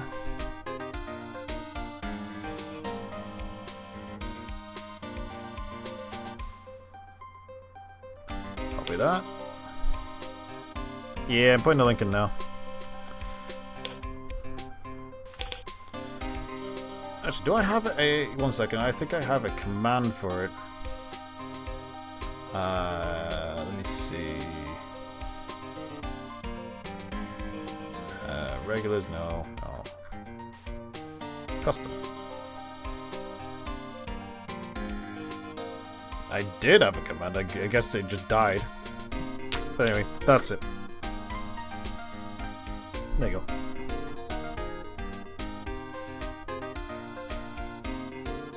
They are still playing that. That's what he's currently playing. He loves the game. It's a game that he used to play when he was a kid. So, because they didn't make another Monster, well, Dragon Quest Monsters game till very recently, and he is having a blast.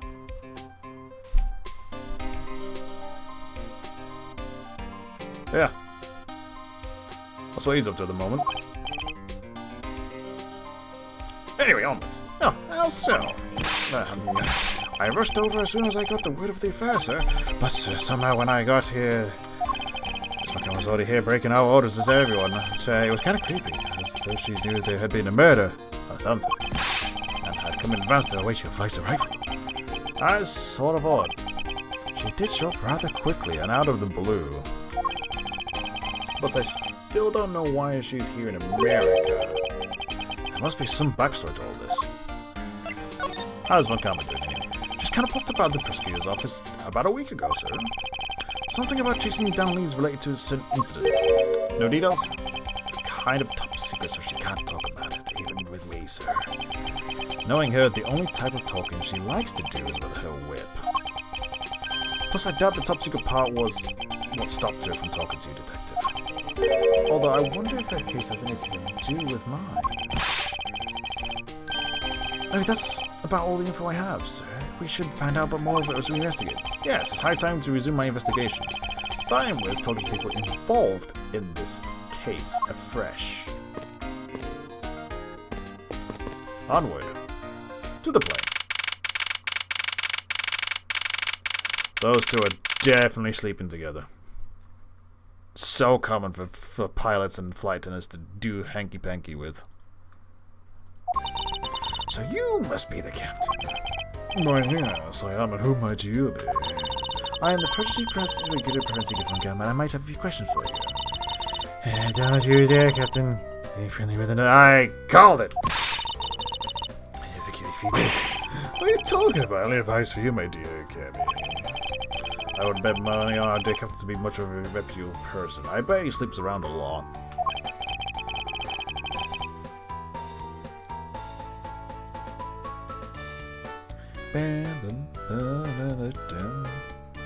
Sure you don't want to ask the captain some questions, sir? He was in the cockpit the entire time. I highly doubt he would know anything about use.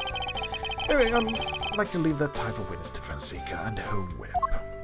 Probably wake up something new in the guy, too. Oh. That was a loud one. Oh, rather him than me. Ah, there's the angry Egyptian. Ah, he's not wearing pants. Now, see here. Oh, God, it's Mr. Egyptian Man. He's... Sorry. I'm so sorry. Why don't you turn on? It's impossible for me to get the criminal, I told you. Mr. LeBlanc. Ah, it's you. Tell this man to stop stopping me from going. Time is money. You have 1 second to waste for time spent. Fucking yeah. Hello.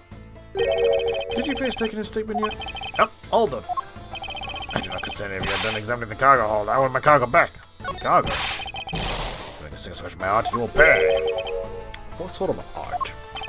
Doesn't look like it's an art dealer, so he's got a bunch of art down in the cargo hold, sir. Practically a mountain of them, large and small. From folk costumes to stone statues, I sell all kinds of arts. Folk costumes, speaking of which, Mr. Blank's hat. That's the same pattern as the, kind of looks like the piece of cloth that we found in the suitcase. First things first, we've got a couple of things to show him. It's this thing. What is it? You have something to use me? You see how that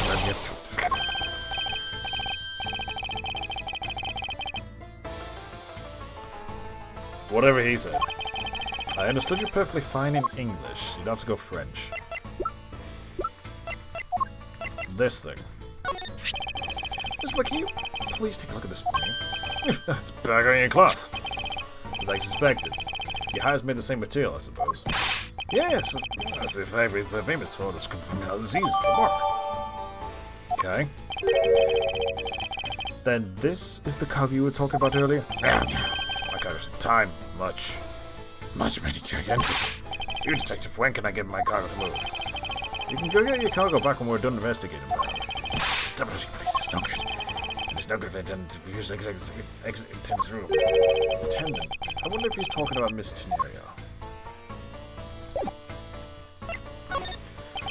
What did you mean that attendant, Miss Lupine? She was taken to the attendant's room for his interview, and she's still not come out. They make no sign of coming out either. I finished my own interview much earlier, quicker than her. You're the only one who's taking up so much time. Hello. Well, you were given free rein to examine the plane, weren't you? Yes. This is up to the corporation of the flight attendants. Speaking of attendants, I'd like to speak with Miss Tenerio. I wonder if you might grant me permission to enter the flight attendant's room.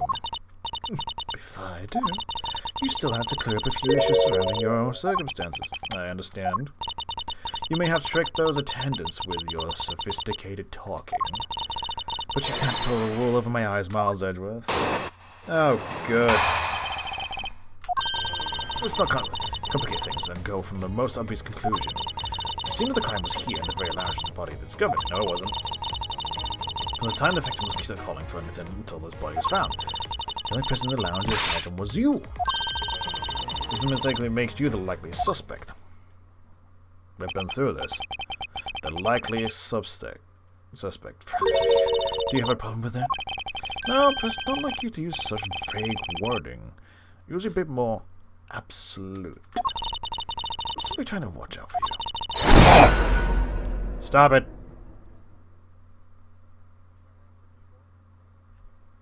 Not fun. This is a chill game. I know they're there for fun, but this is a nice chill game.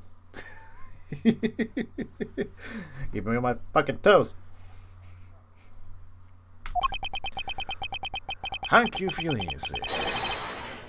Is unnecessary, for I will prove my innocence soon enough.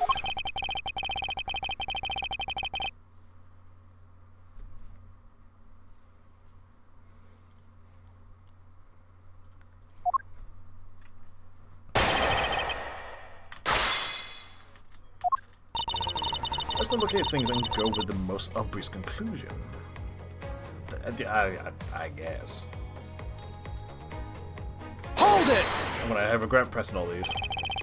I think you've been a bit rash by simply declaring me the culprit. I think I've made affairs to be simple and perfect. I'll show you the meaning of both when I finish this whole thing with 3 minutes. Oh boy, here we go. With a pack of instant noodles. Fun fact, all his meals are instant noodles, because he is that broke. He's that many celery cuts. He has instant ramen noodles for breakfast, lunch, and dinner. And that's it. I won't even allow 3 seconds of a useless testimony to be outside my presence. She hasn't changed a single bit, but I won't allow her to send me to prison so easily. The scene of the crime was here in this very lounge the body discovered. No, it wasn't. So tell me, Francisco, do you know all there is to know about the crime scene? And all I need to know in order to arrest you. And nothing more? Are you saying there is more I need to know? Yes. Stop it! I don't know why you whipped him. I feel... God. Sorry, Scruffy. My hands must have slipped. It appears Francisco doesn't have all the facts of this case yet. The time victim was seen calling for a 10... No. So if I go here...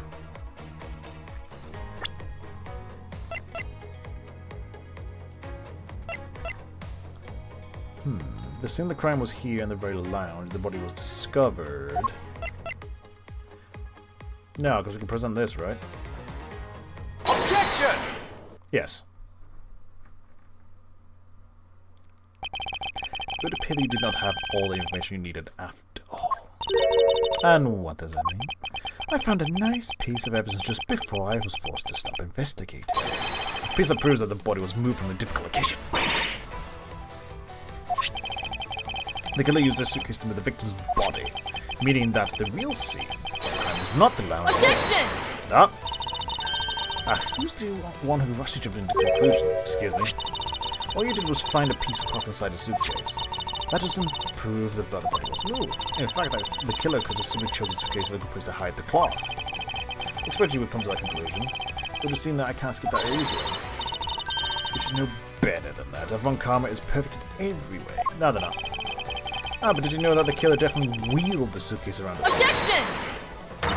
As if there's proof for that. There's the suitcase itself. Oh, this. Yeah, that'll do. Take that! Spilled wine. They say grape juice because they're trying to be PC. It's wine in front of the elevator. Yes, I'd like to draw your attention to the area here.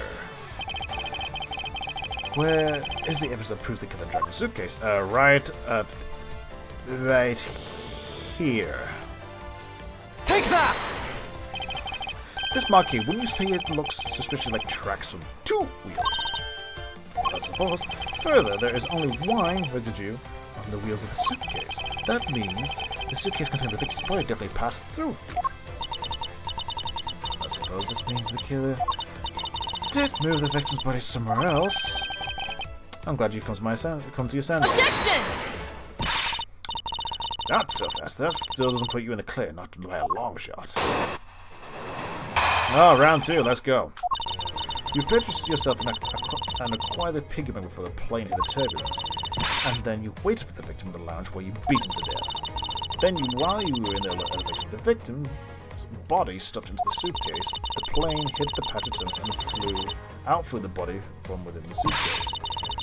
With no way out, you hastily put the suitcase back where you had taken it from, until you discovered the body. Not bad bit of logic for something you thought on the fly. What are you insinuating? I'll show you exactly how flawed your logic is. You know how strong of a face you put on, not even you can hide your fears from me. I'll expose the flaws in her logic of one fell swoop. The rebuttal. You just have to acquire the piggy bank before the plane hit that turn. Hold it! Are you sure about that? But how do you suppose I was able to take the piggy bank out of the display case? As I recall, the case was locked. That's easy. The case was locked. You simply had to hit the glass like this. Oh, Scruffy. You have my heart of glass. You have a heart? I'm surprised there's one left. So she wants to talk about the in-flight shop and the Captain Hugo bag, does she? That takes care of how you obtain the murder weapon. So we have to present this. Objection! The fact that you took this piece of evidence into account in your testimony is to be commended. Your legal prowess is certainly something to be feared.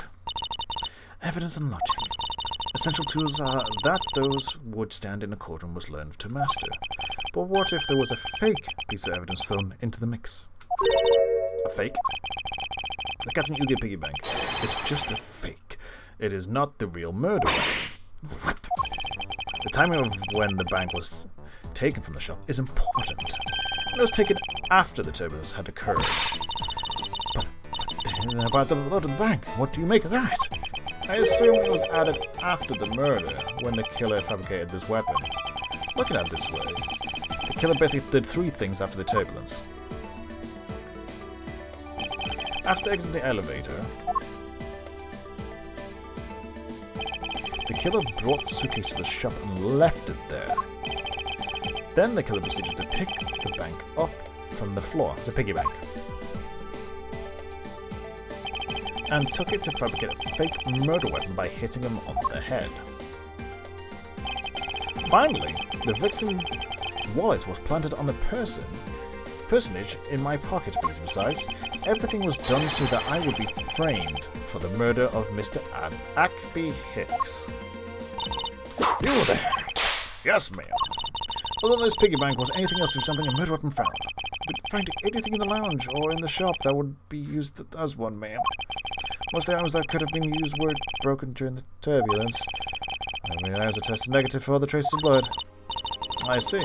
Well, Miles Edgeworth, it appears your stall tactics are at an end. But it's possible that it's just hidden somewhere, sir. Oh. If the criminal had wanted to hide the weapon in a safer place, I think the weapon would have been hidden in the same place as the body cloth. Exactly what I was thinking. Because the cloth was hidden inside the suitcase, it signals to me that the killer had not prepared a more secure place to hide evidence. Which means that the real murder weapon is either still on the murderer's personage, or is still at the real crime scene. There's one more possibility. And what would that be, Miss Whips? The piggy bank is in fact the real murder weapon. But didn't we just...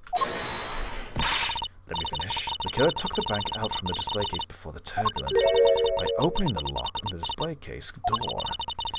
And it was at that time the glass pane on the door was broken. I'd say that's perfectly reasonable line of reasoning, wouldn't you? Let's see, so that means the killer had the key to the display case. The person you're talking about... Not so fast, I'm not finished. The person I'm talking about also committed another sin. She tricked the captain. And she granted you permission to conduct your investigation. Yes, it is lying. You're saying Miss Tenario did it. Speaking of which, I recall that you also wish to speak with her. Yes. Very well, permission granted. But only if I can sit in on your investigation. Do we understand each other? I have no intention of integrating her. But you're welcome to accompany me if you wish. Tenaro's in the fine tenders room. Let's move. And he's back to being a pissed off red tomato finger pointing. It's incredible how long you can hold your breath for.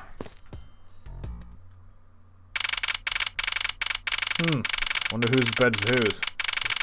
Yours is the top bunks, Mr. Scenarios, and then we got Miss Sleepy Pants as the bottom because it's an abysmal mess. So you're the one that poked around inside the plane without the captain's permission. Deep from the flight attendant's manual is very unbecoming, you know. You hoping to accomplish by doing that? Mr. Nario. Mr. Edgeworth, you're here too! Yeah, the shining knight in armor. Not really, it's tinfoil. Can you please help us and shed some light on why you did what you did? Alright. First, I'm gonna have a look at this. It's pretty easy to tell who sleeps in which bunk just by looking. Also saying that the well-kept one on the top belongs to Mr. Nario. Yeah, the bottom one's a giant mess. You sloven scully, what scoundrel of a man! You dare to scrutinize a woman's bed and invade her privacy? Yes. Why do you keep whipping him? There's some things in life best kept to yourself, detective. Why is all this junk inside these boxes? There's no rhyme or reason to any of it. That's how lost and found, Mr. Edgeworth. Gold crowns, swords, necklaces, it's like a treasure trove in here, sir. The fact that these were left on the plane implies they were carried onto him to begin with. That's the thinker. Someone tells me it's time for the Goyu to send its metal detectors out for repairs. And what's inside these boxes? Oh, those are some souvenirs I brought in Bulgaria. That's so many! There's even a second box! Well, yes, I find that folk art from around the world does great things for my creativity. This could have done with a whole lot less of your creativity because they are fucking awful. It's one of those suitcases, designed by Mr. Nario. You can tell it's hardly ever been used by the lack of every single scratch on it. So these are the tennis lockers. That's how you are no good on them, sir. Why must men always be so rude? Besides, who exactly gives permission to search through the attendants' lockers? Wait, detective! It would be uncouth for others to look through a woman's lock without her permission. Yeah, I guess so. Plus, this murderous draft I can sense a whip from not far behind. It's very close. Let's talk. Captain's permission. Why did you lie about receiving the captain's permission like that? Ellipsis. Because I didn't think I would be able to get his permission. What do you mean? Captain, he only has ears for Cammy. I spoke with the captain a little earlier myself. He definitely seems to be rather taken by the Miss Melee. Yes, and on top of that, I had mistakenly accused Mr. Edgeworth of being the killer. I wanted to make amends. In that case, please allow me to thank you for what you did.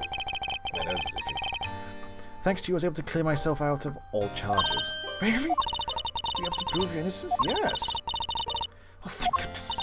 Listen, now, there is one more thing I'd like to ask you. You were in the fight in the shop just before the terminus, weren't you? Please, answer honestly. Yes. Why were you there? Well, sudden hesitation. Used to be have struck a nerve. All I did was go check up on the shop like I always do. You're saying it was for work then? Yes, I'm in charge of the shop, so I have to keep an eye on it. I don't have any reason to go there otherwise. After you visit the shop, you paid a visit to this room, correct? Yes. You'd like to freshen up with just my makeup. I'm sorry, but there isn't much else to tell. Mr. Nario claims to have no reason other than duty to go to the shop. Also, this plane that we're stood on, it has an elevator, it has a grand piano, it's got the fucking works.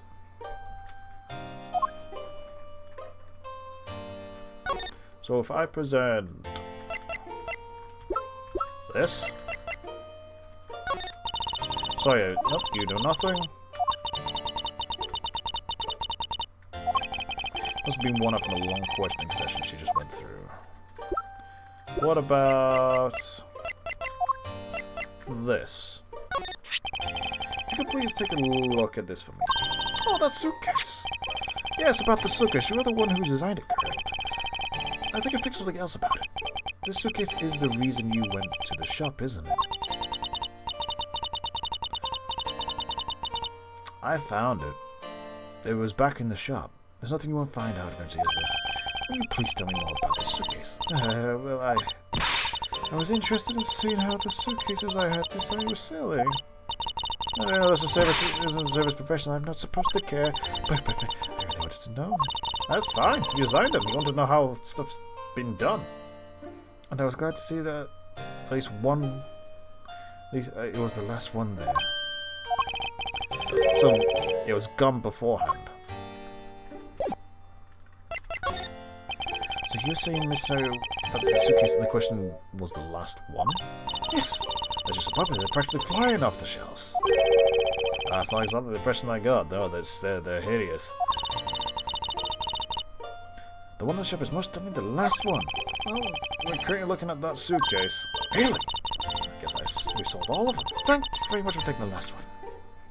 I didn't say anything about buying it. Then say you'll buy it. I'm sorry I can't. Why? I think I'd go. Your complexion, Mr. really suits you. Like, to you, apparently, I just. It seems professional. Oh, how should I put this? It's hideous. You broke a heart. Maybe that was a bit too direct. Moving on. My issue with that suitcase isn't the design, it's the number of them remaining. There were 2 suitcases in the flight shop when I investigated it too, but that's impossible. I'm sure there was only one. Looks like her story has generated quite the contradiction. When I left the shop, I'm positive there's only one suitcase. Something is amiss here. Could be meaning of this inconsistency. Following my scenario. What is one of those suitcases doing here? Oh, that's, I thought you said there was only one left. That one is, it's mine. I've used it for a very long time now.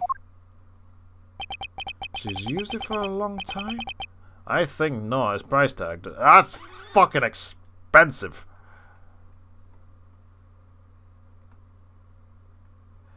Would you like this suitcase worn for $1,200? I don't. Sorry, I'd appreciate if you wouldn't lie to me. Excuse me? I don't believe that anyone wants to use this for a very long time. What proves this hasn't been used for a very long time? The price tag's still on it. Take that! So, Mr. Is it also hard to keep price tag pristine in your suitcase? What is the meaning of this? Why would you lie about a suitcase? Despite having faith in the design sense, the sale numbers made her cry bitter tears. The truth is becoming increasingly clear to me.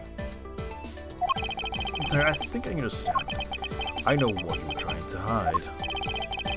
Now, this suitcase was originally in...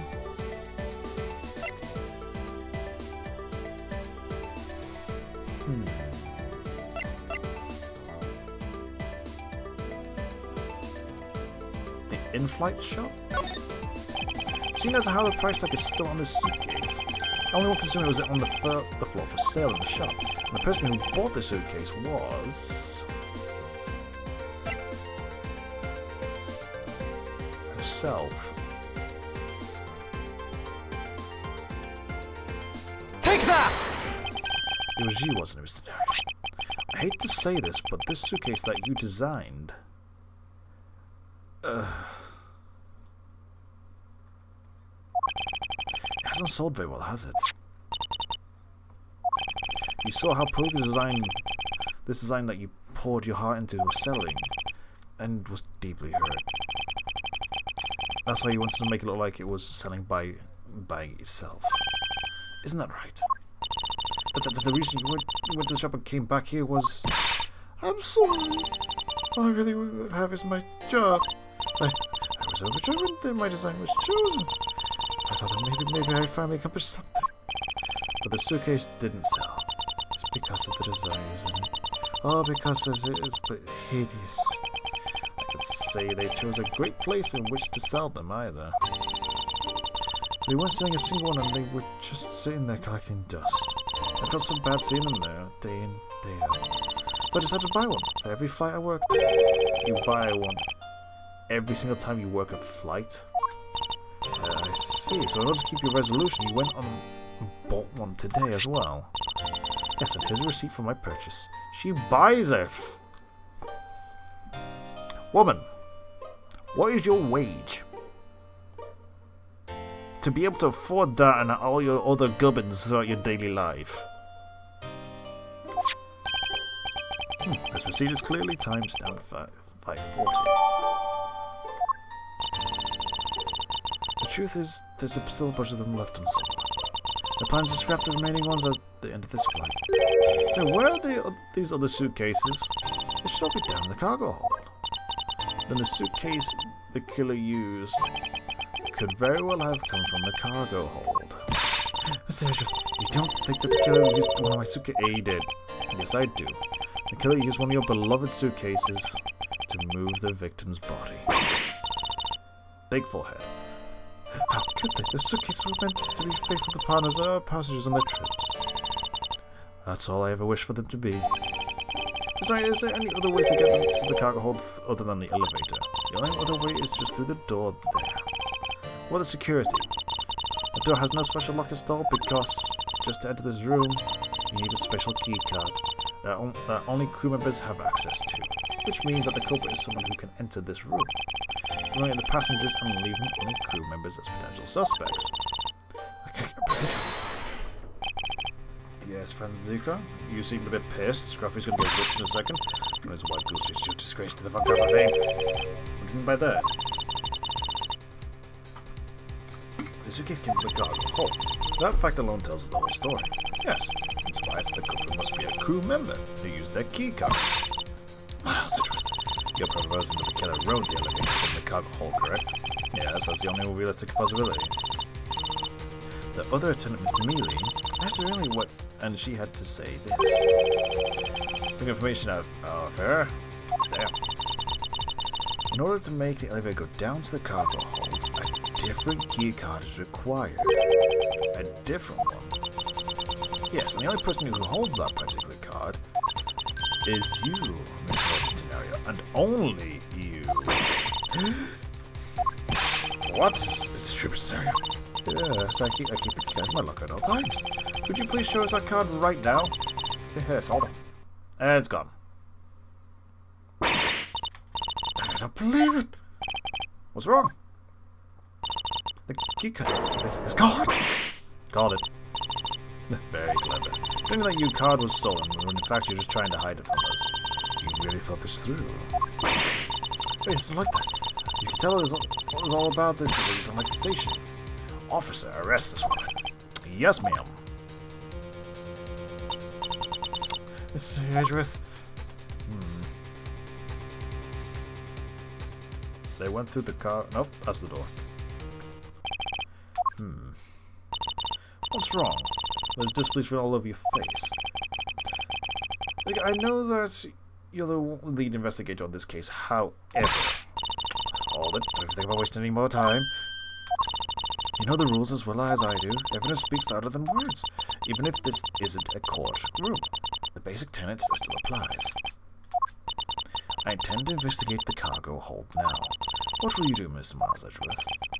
I didn't do likewise. We go together, holding hands, whipping the gumshoe, skipping along. Save.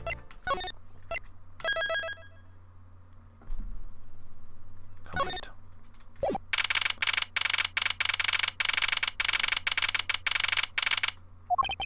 Wow, so this is the cargo door. It's big. It's so big! Hey, look, found all the suitcases. One is missing. This plane is a special model. It has both a super large cargo holder and the ultra luxurious first class seating. So this is the real scene of the murder. There's certainly a high probability of that, which is why we are here, correct? Okay, let's get investigating.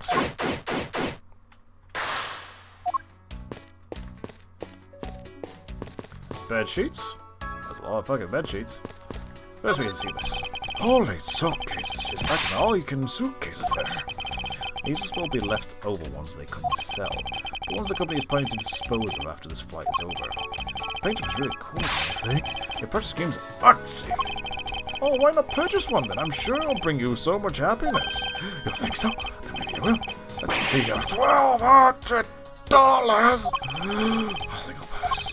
And this scenario wonders why they don't sell. You'd need 2 jobs just to buy one.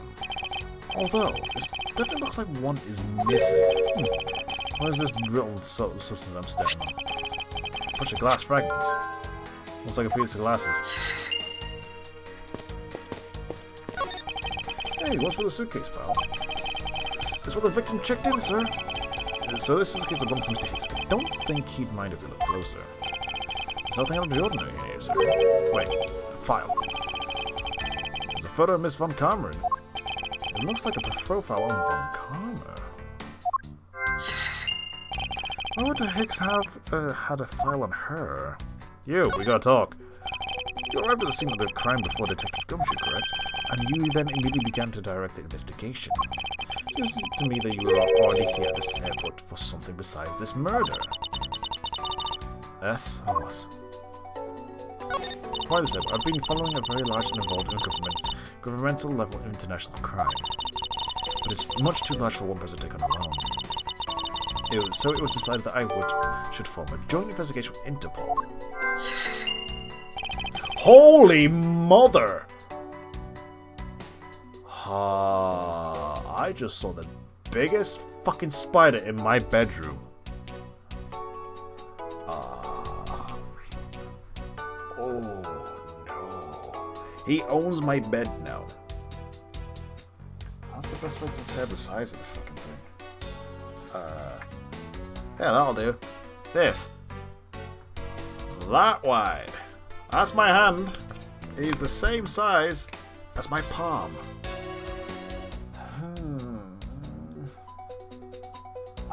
How long have you been in here? Oh no.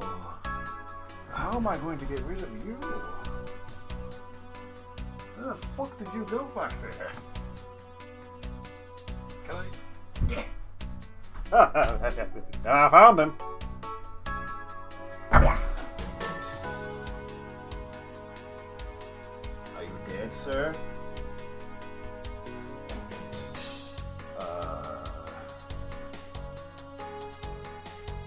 I really don't want to look back here.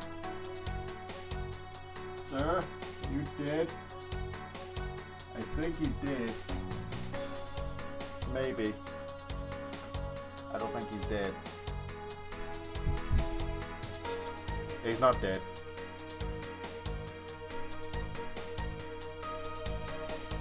I need my phone for my torch.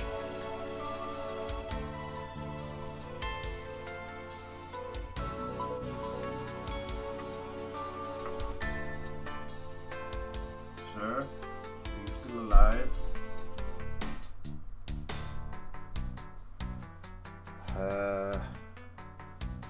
Where the fuck are these creatures coming from? I'm not sleeping tonight till I find his corpse. That thing was fucking huge. If I see movement again, I will go for murder. Interpol is involved? It's a top secret operation. I really can't tell you any more than that I already have. Okay? What if I really present you this? Where is it? Nothing. I'm gonna be the custom lookout now.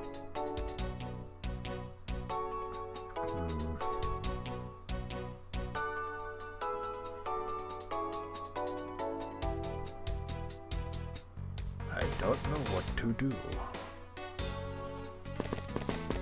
Oops.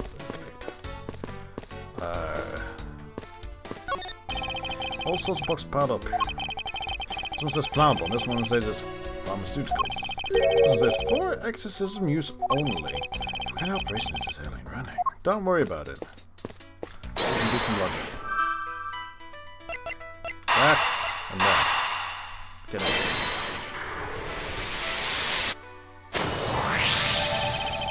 However, my stakes have document program Mazika. Oh, I know. I bet he's a big fan of Miss Von Karma, sir. Zika said that she had come to the airport as part of Interpol investigation. Oh, and Miss Hicks had heard so she got me and you followed her. Did I think it's more likely that Miss Hicks was actually Interpol agent Hicks? I think Franziska has some explaining to do. Where's that spider? You came to this airport to rendezvous with the victim, didn't you? No, answer. What are you talking about? You're lying. We found a profile detailing information about you in the victim's luggage. I suppose it prepared for him so that he could recognize you when he landed. Which makes him not Mr. Hicks, but rather Interpol Agent Hicks. Isn't that correct? I should have known you'd figured it out. But it looks like they've got him first. So you really did come here to receive an Interpol agent. Yes, Agent X was on the trail of a very large international civilian ring. Where's that spooter? It was fucking huge.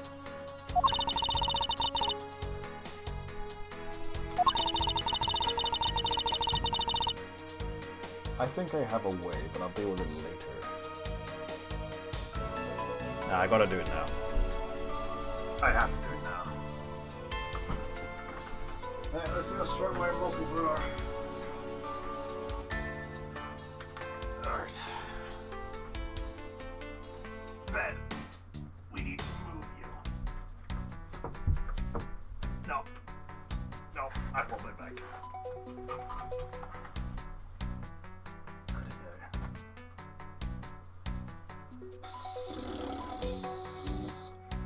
It was a fucking big thing.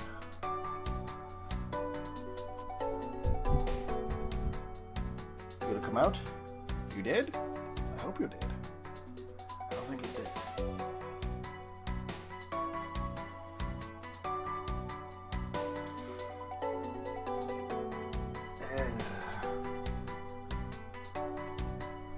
Spray something to agitate him.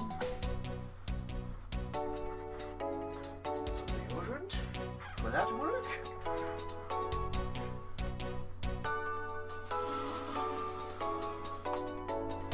Anything? Are you pissed?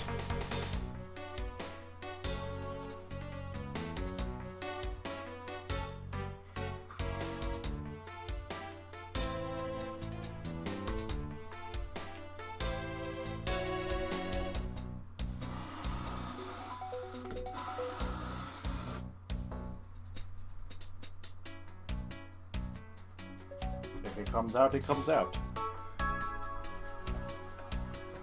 Hopefully he does, so I can murder it. Like, I don't mind. That's way too much. I don't mind having a little spider in the corner of my room every now and then. Because they kill bugs. It's when it gets to the size of my fucking palm, it has to be removed. And they catch me by fucking surprise. I expected to receive a call about his murder instead. Okay. Then we got some more info. What do you have then? You notice anything strange happening around here? No, sir. I have nothing noticed a thing. You sound so oblivious. Keeping track of many pieces of cargo must be very taxing on the cargo crew.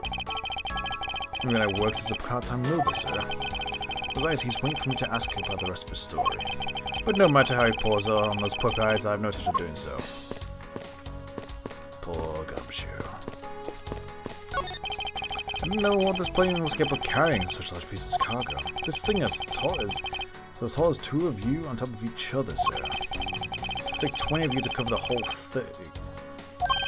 What, really? So that sounds like about right. We need to take that theory estimated seriously, detective. Ooh, I'm still pushing buttons on the elevators and crosswalk signals. Yeah. You should give it a try, sir. Go on, push it. The elevator is currently stopped on the first floor, detective. It can't move. Oh, yeah. Actually, that means that big spider's been across my whole bed. That's it. Gotta burn my bed now. Probably a keycard that makes it impossible for a passenger to come down here.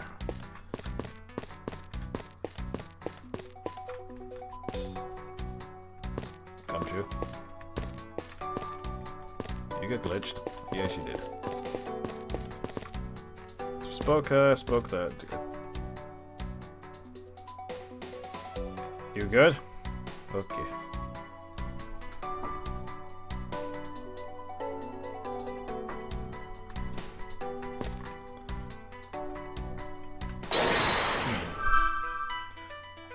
Those glass were broken, but were they broken? Yes, so it means the field to here. Big. I think we can safely conclude that these fragments circled from a pair of glasses. And the victim was wearing a pair of broken glasses. Exactly what I was thinking. I'm sure that these shards would match up perfectly with the remnants of his glasses lens. Ergo, the victim was here, just as I expected. So you're saying the real scene of the big crime was here? And I've been saying for a while now. Oh, is it? I didn't know that. Perhaps it's a bit early to draw that conclusion. However, I believe that this probability has just skyrocketed considerably. All's left is to find the murder weapon. I think we now have a pretty definitive evidence that Agent Hicks came down here to the cargo hold. But what was he doing down there, sir? There's nothing but luggage. No, there's not. Oh, I get it. Maybe he forgot something in his suitcase and came down to get it. Agent Hicks came here for a work-related reason. Of that, I'm sure. Yes, I'm sure he was investigating a smuggling operation or he was observing. Fuzzy, do you know exactly what he intended to pursue his investigation? No. Fortunately, I was going to find out from him after he landed. I see. This raises another question. A normal passenger can't access the cargo hold on their own. As he comes to have identified himself to a member of the crew and enter the cargo hold with that person who let him in. Yes. Then he was murdered here. That's fine. Out of his broken glasses are a testament to that, and then killer put engines into one spare suitcases and they entered the elevator. But while they were riding it up, the plane hit a big patch of turbulence, and because of the intense shaking, the suitcase popped open and Agent Hicks' body flew out. At the time, his wallet fell out of his pocket, spilling his contents everywhere. This explains why there was money scattered all over the elevator floor. Sweet. I gotta find that spider. It's pretty easy to say who the culprit is at this stage. What? Really, sir? I know what you're thinking, Miles Edgeworth. But the killer can only be on the misroad at Tenario. I don't think it is. I have a hunch. If it was a crew member, only one of them could have shown Agent Hicks to the cargo hold. But there's a point to keep in mind that the key card allows the elevator to come down here. There was such a high level of access to this misrun scenario. I'd say that's a pretty decided piece of information, wouldn't you? I mean, yes, but no. I know what she's trying to say, but I'm not certain it's as simple as that.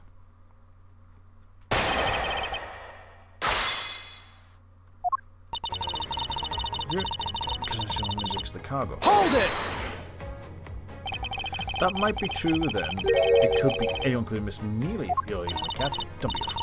Playing without a pilot in the cockpit is like a horse without a rider, crop in hand, much like Scruffy over there. Damn it. I can't disagree with him on that. Detective Gumshoe doesn't always need a guiding hand. Very well. And what about the other flights at Miss Mealy? I thought you might ask about her. But the point to keep in mind is the key card that allows the elevator to come down. Hold it! The key card was stolen from Mr. Nair. Objection!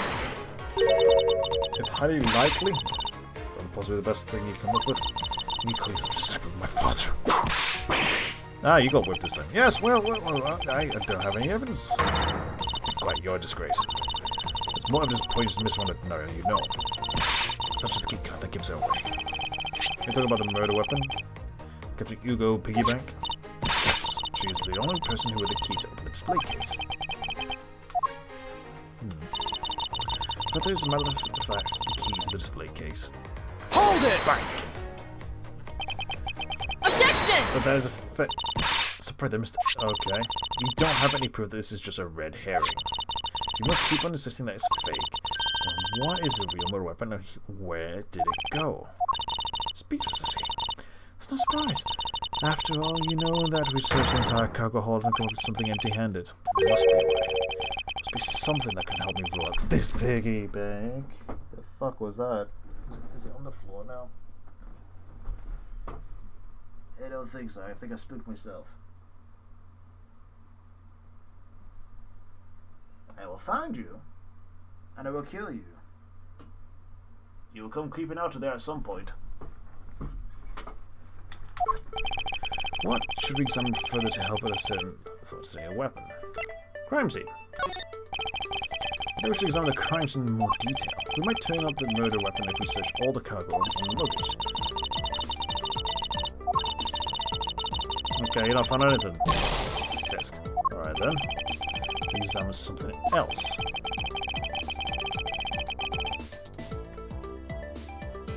Piggy bank. The body. Body's been autopsied to this piggy bank. If this is a real murder weapon, it will be damaged or perhaps have a dent in it somewhere. The book's origins already, there's no sign of anything on it. You can't discount it as a murder weapon on that fact alone, so after this, the body. Put it through the piggy bank stuff, and I must find a way. The body. I think you were too quick to jump to your conclusion. We don't even know autopsy results yet. How can I not say that you made a snap judgment when you have just yet to even see? If the wound on Agent Hicks' head is consistent with the murder weapon. Scruffy. Yes, sir. Visit the medical examiner officer at once. I wish to hear the results of Agent Hicks' autopsy. God damn.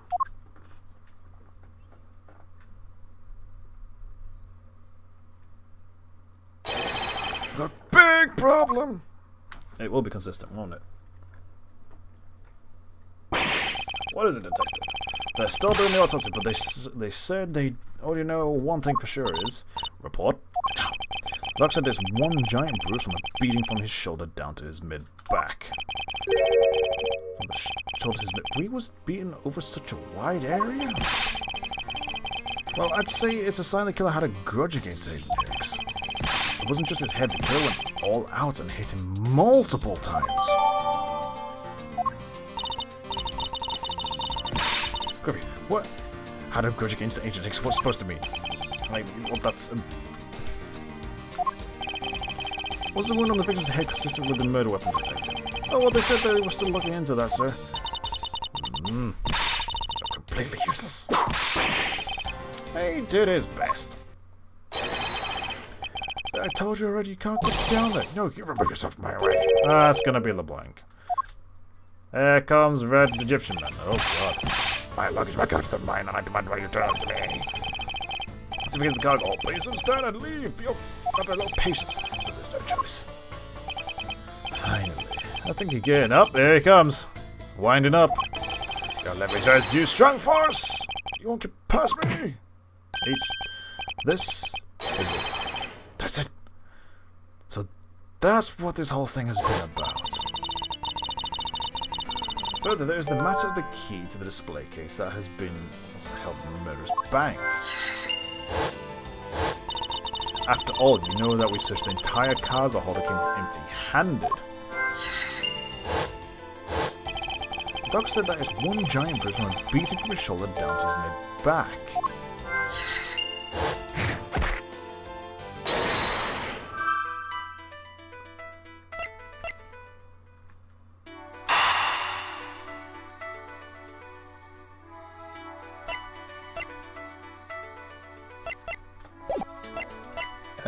That is a way for me to prove this.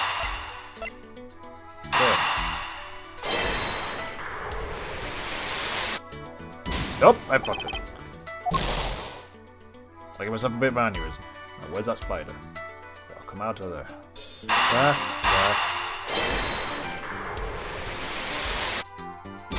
I'm being stupid, aren't I? Yeah. Those two. I'm sorry.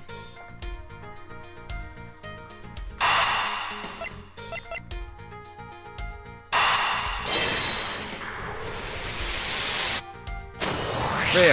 Okay. The killer struck the victim many times over, which is why there is extensive bruising over such a wide area. But is that really the correct conclusion to draw from the evidence? The bruise from his shoulder to the middle of his back is one consistent mark, which is more suggestive of a single blow to the back. If that's the case, then the piggy bank is much too small to have caused that. Therefore, the murder must be something far bigger.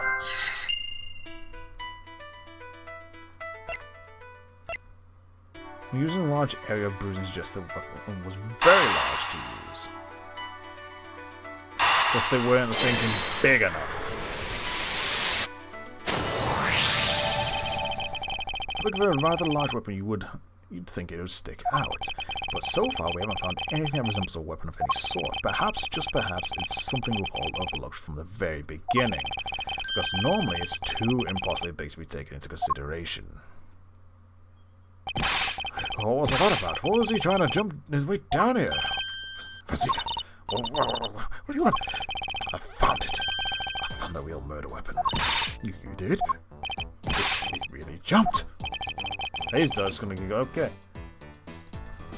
Spider, you shown yourself yet? You ready to get squished? Probably not.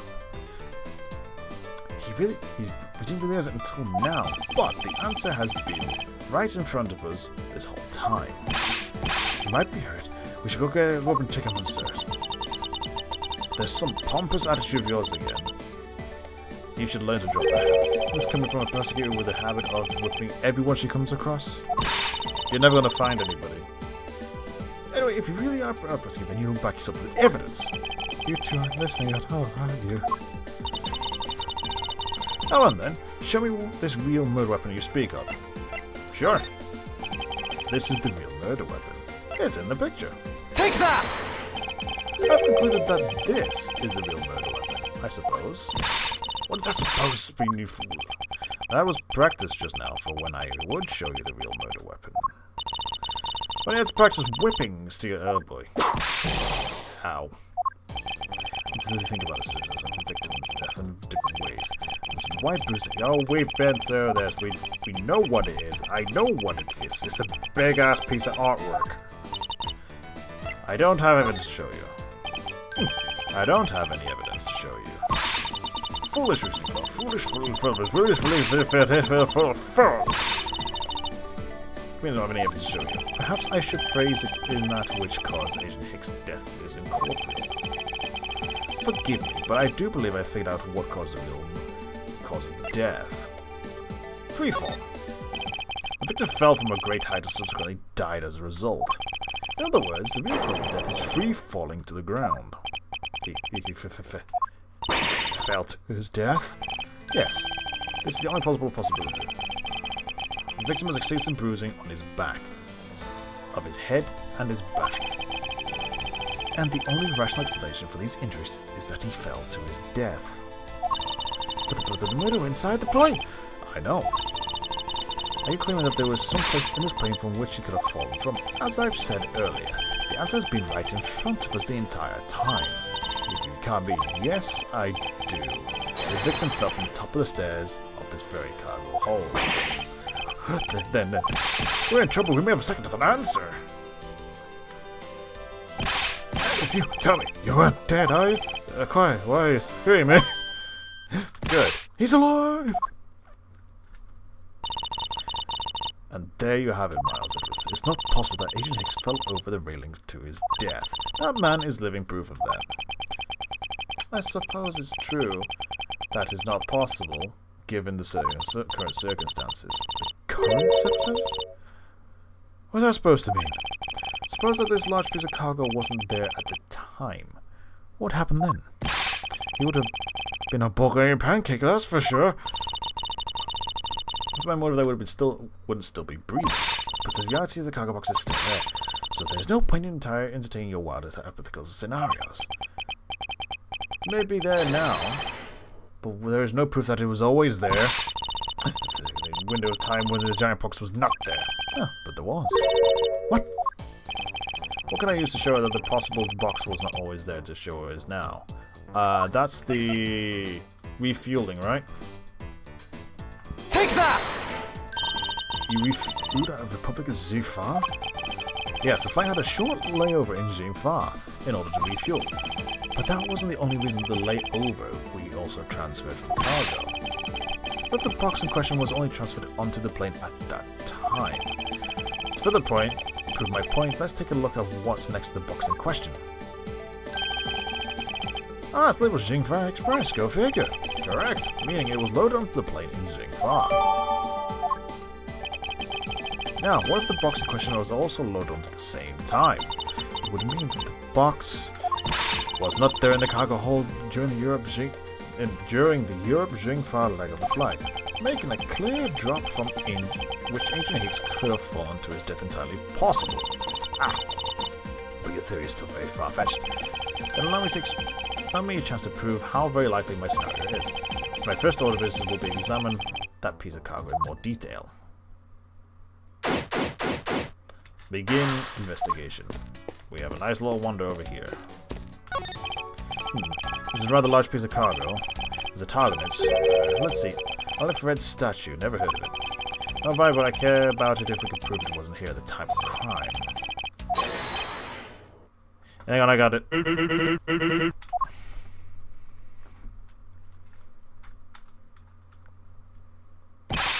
Oh, yeah, dude, I'll go touch my position without my permission.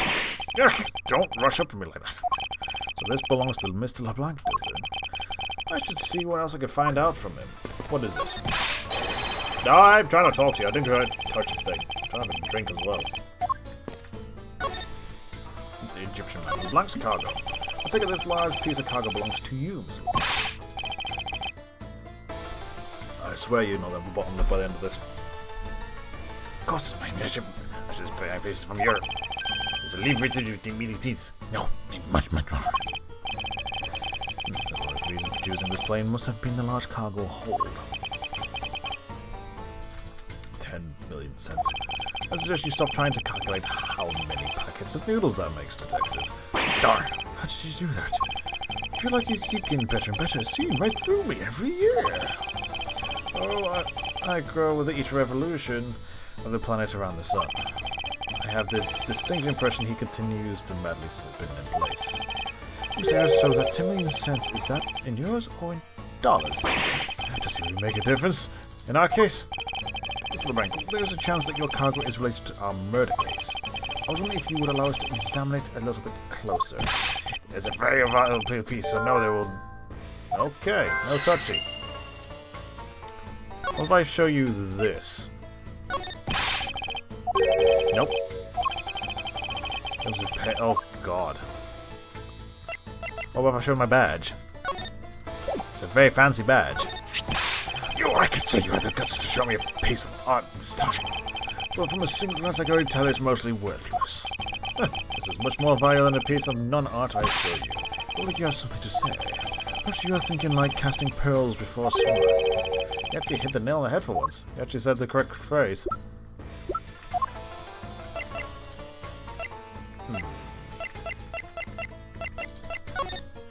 So, if we talk to you about this? Nope. What if I go to deduce shit? Smuggling value piece of art. These two.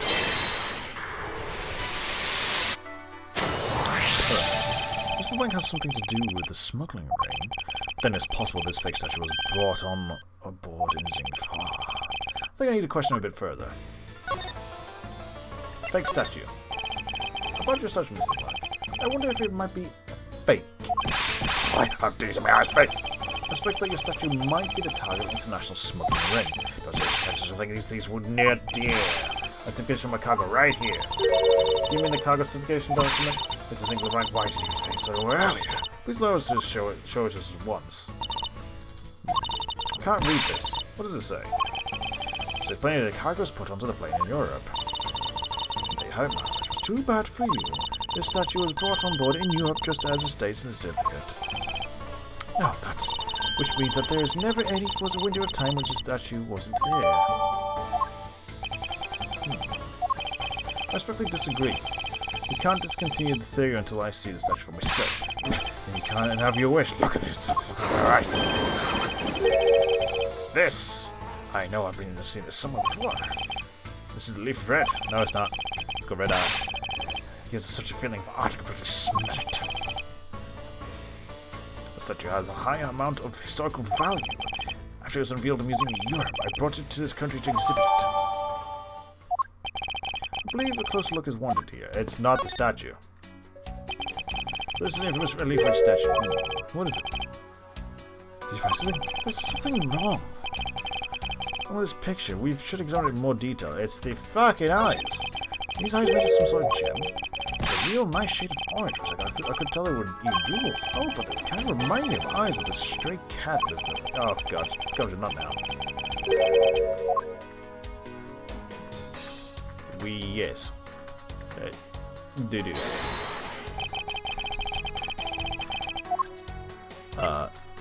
Done. It also looks different, too.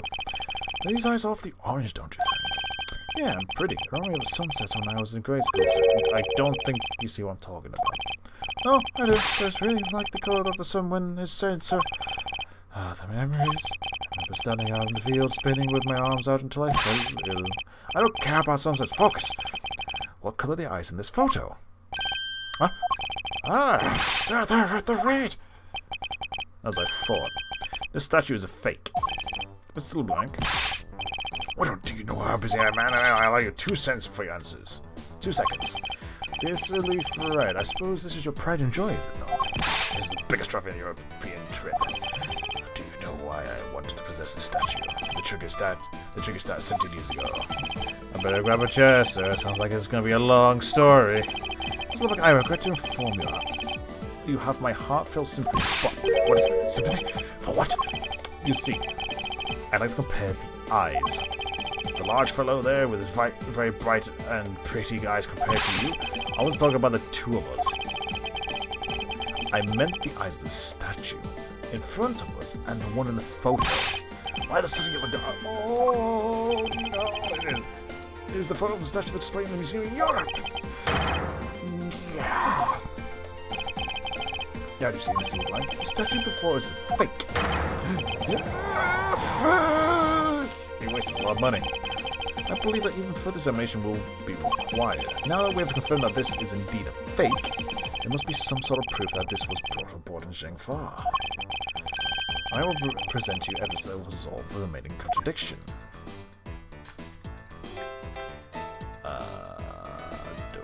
I do. Okay, I deduce.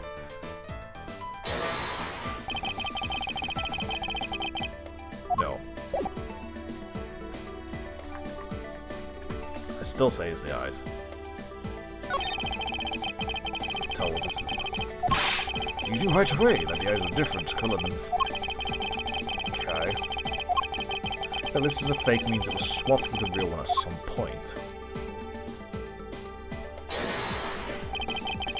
In this spot, somehow connected the images I hold. I forgot what I was supposed to do.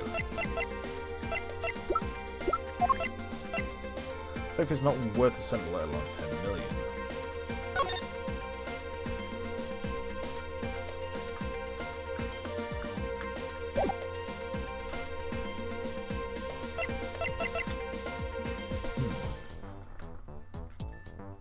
I don't have much life. I gotta figure this out.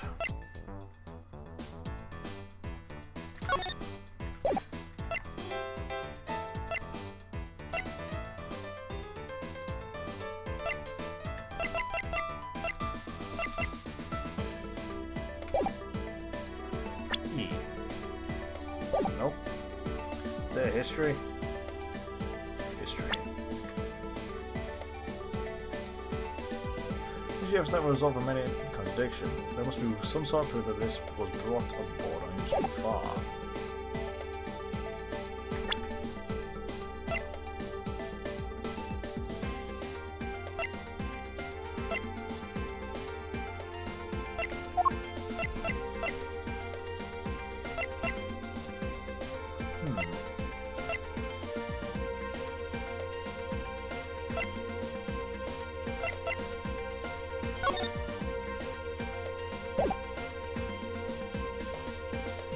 If it was the first thing to get put on, it would have been at the front.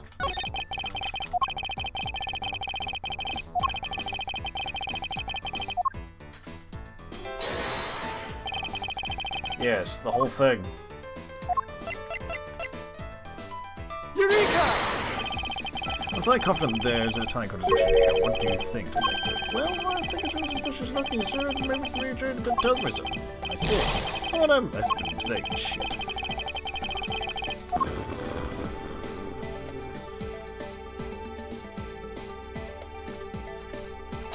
I have to select that whole thing.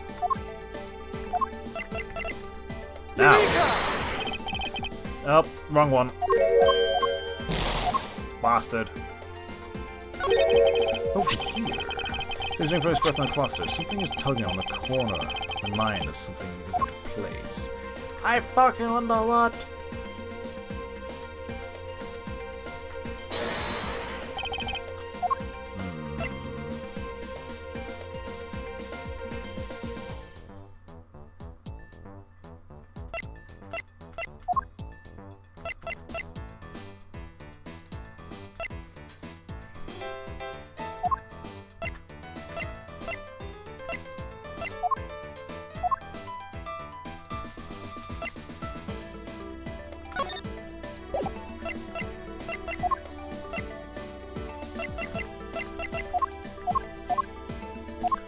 What am I supposed to put on?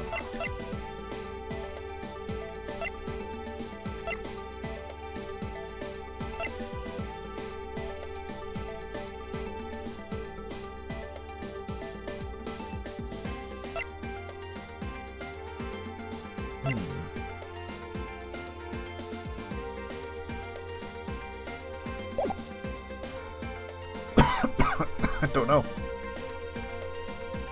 Legit don't know.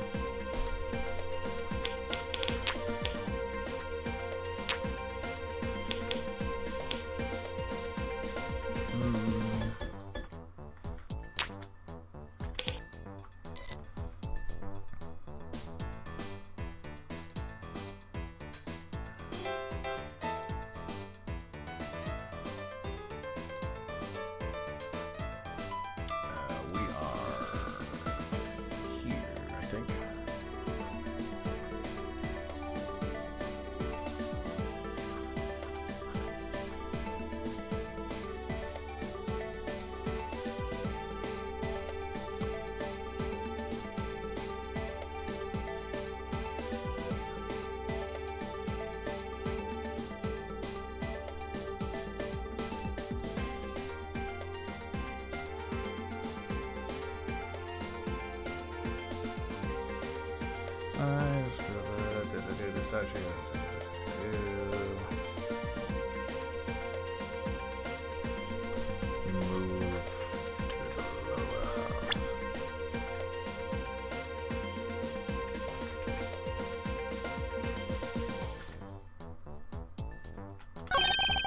There we go.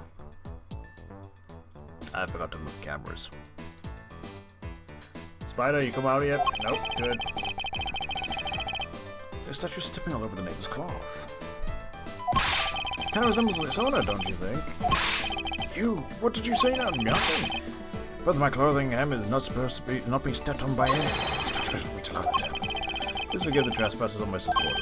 Why should I forgive the dress passes? Unless it is an expensive dress, you keep it. Okay.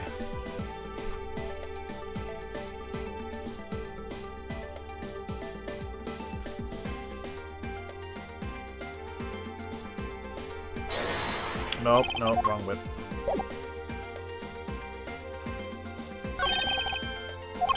Been through it, I need to do deduce.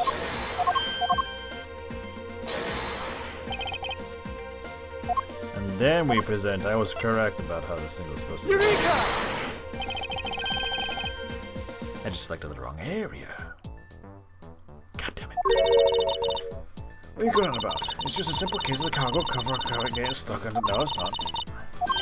Oh, that's not possible. But it is. It shouldn't be this way, but the statue is on top of the cloth. Supposing that this neighboring piece of cargo was brought aboard and far. There's no way there's any part of it should wind up under something in Europe, which means that the fake statue was smuggled on board in Jingfar. But what about the cargo certificate? Let me ask in return, what about Agent Hicks? Why did he come down here in the middle of the flight? There's only one reason to secure proof of smuggling activity on board this flight.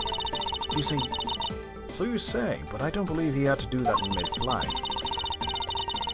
He could have just easily accepted that all the cargo after the plane landed. That may be true, however, you have it backwards.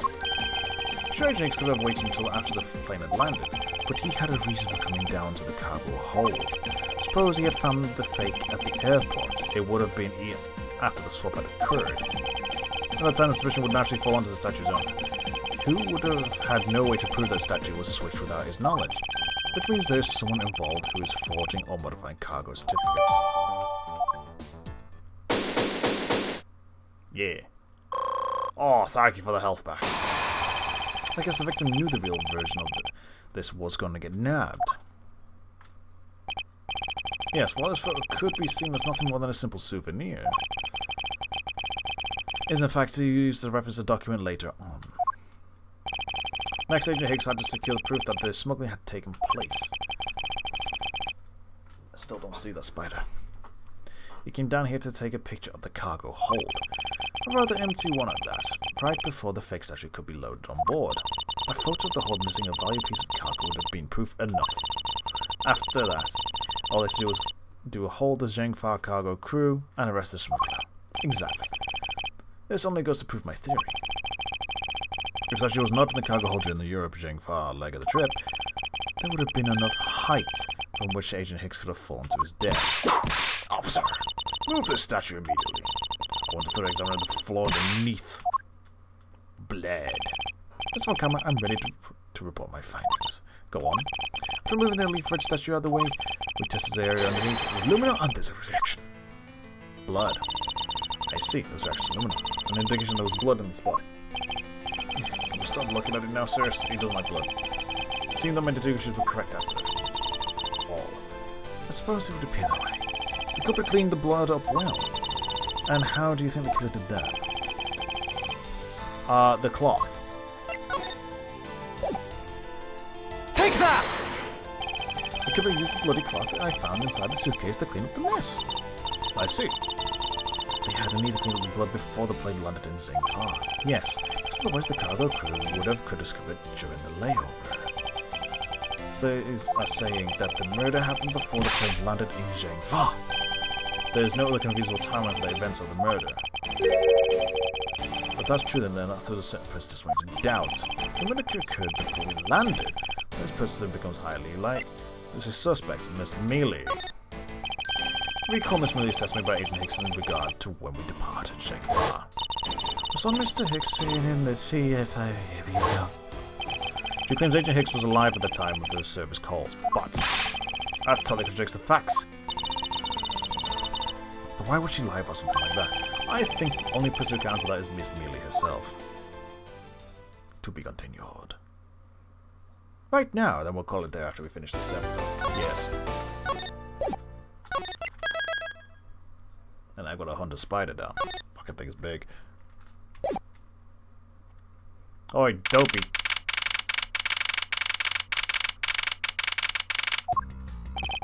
Miss Mealy.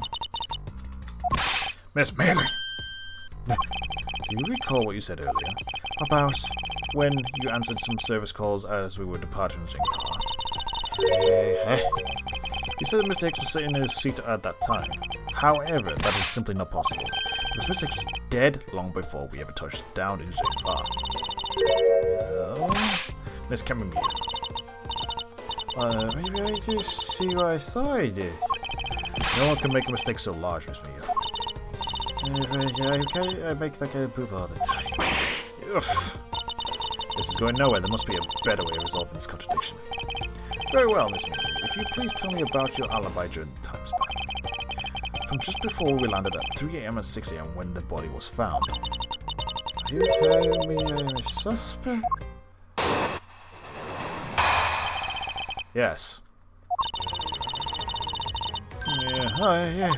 From 3 to 4 I was in the flight 10 to 3, playing my love thumb. She's asleep again.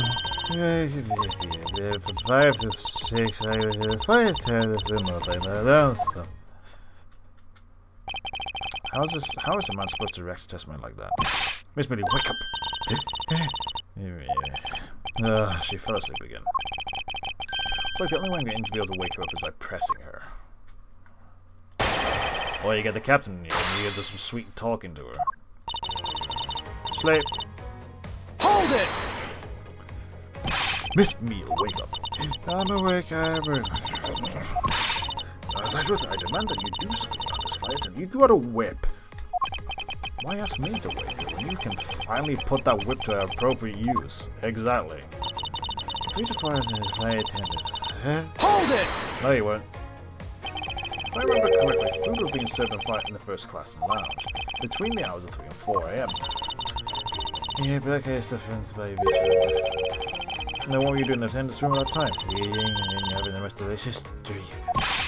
You mean you were neglecting your duties? No way, it's in part of jobs too, you know. Hold it! Miss Beale, how many times have I repeat myself? Wake up! Yeah, Oh, there it is. Oh, wrong person. What did you with me for? What did I miss? Poor detective being on the receiving end of a lash is in your stead. Hey, sorry about that. You can make amends by that for continuing with your testimony. 5-6 in the flight room, but it Hold it! So you were alone the entire time, were you? Yeah, all you popped head in to say hi. I think I found a contradiction just popped into mine. What should I do? Yes. There's a clear contradiction but in your testimony. Wait, it's not possible that you were alone in the attendance room the whole time of 5 to 6. Because a certain person bought something. Take that! I wonder if you would be so kind to take a look at this receipt, Miss Me. Everything? For what? For that suitcase Mr. Nerio bought. If you may direct your attention to the timestamp, as you can see, it clearly says 5:40 a.m. Mr. Nerio. Yes? It's a killer here. I thought you had hooked up by now. I request that she be present as a witness so that we may straighten out your complex lie. Now, Mr. Nerio, between the hours of 5 and 6 a.m., you took a trip from first class down to the first floor in-flight shop, correct? Yes, I went to buy a shop suitcase. After which I went straight to the attendance room and to drop it off. And did you see Miss Meal at that time? No. So Miss Meal, where were you really between 5 and 6?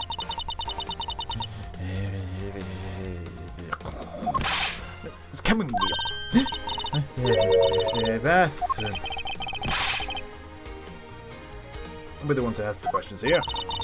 Maybe that's it. That's what we just missed it. That's nature calls, you know? You tell me for a fool, so the too mean to be true. But it's the truth, because it's my height. I have no conclusive proof to counter-argue at this point. You don't believe me, do you? Please! Give me a chance and hear me out. He's getting less dopey. Reasonable suspicion. Look, I know you suspect me because I'm the one of the crew. But you're thinking that maybe you should also suspect Miss Ronda, too. She's one in charge of the geek garden. So, if you ask me, that makes it, I say, a bit suspicious. Please, Mr. Nye, out of the conversation. Only you are under suspicion for now. I don't get why you're very missing all of a sudden. Now I get maybe you got your eye on Miss Ronda. Of course I'm keeping an eye on her. Can't very well let her escape, can I? Never mind. But you know, and I know something. And I actually kind of lie. I have absolutely no interest in people you can appreciate my sense of design. She likes the pilot. Now's not the time for this sort of talk.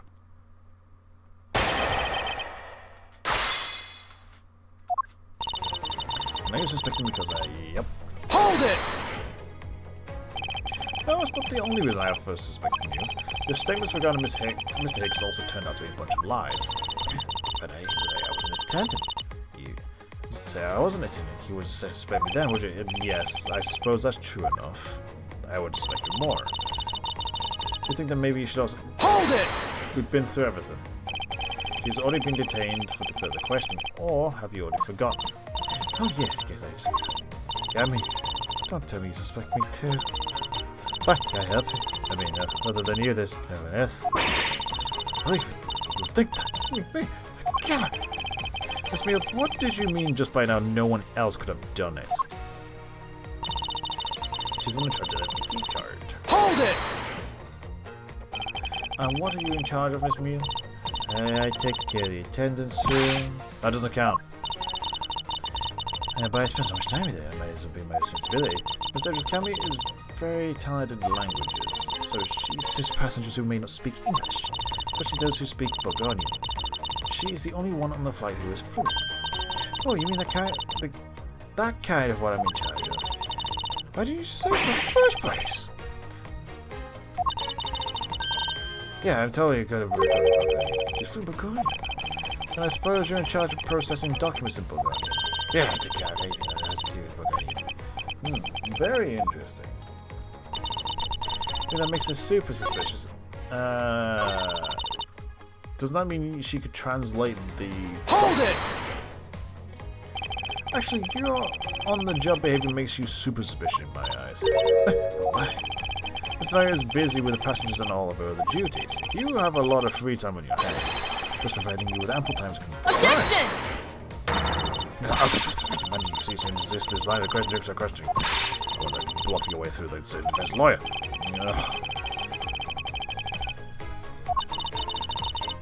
That's not true, though, trying to attend it through and Bulgarian stuff, so if I send you this... Objection! So you're the only one in this flight crew that speaks Bulgarian. Is that correct? Yeah, I guess so. I still get brought in Bulgaria for... God, you're stuff tired. I guess you work shifts. I guess the signature on this document belongs to you, doesn't it? This is a falsified piece of documentation with only one purpose: to lead anyone who read it to believe that Mr. Luback's statue was loaded in Europe. The only person who could have either prepared or processed it on his Bulgarian is you, Miss Mead. Without your participation, the smuggling of the olive red could not have occurred. Don't sleep while I'm pointing my finger at you. Oh no. Oh, I wouldn't dream for her sleeping even my address, so she was never she was blowing bubbles. This is like as you say. You confess to have participated in the smuggling. No, far from it. It's true that I was the one who signed off the document, but you can't use that fact alone to make your allegation of smuggling stick. There's no direct correlation after all. That's a big bubble. All I have is my signature on a piece of paper. Really? All you did was sign it? I neglected to check if the cargo had been loaded onto the plane properly. So sorry about that. Seems like she's finally woken up. This is going to be a one tough fight. Suppose, and this is just a superstition, even if I was involved with the smuggling, you can't throw the charge of murder on me just like that. Objection! If you were involved with the smuggling, you would have a strong motive to kill. Agent Hicks was the one in the middle of investigation regarding a smuggling ring. And just when he was about to close in, he was killed by a member of that ring. Did you ever stop to think that maybe, what is the smuggling ring member? After all, like me, Runner has access to many things on this plane for work purposes. Hey, that's not a weapon. So perhaps there is some element of a setup at play in this case. What are you talking about? Oh, she's getting all fucking manly. Don't worry, I wasn't talking about you, I meant the killer. First, it was myself, and now Miss Tenario, who is under the microscope. Seems to me that our killer is going to great lengths to pin this crime on anyone they can. You have no proof that Runda is being set up, or that she isn't. Actually, I believe she was indeed the intended target from the very beginning. I believe that the plan was to push all the blame for the crime to her. And this helps to prove my suspicions. This proves the killer was out to frame this scenario from the very beginning. This is the actual thing.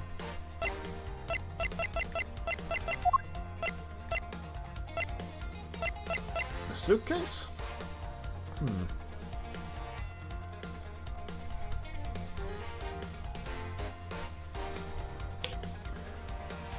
trying to think.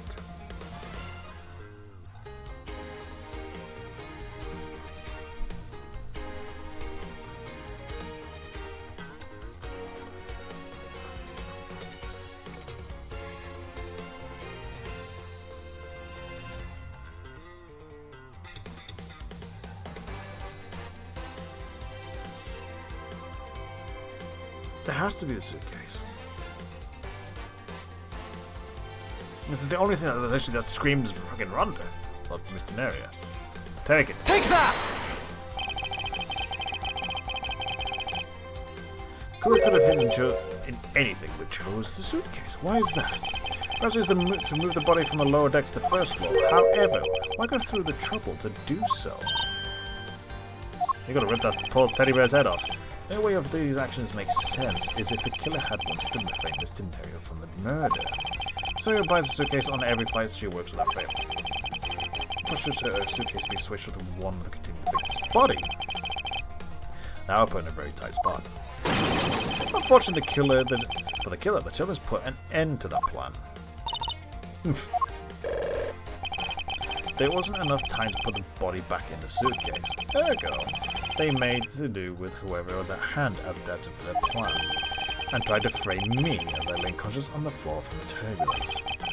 The killer then went to hide the suitcase in the in-flight shop, and brought the piggy bank to the elevator in order to fabricate a false weapon. A lot of work, so for a fruitless endeavor, wouldn't you agree? Sounds like the killer had a tough time too, huh? Why did the killer need to frame someone that badly anyway? That is because of the special circumstances surrounding this particular case. It's circumstances to get into for the killer to frame somebody.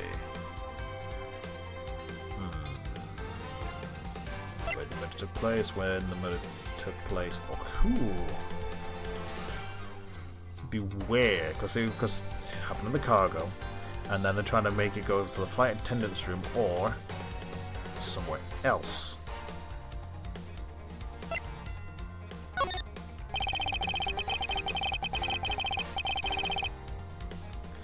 It's the special circumstance. Oh, I clicked so. No matter which country's customs is quite strict in this day and age. So no matter what you do, the chances that the body will be found is very high. Therefore, there was no choice but to frame either Mr. or myself. In other words, the only one who fits within the boundaries of the criminal movements is not Mr. or myself, but you, Miss Kelly. Only you and you alone could be the killer. Yes. Oh, she's going to sleep again. Are you done already? I was about to fall asleep again. Anyway, let's be honest here. You don't have anything on me other than a whole lot of circumstantial evidence.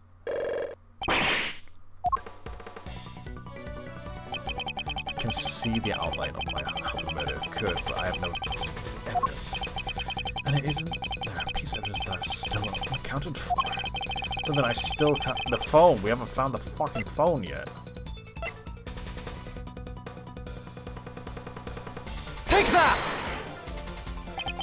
I don't have any actual evidence. I thought, but that's because they went missing, and it still is. Yes, what do you mean by that? In the complex puzzle that is the case, there was one piece I kept getting stuck on, and that is the victim's cell phone. Fancy scanner. You were waiting on the airport for a phone call from Agent Hick's cell phone, right? Or at least that's what you told me. That's right. Agent Hick's cell phone could not be found at the crime scene. The killer took the phone with them. Precisely. I suspect that if we were to find that phone, it would lead us to the killer. Come on, get serious. If the victim fell to his death from their height, wouldn't his phone break as well? We won't know that until we try a little experiment, will we? See, I'd like you to ask you for your assistance. You know the victim's phone number, do you not? Of course I do. Can you ring it?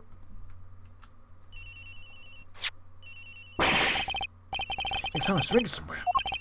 I heard it, Detective. Now, where's it coming from?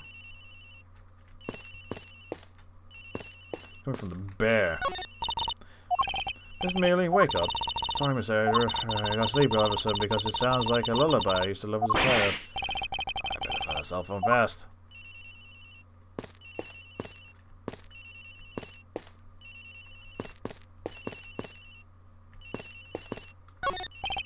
We determined that the real crime scene is here. Also to catch the killer.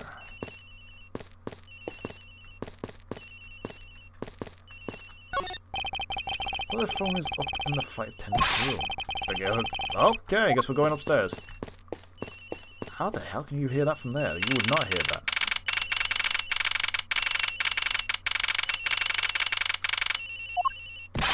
The ring is coming from somewhere in here, sir. No shit, Sherlock. Leave no stone unturned. The detective comes through. We must find it.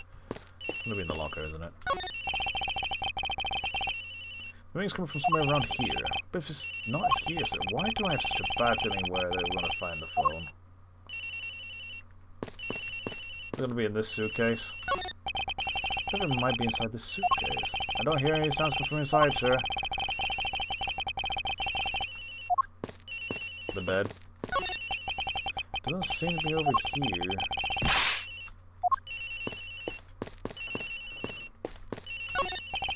The ring's coming from in here, sir. What? No, it can't be. It's gotta be the victim's cell phone. Whose locker is this? Stupid Tenarios. It's Miss Tenarios.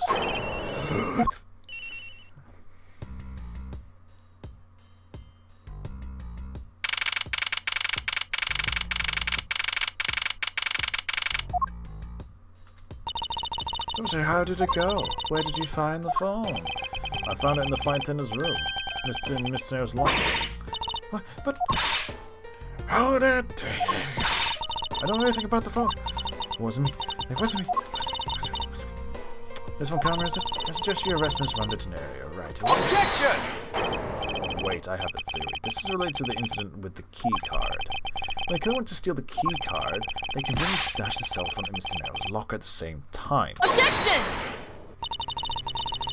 It's clear, alright? In the same way that we have zero proof that the killer did just that. The only voice that sings the truth is evidence. That is the one bird we cannot ignore. What should I do? Franzica's right. I can't offer baseless conjectures at this point. Why then, why did the culprit take the cell phone from Agent Hicks? It must have something very incriminating on it or in it. Hold it! What now? It's not over yet. We have yet to figure out why the killer took the phone. What? Inside this phone lies the final piece of incriminating evidence. That will point us to our killer. We need to examine the phone in more detail. Let's smash for sure. The LCD is broken. Without the screen, you can't even place a call with this. We've got the camera. Ah! Camera lens. Come to think of it, I wonder. I think it was Agent Hicks' plan to preserve the crime scene after smuggling. I need you to confirm something. This cell phone, can it take pictures?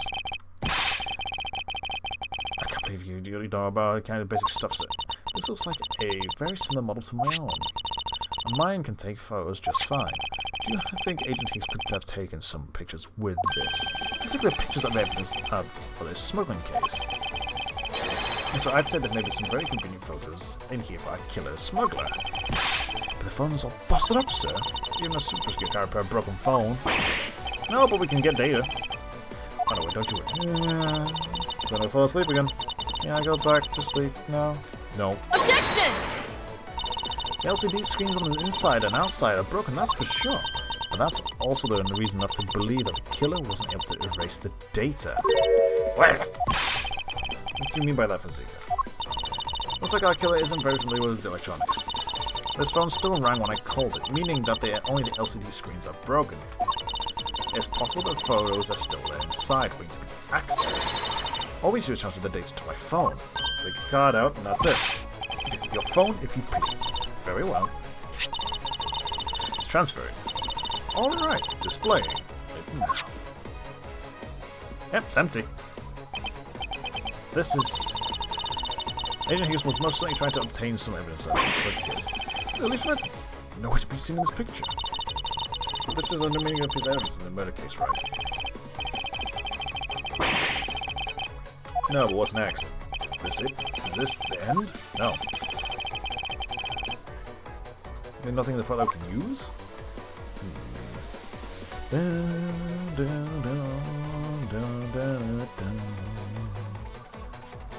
What about this? So these highlighted. That's obviously Bulgarian.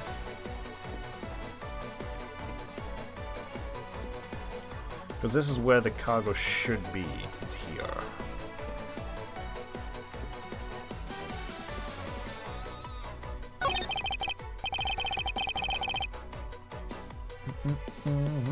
Box of Bishi's a cargo holder. There's nothing in the product in particular, but I can't shake the feeling.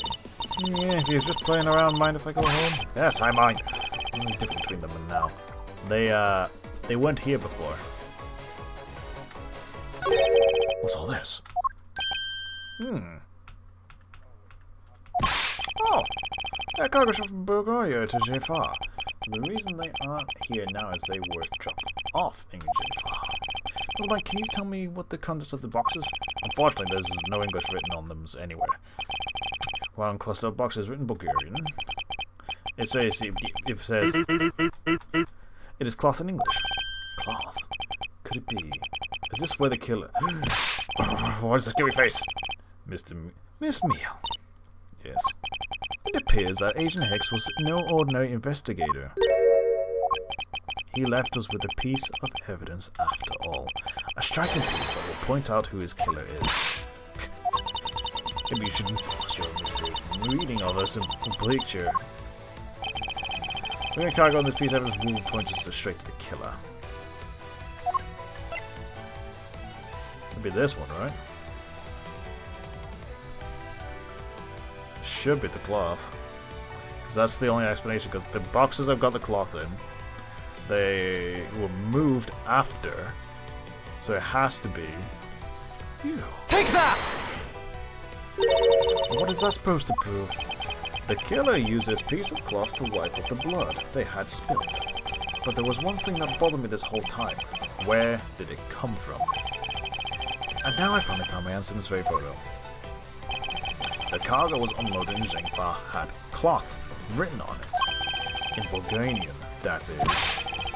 And this is where the killer grabbed a piece from to clean up blood with. Ah, she realized, that's right. The killer was someone who could read and understand Bulgarian.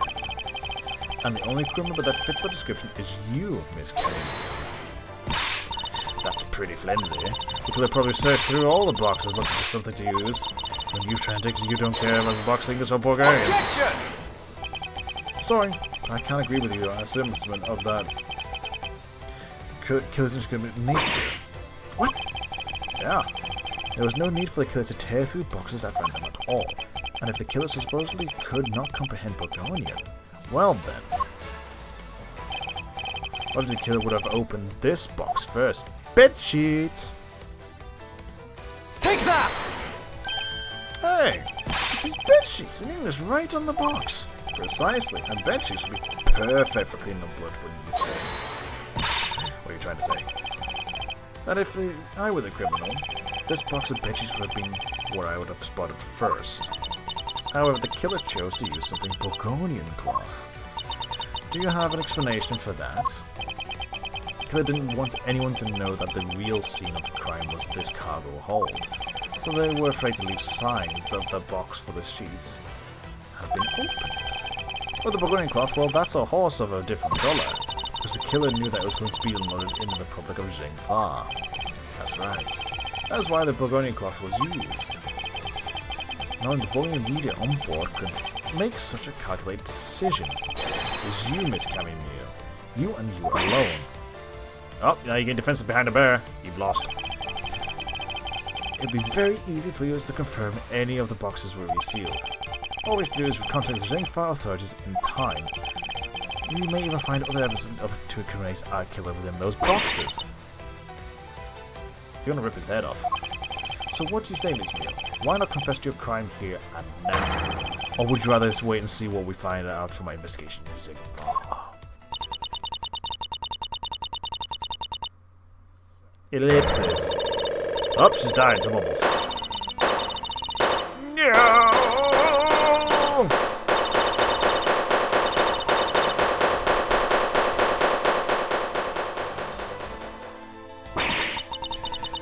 He was Interpol, I couldn't stop it. I brought him here, he started taking pictures. I couldn't be found out. I was scared. I was in trouble. Oh, you pushed him. You pushed him off and he died. And now you've been found out. Seems like you lost either way, but I get more. March 12th. We finished making all the arrangements to take the suspect in, sir. Very good, detective. What about the smuggling route? Did she say anything about that? We're taking her down to the precinct now. Hopefully we can get more out of her there. Whenever we even approached the topic, she just started foaming at the mouth. It was scary. She probably wasn't prepared to commit a murder at all. All of a sudden, One thing is for sure, the ring behind this whole mess means serious business. It looks like there is a lot more to this case than meets the eye. Hello again. Mr. Edgeworth? Yes? I just want to say how much I appreciate everything you did. Thank you very much. It was nothing. In fact, I should be one thanking you for your cooperation. But I might even be here right now. Instead, I can continue to slip our passages as if I intended. I make a lot of fucking money. I hope that will... Please take this as a token of my appreciation. That's... Yep, I see. You don't have to take it if you don't want it. Yeah. I would never turn down a lady's generous offer. Oh, thank you. I'm sure it will serve you well. Remember, we here at Go You Airlines are always ready to serve you, Mr. Edgeworth. Thank you. I keep that in mind. I must bid you farewell. That spider. May all of your skies be blue no matter where you go. Still a weird hairdo. I can believe we wound up risking the whole day, sir. Boy, was it fun. Think for yourself, my day was filled with earthquakes, elevators, and false charges. By the way, where's Francisca? Oh, she's filling out some custom paperwork for her departure. Departure? Yeah, Miss McConnell's always really busy, sir. She's been flying from country to country to chase down some leads regarding her case. Detective, can you cancel the car I had you reserve earlier? You got it. We're gonna go have a chat with somebody. Ah, London's still cancelled. Go figure. You. Francisca. I thought I told you when you first said I have no time for idle chatter. I have no intention of wasting your time. However, it's been a while since we last met. I have no time for such familiar reminiscences. Just who do you think I am? You are Francisca von Kammer, very proud of you, deserving of much respect. I keep seeing something move. Until only a little while ago, I was but a wretch mutt who was always losing too. A dazzling period, living her life on the name and fame of his father built. True, your father Manfred Krankham didn't lose a single case for 40 years as persecutor. However, I want to say he was invincible. What are you talking about? You know well.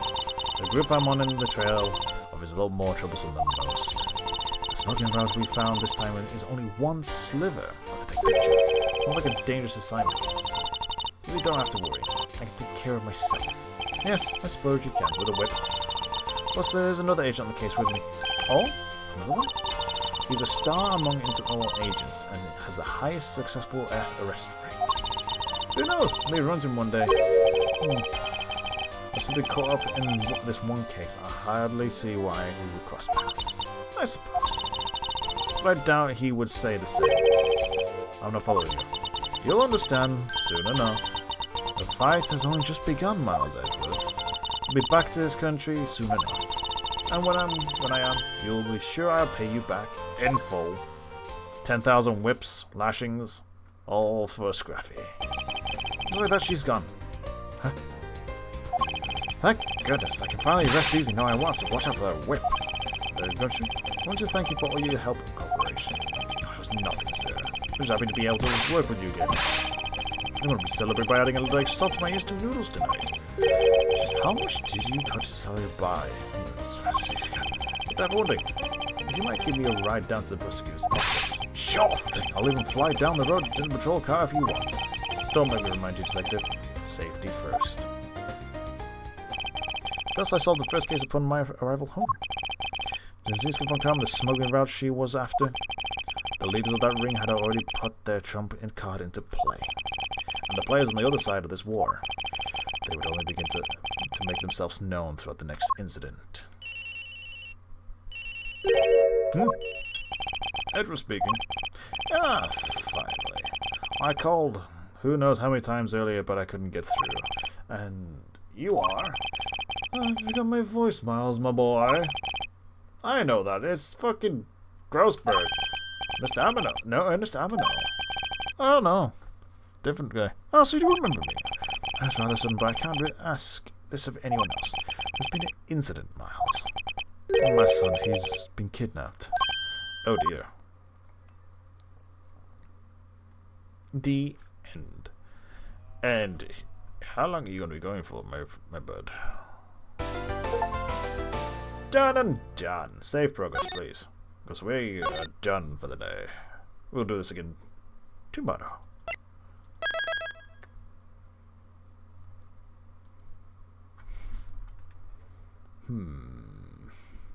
Let's go raid my buddy. Slash raid. Biff. Do. Let's go over here. My buddy is currently playing still Dragon Quest Monsters, one of his favorite games. Let's go cause some carnage in this thing. See you in there. Give up on Auto Cadabra then.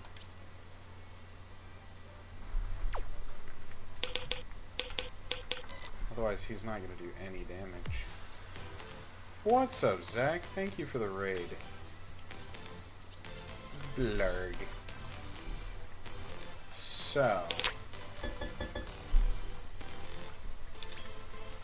Bombshell, I take.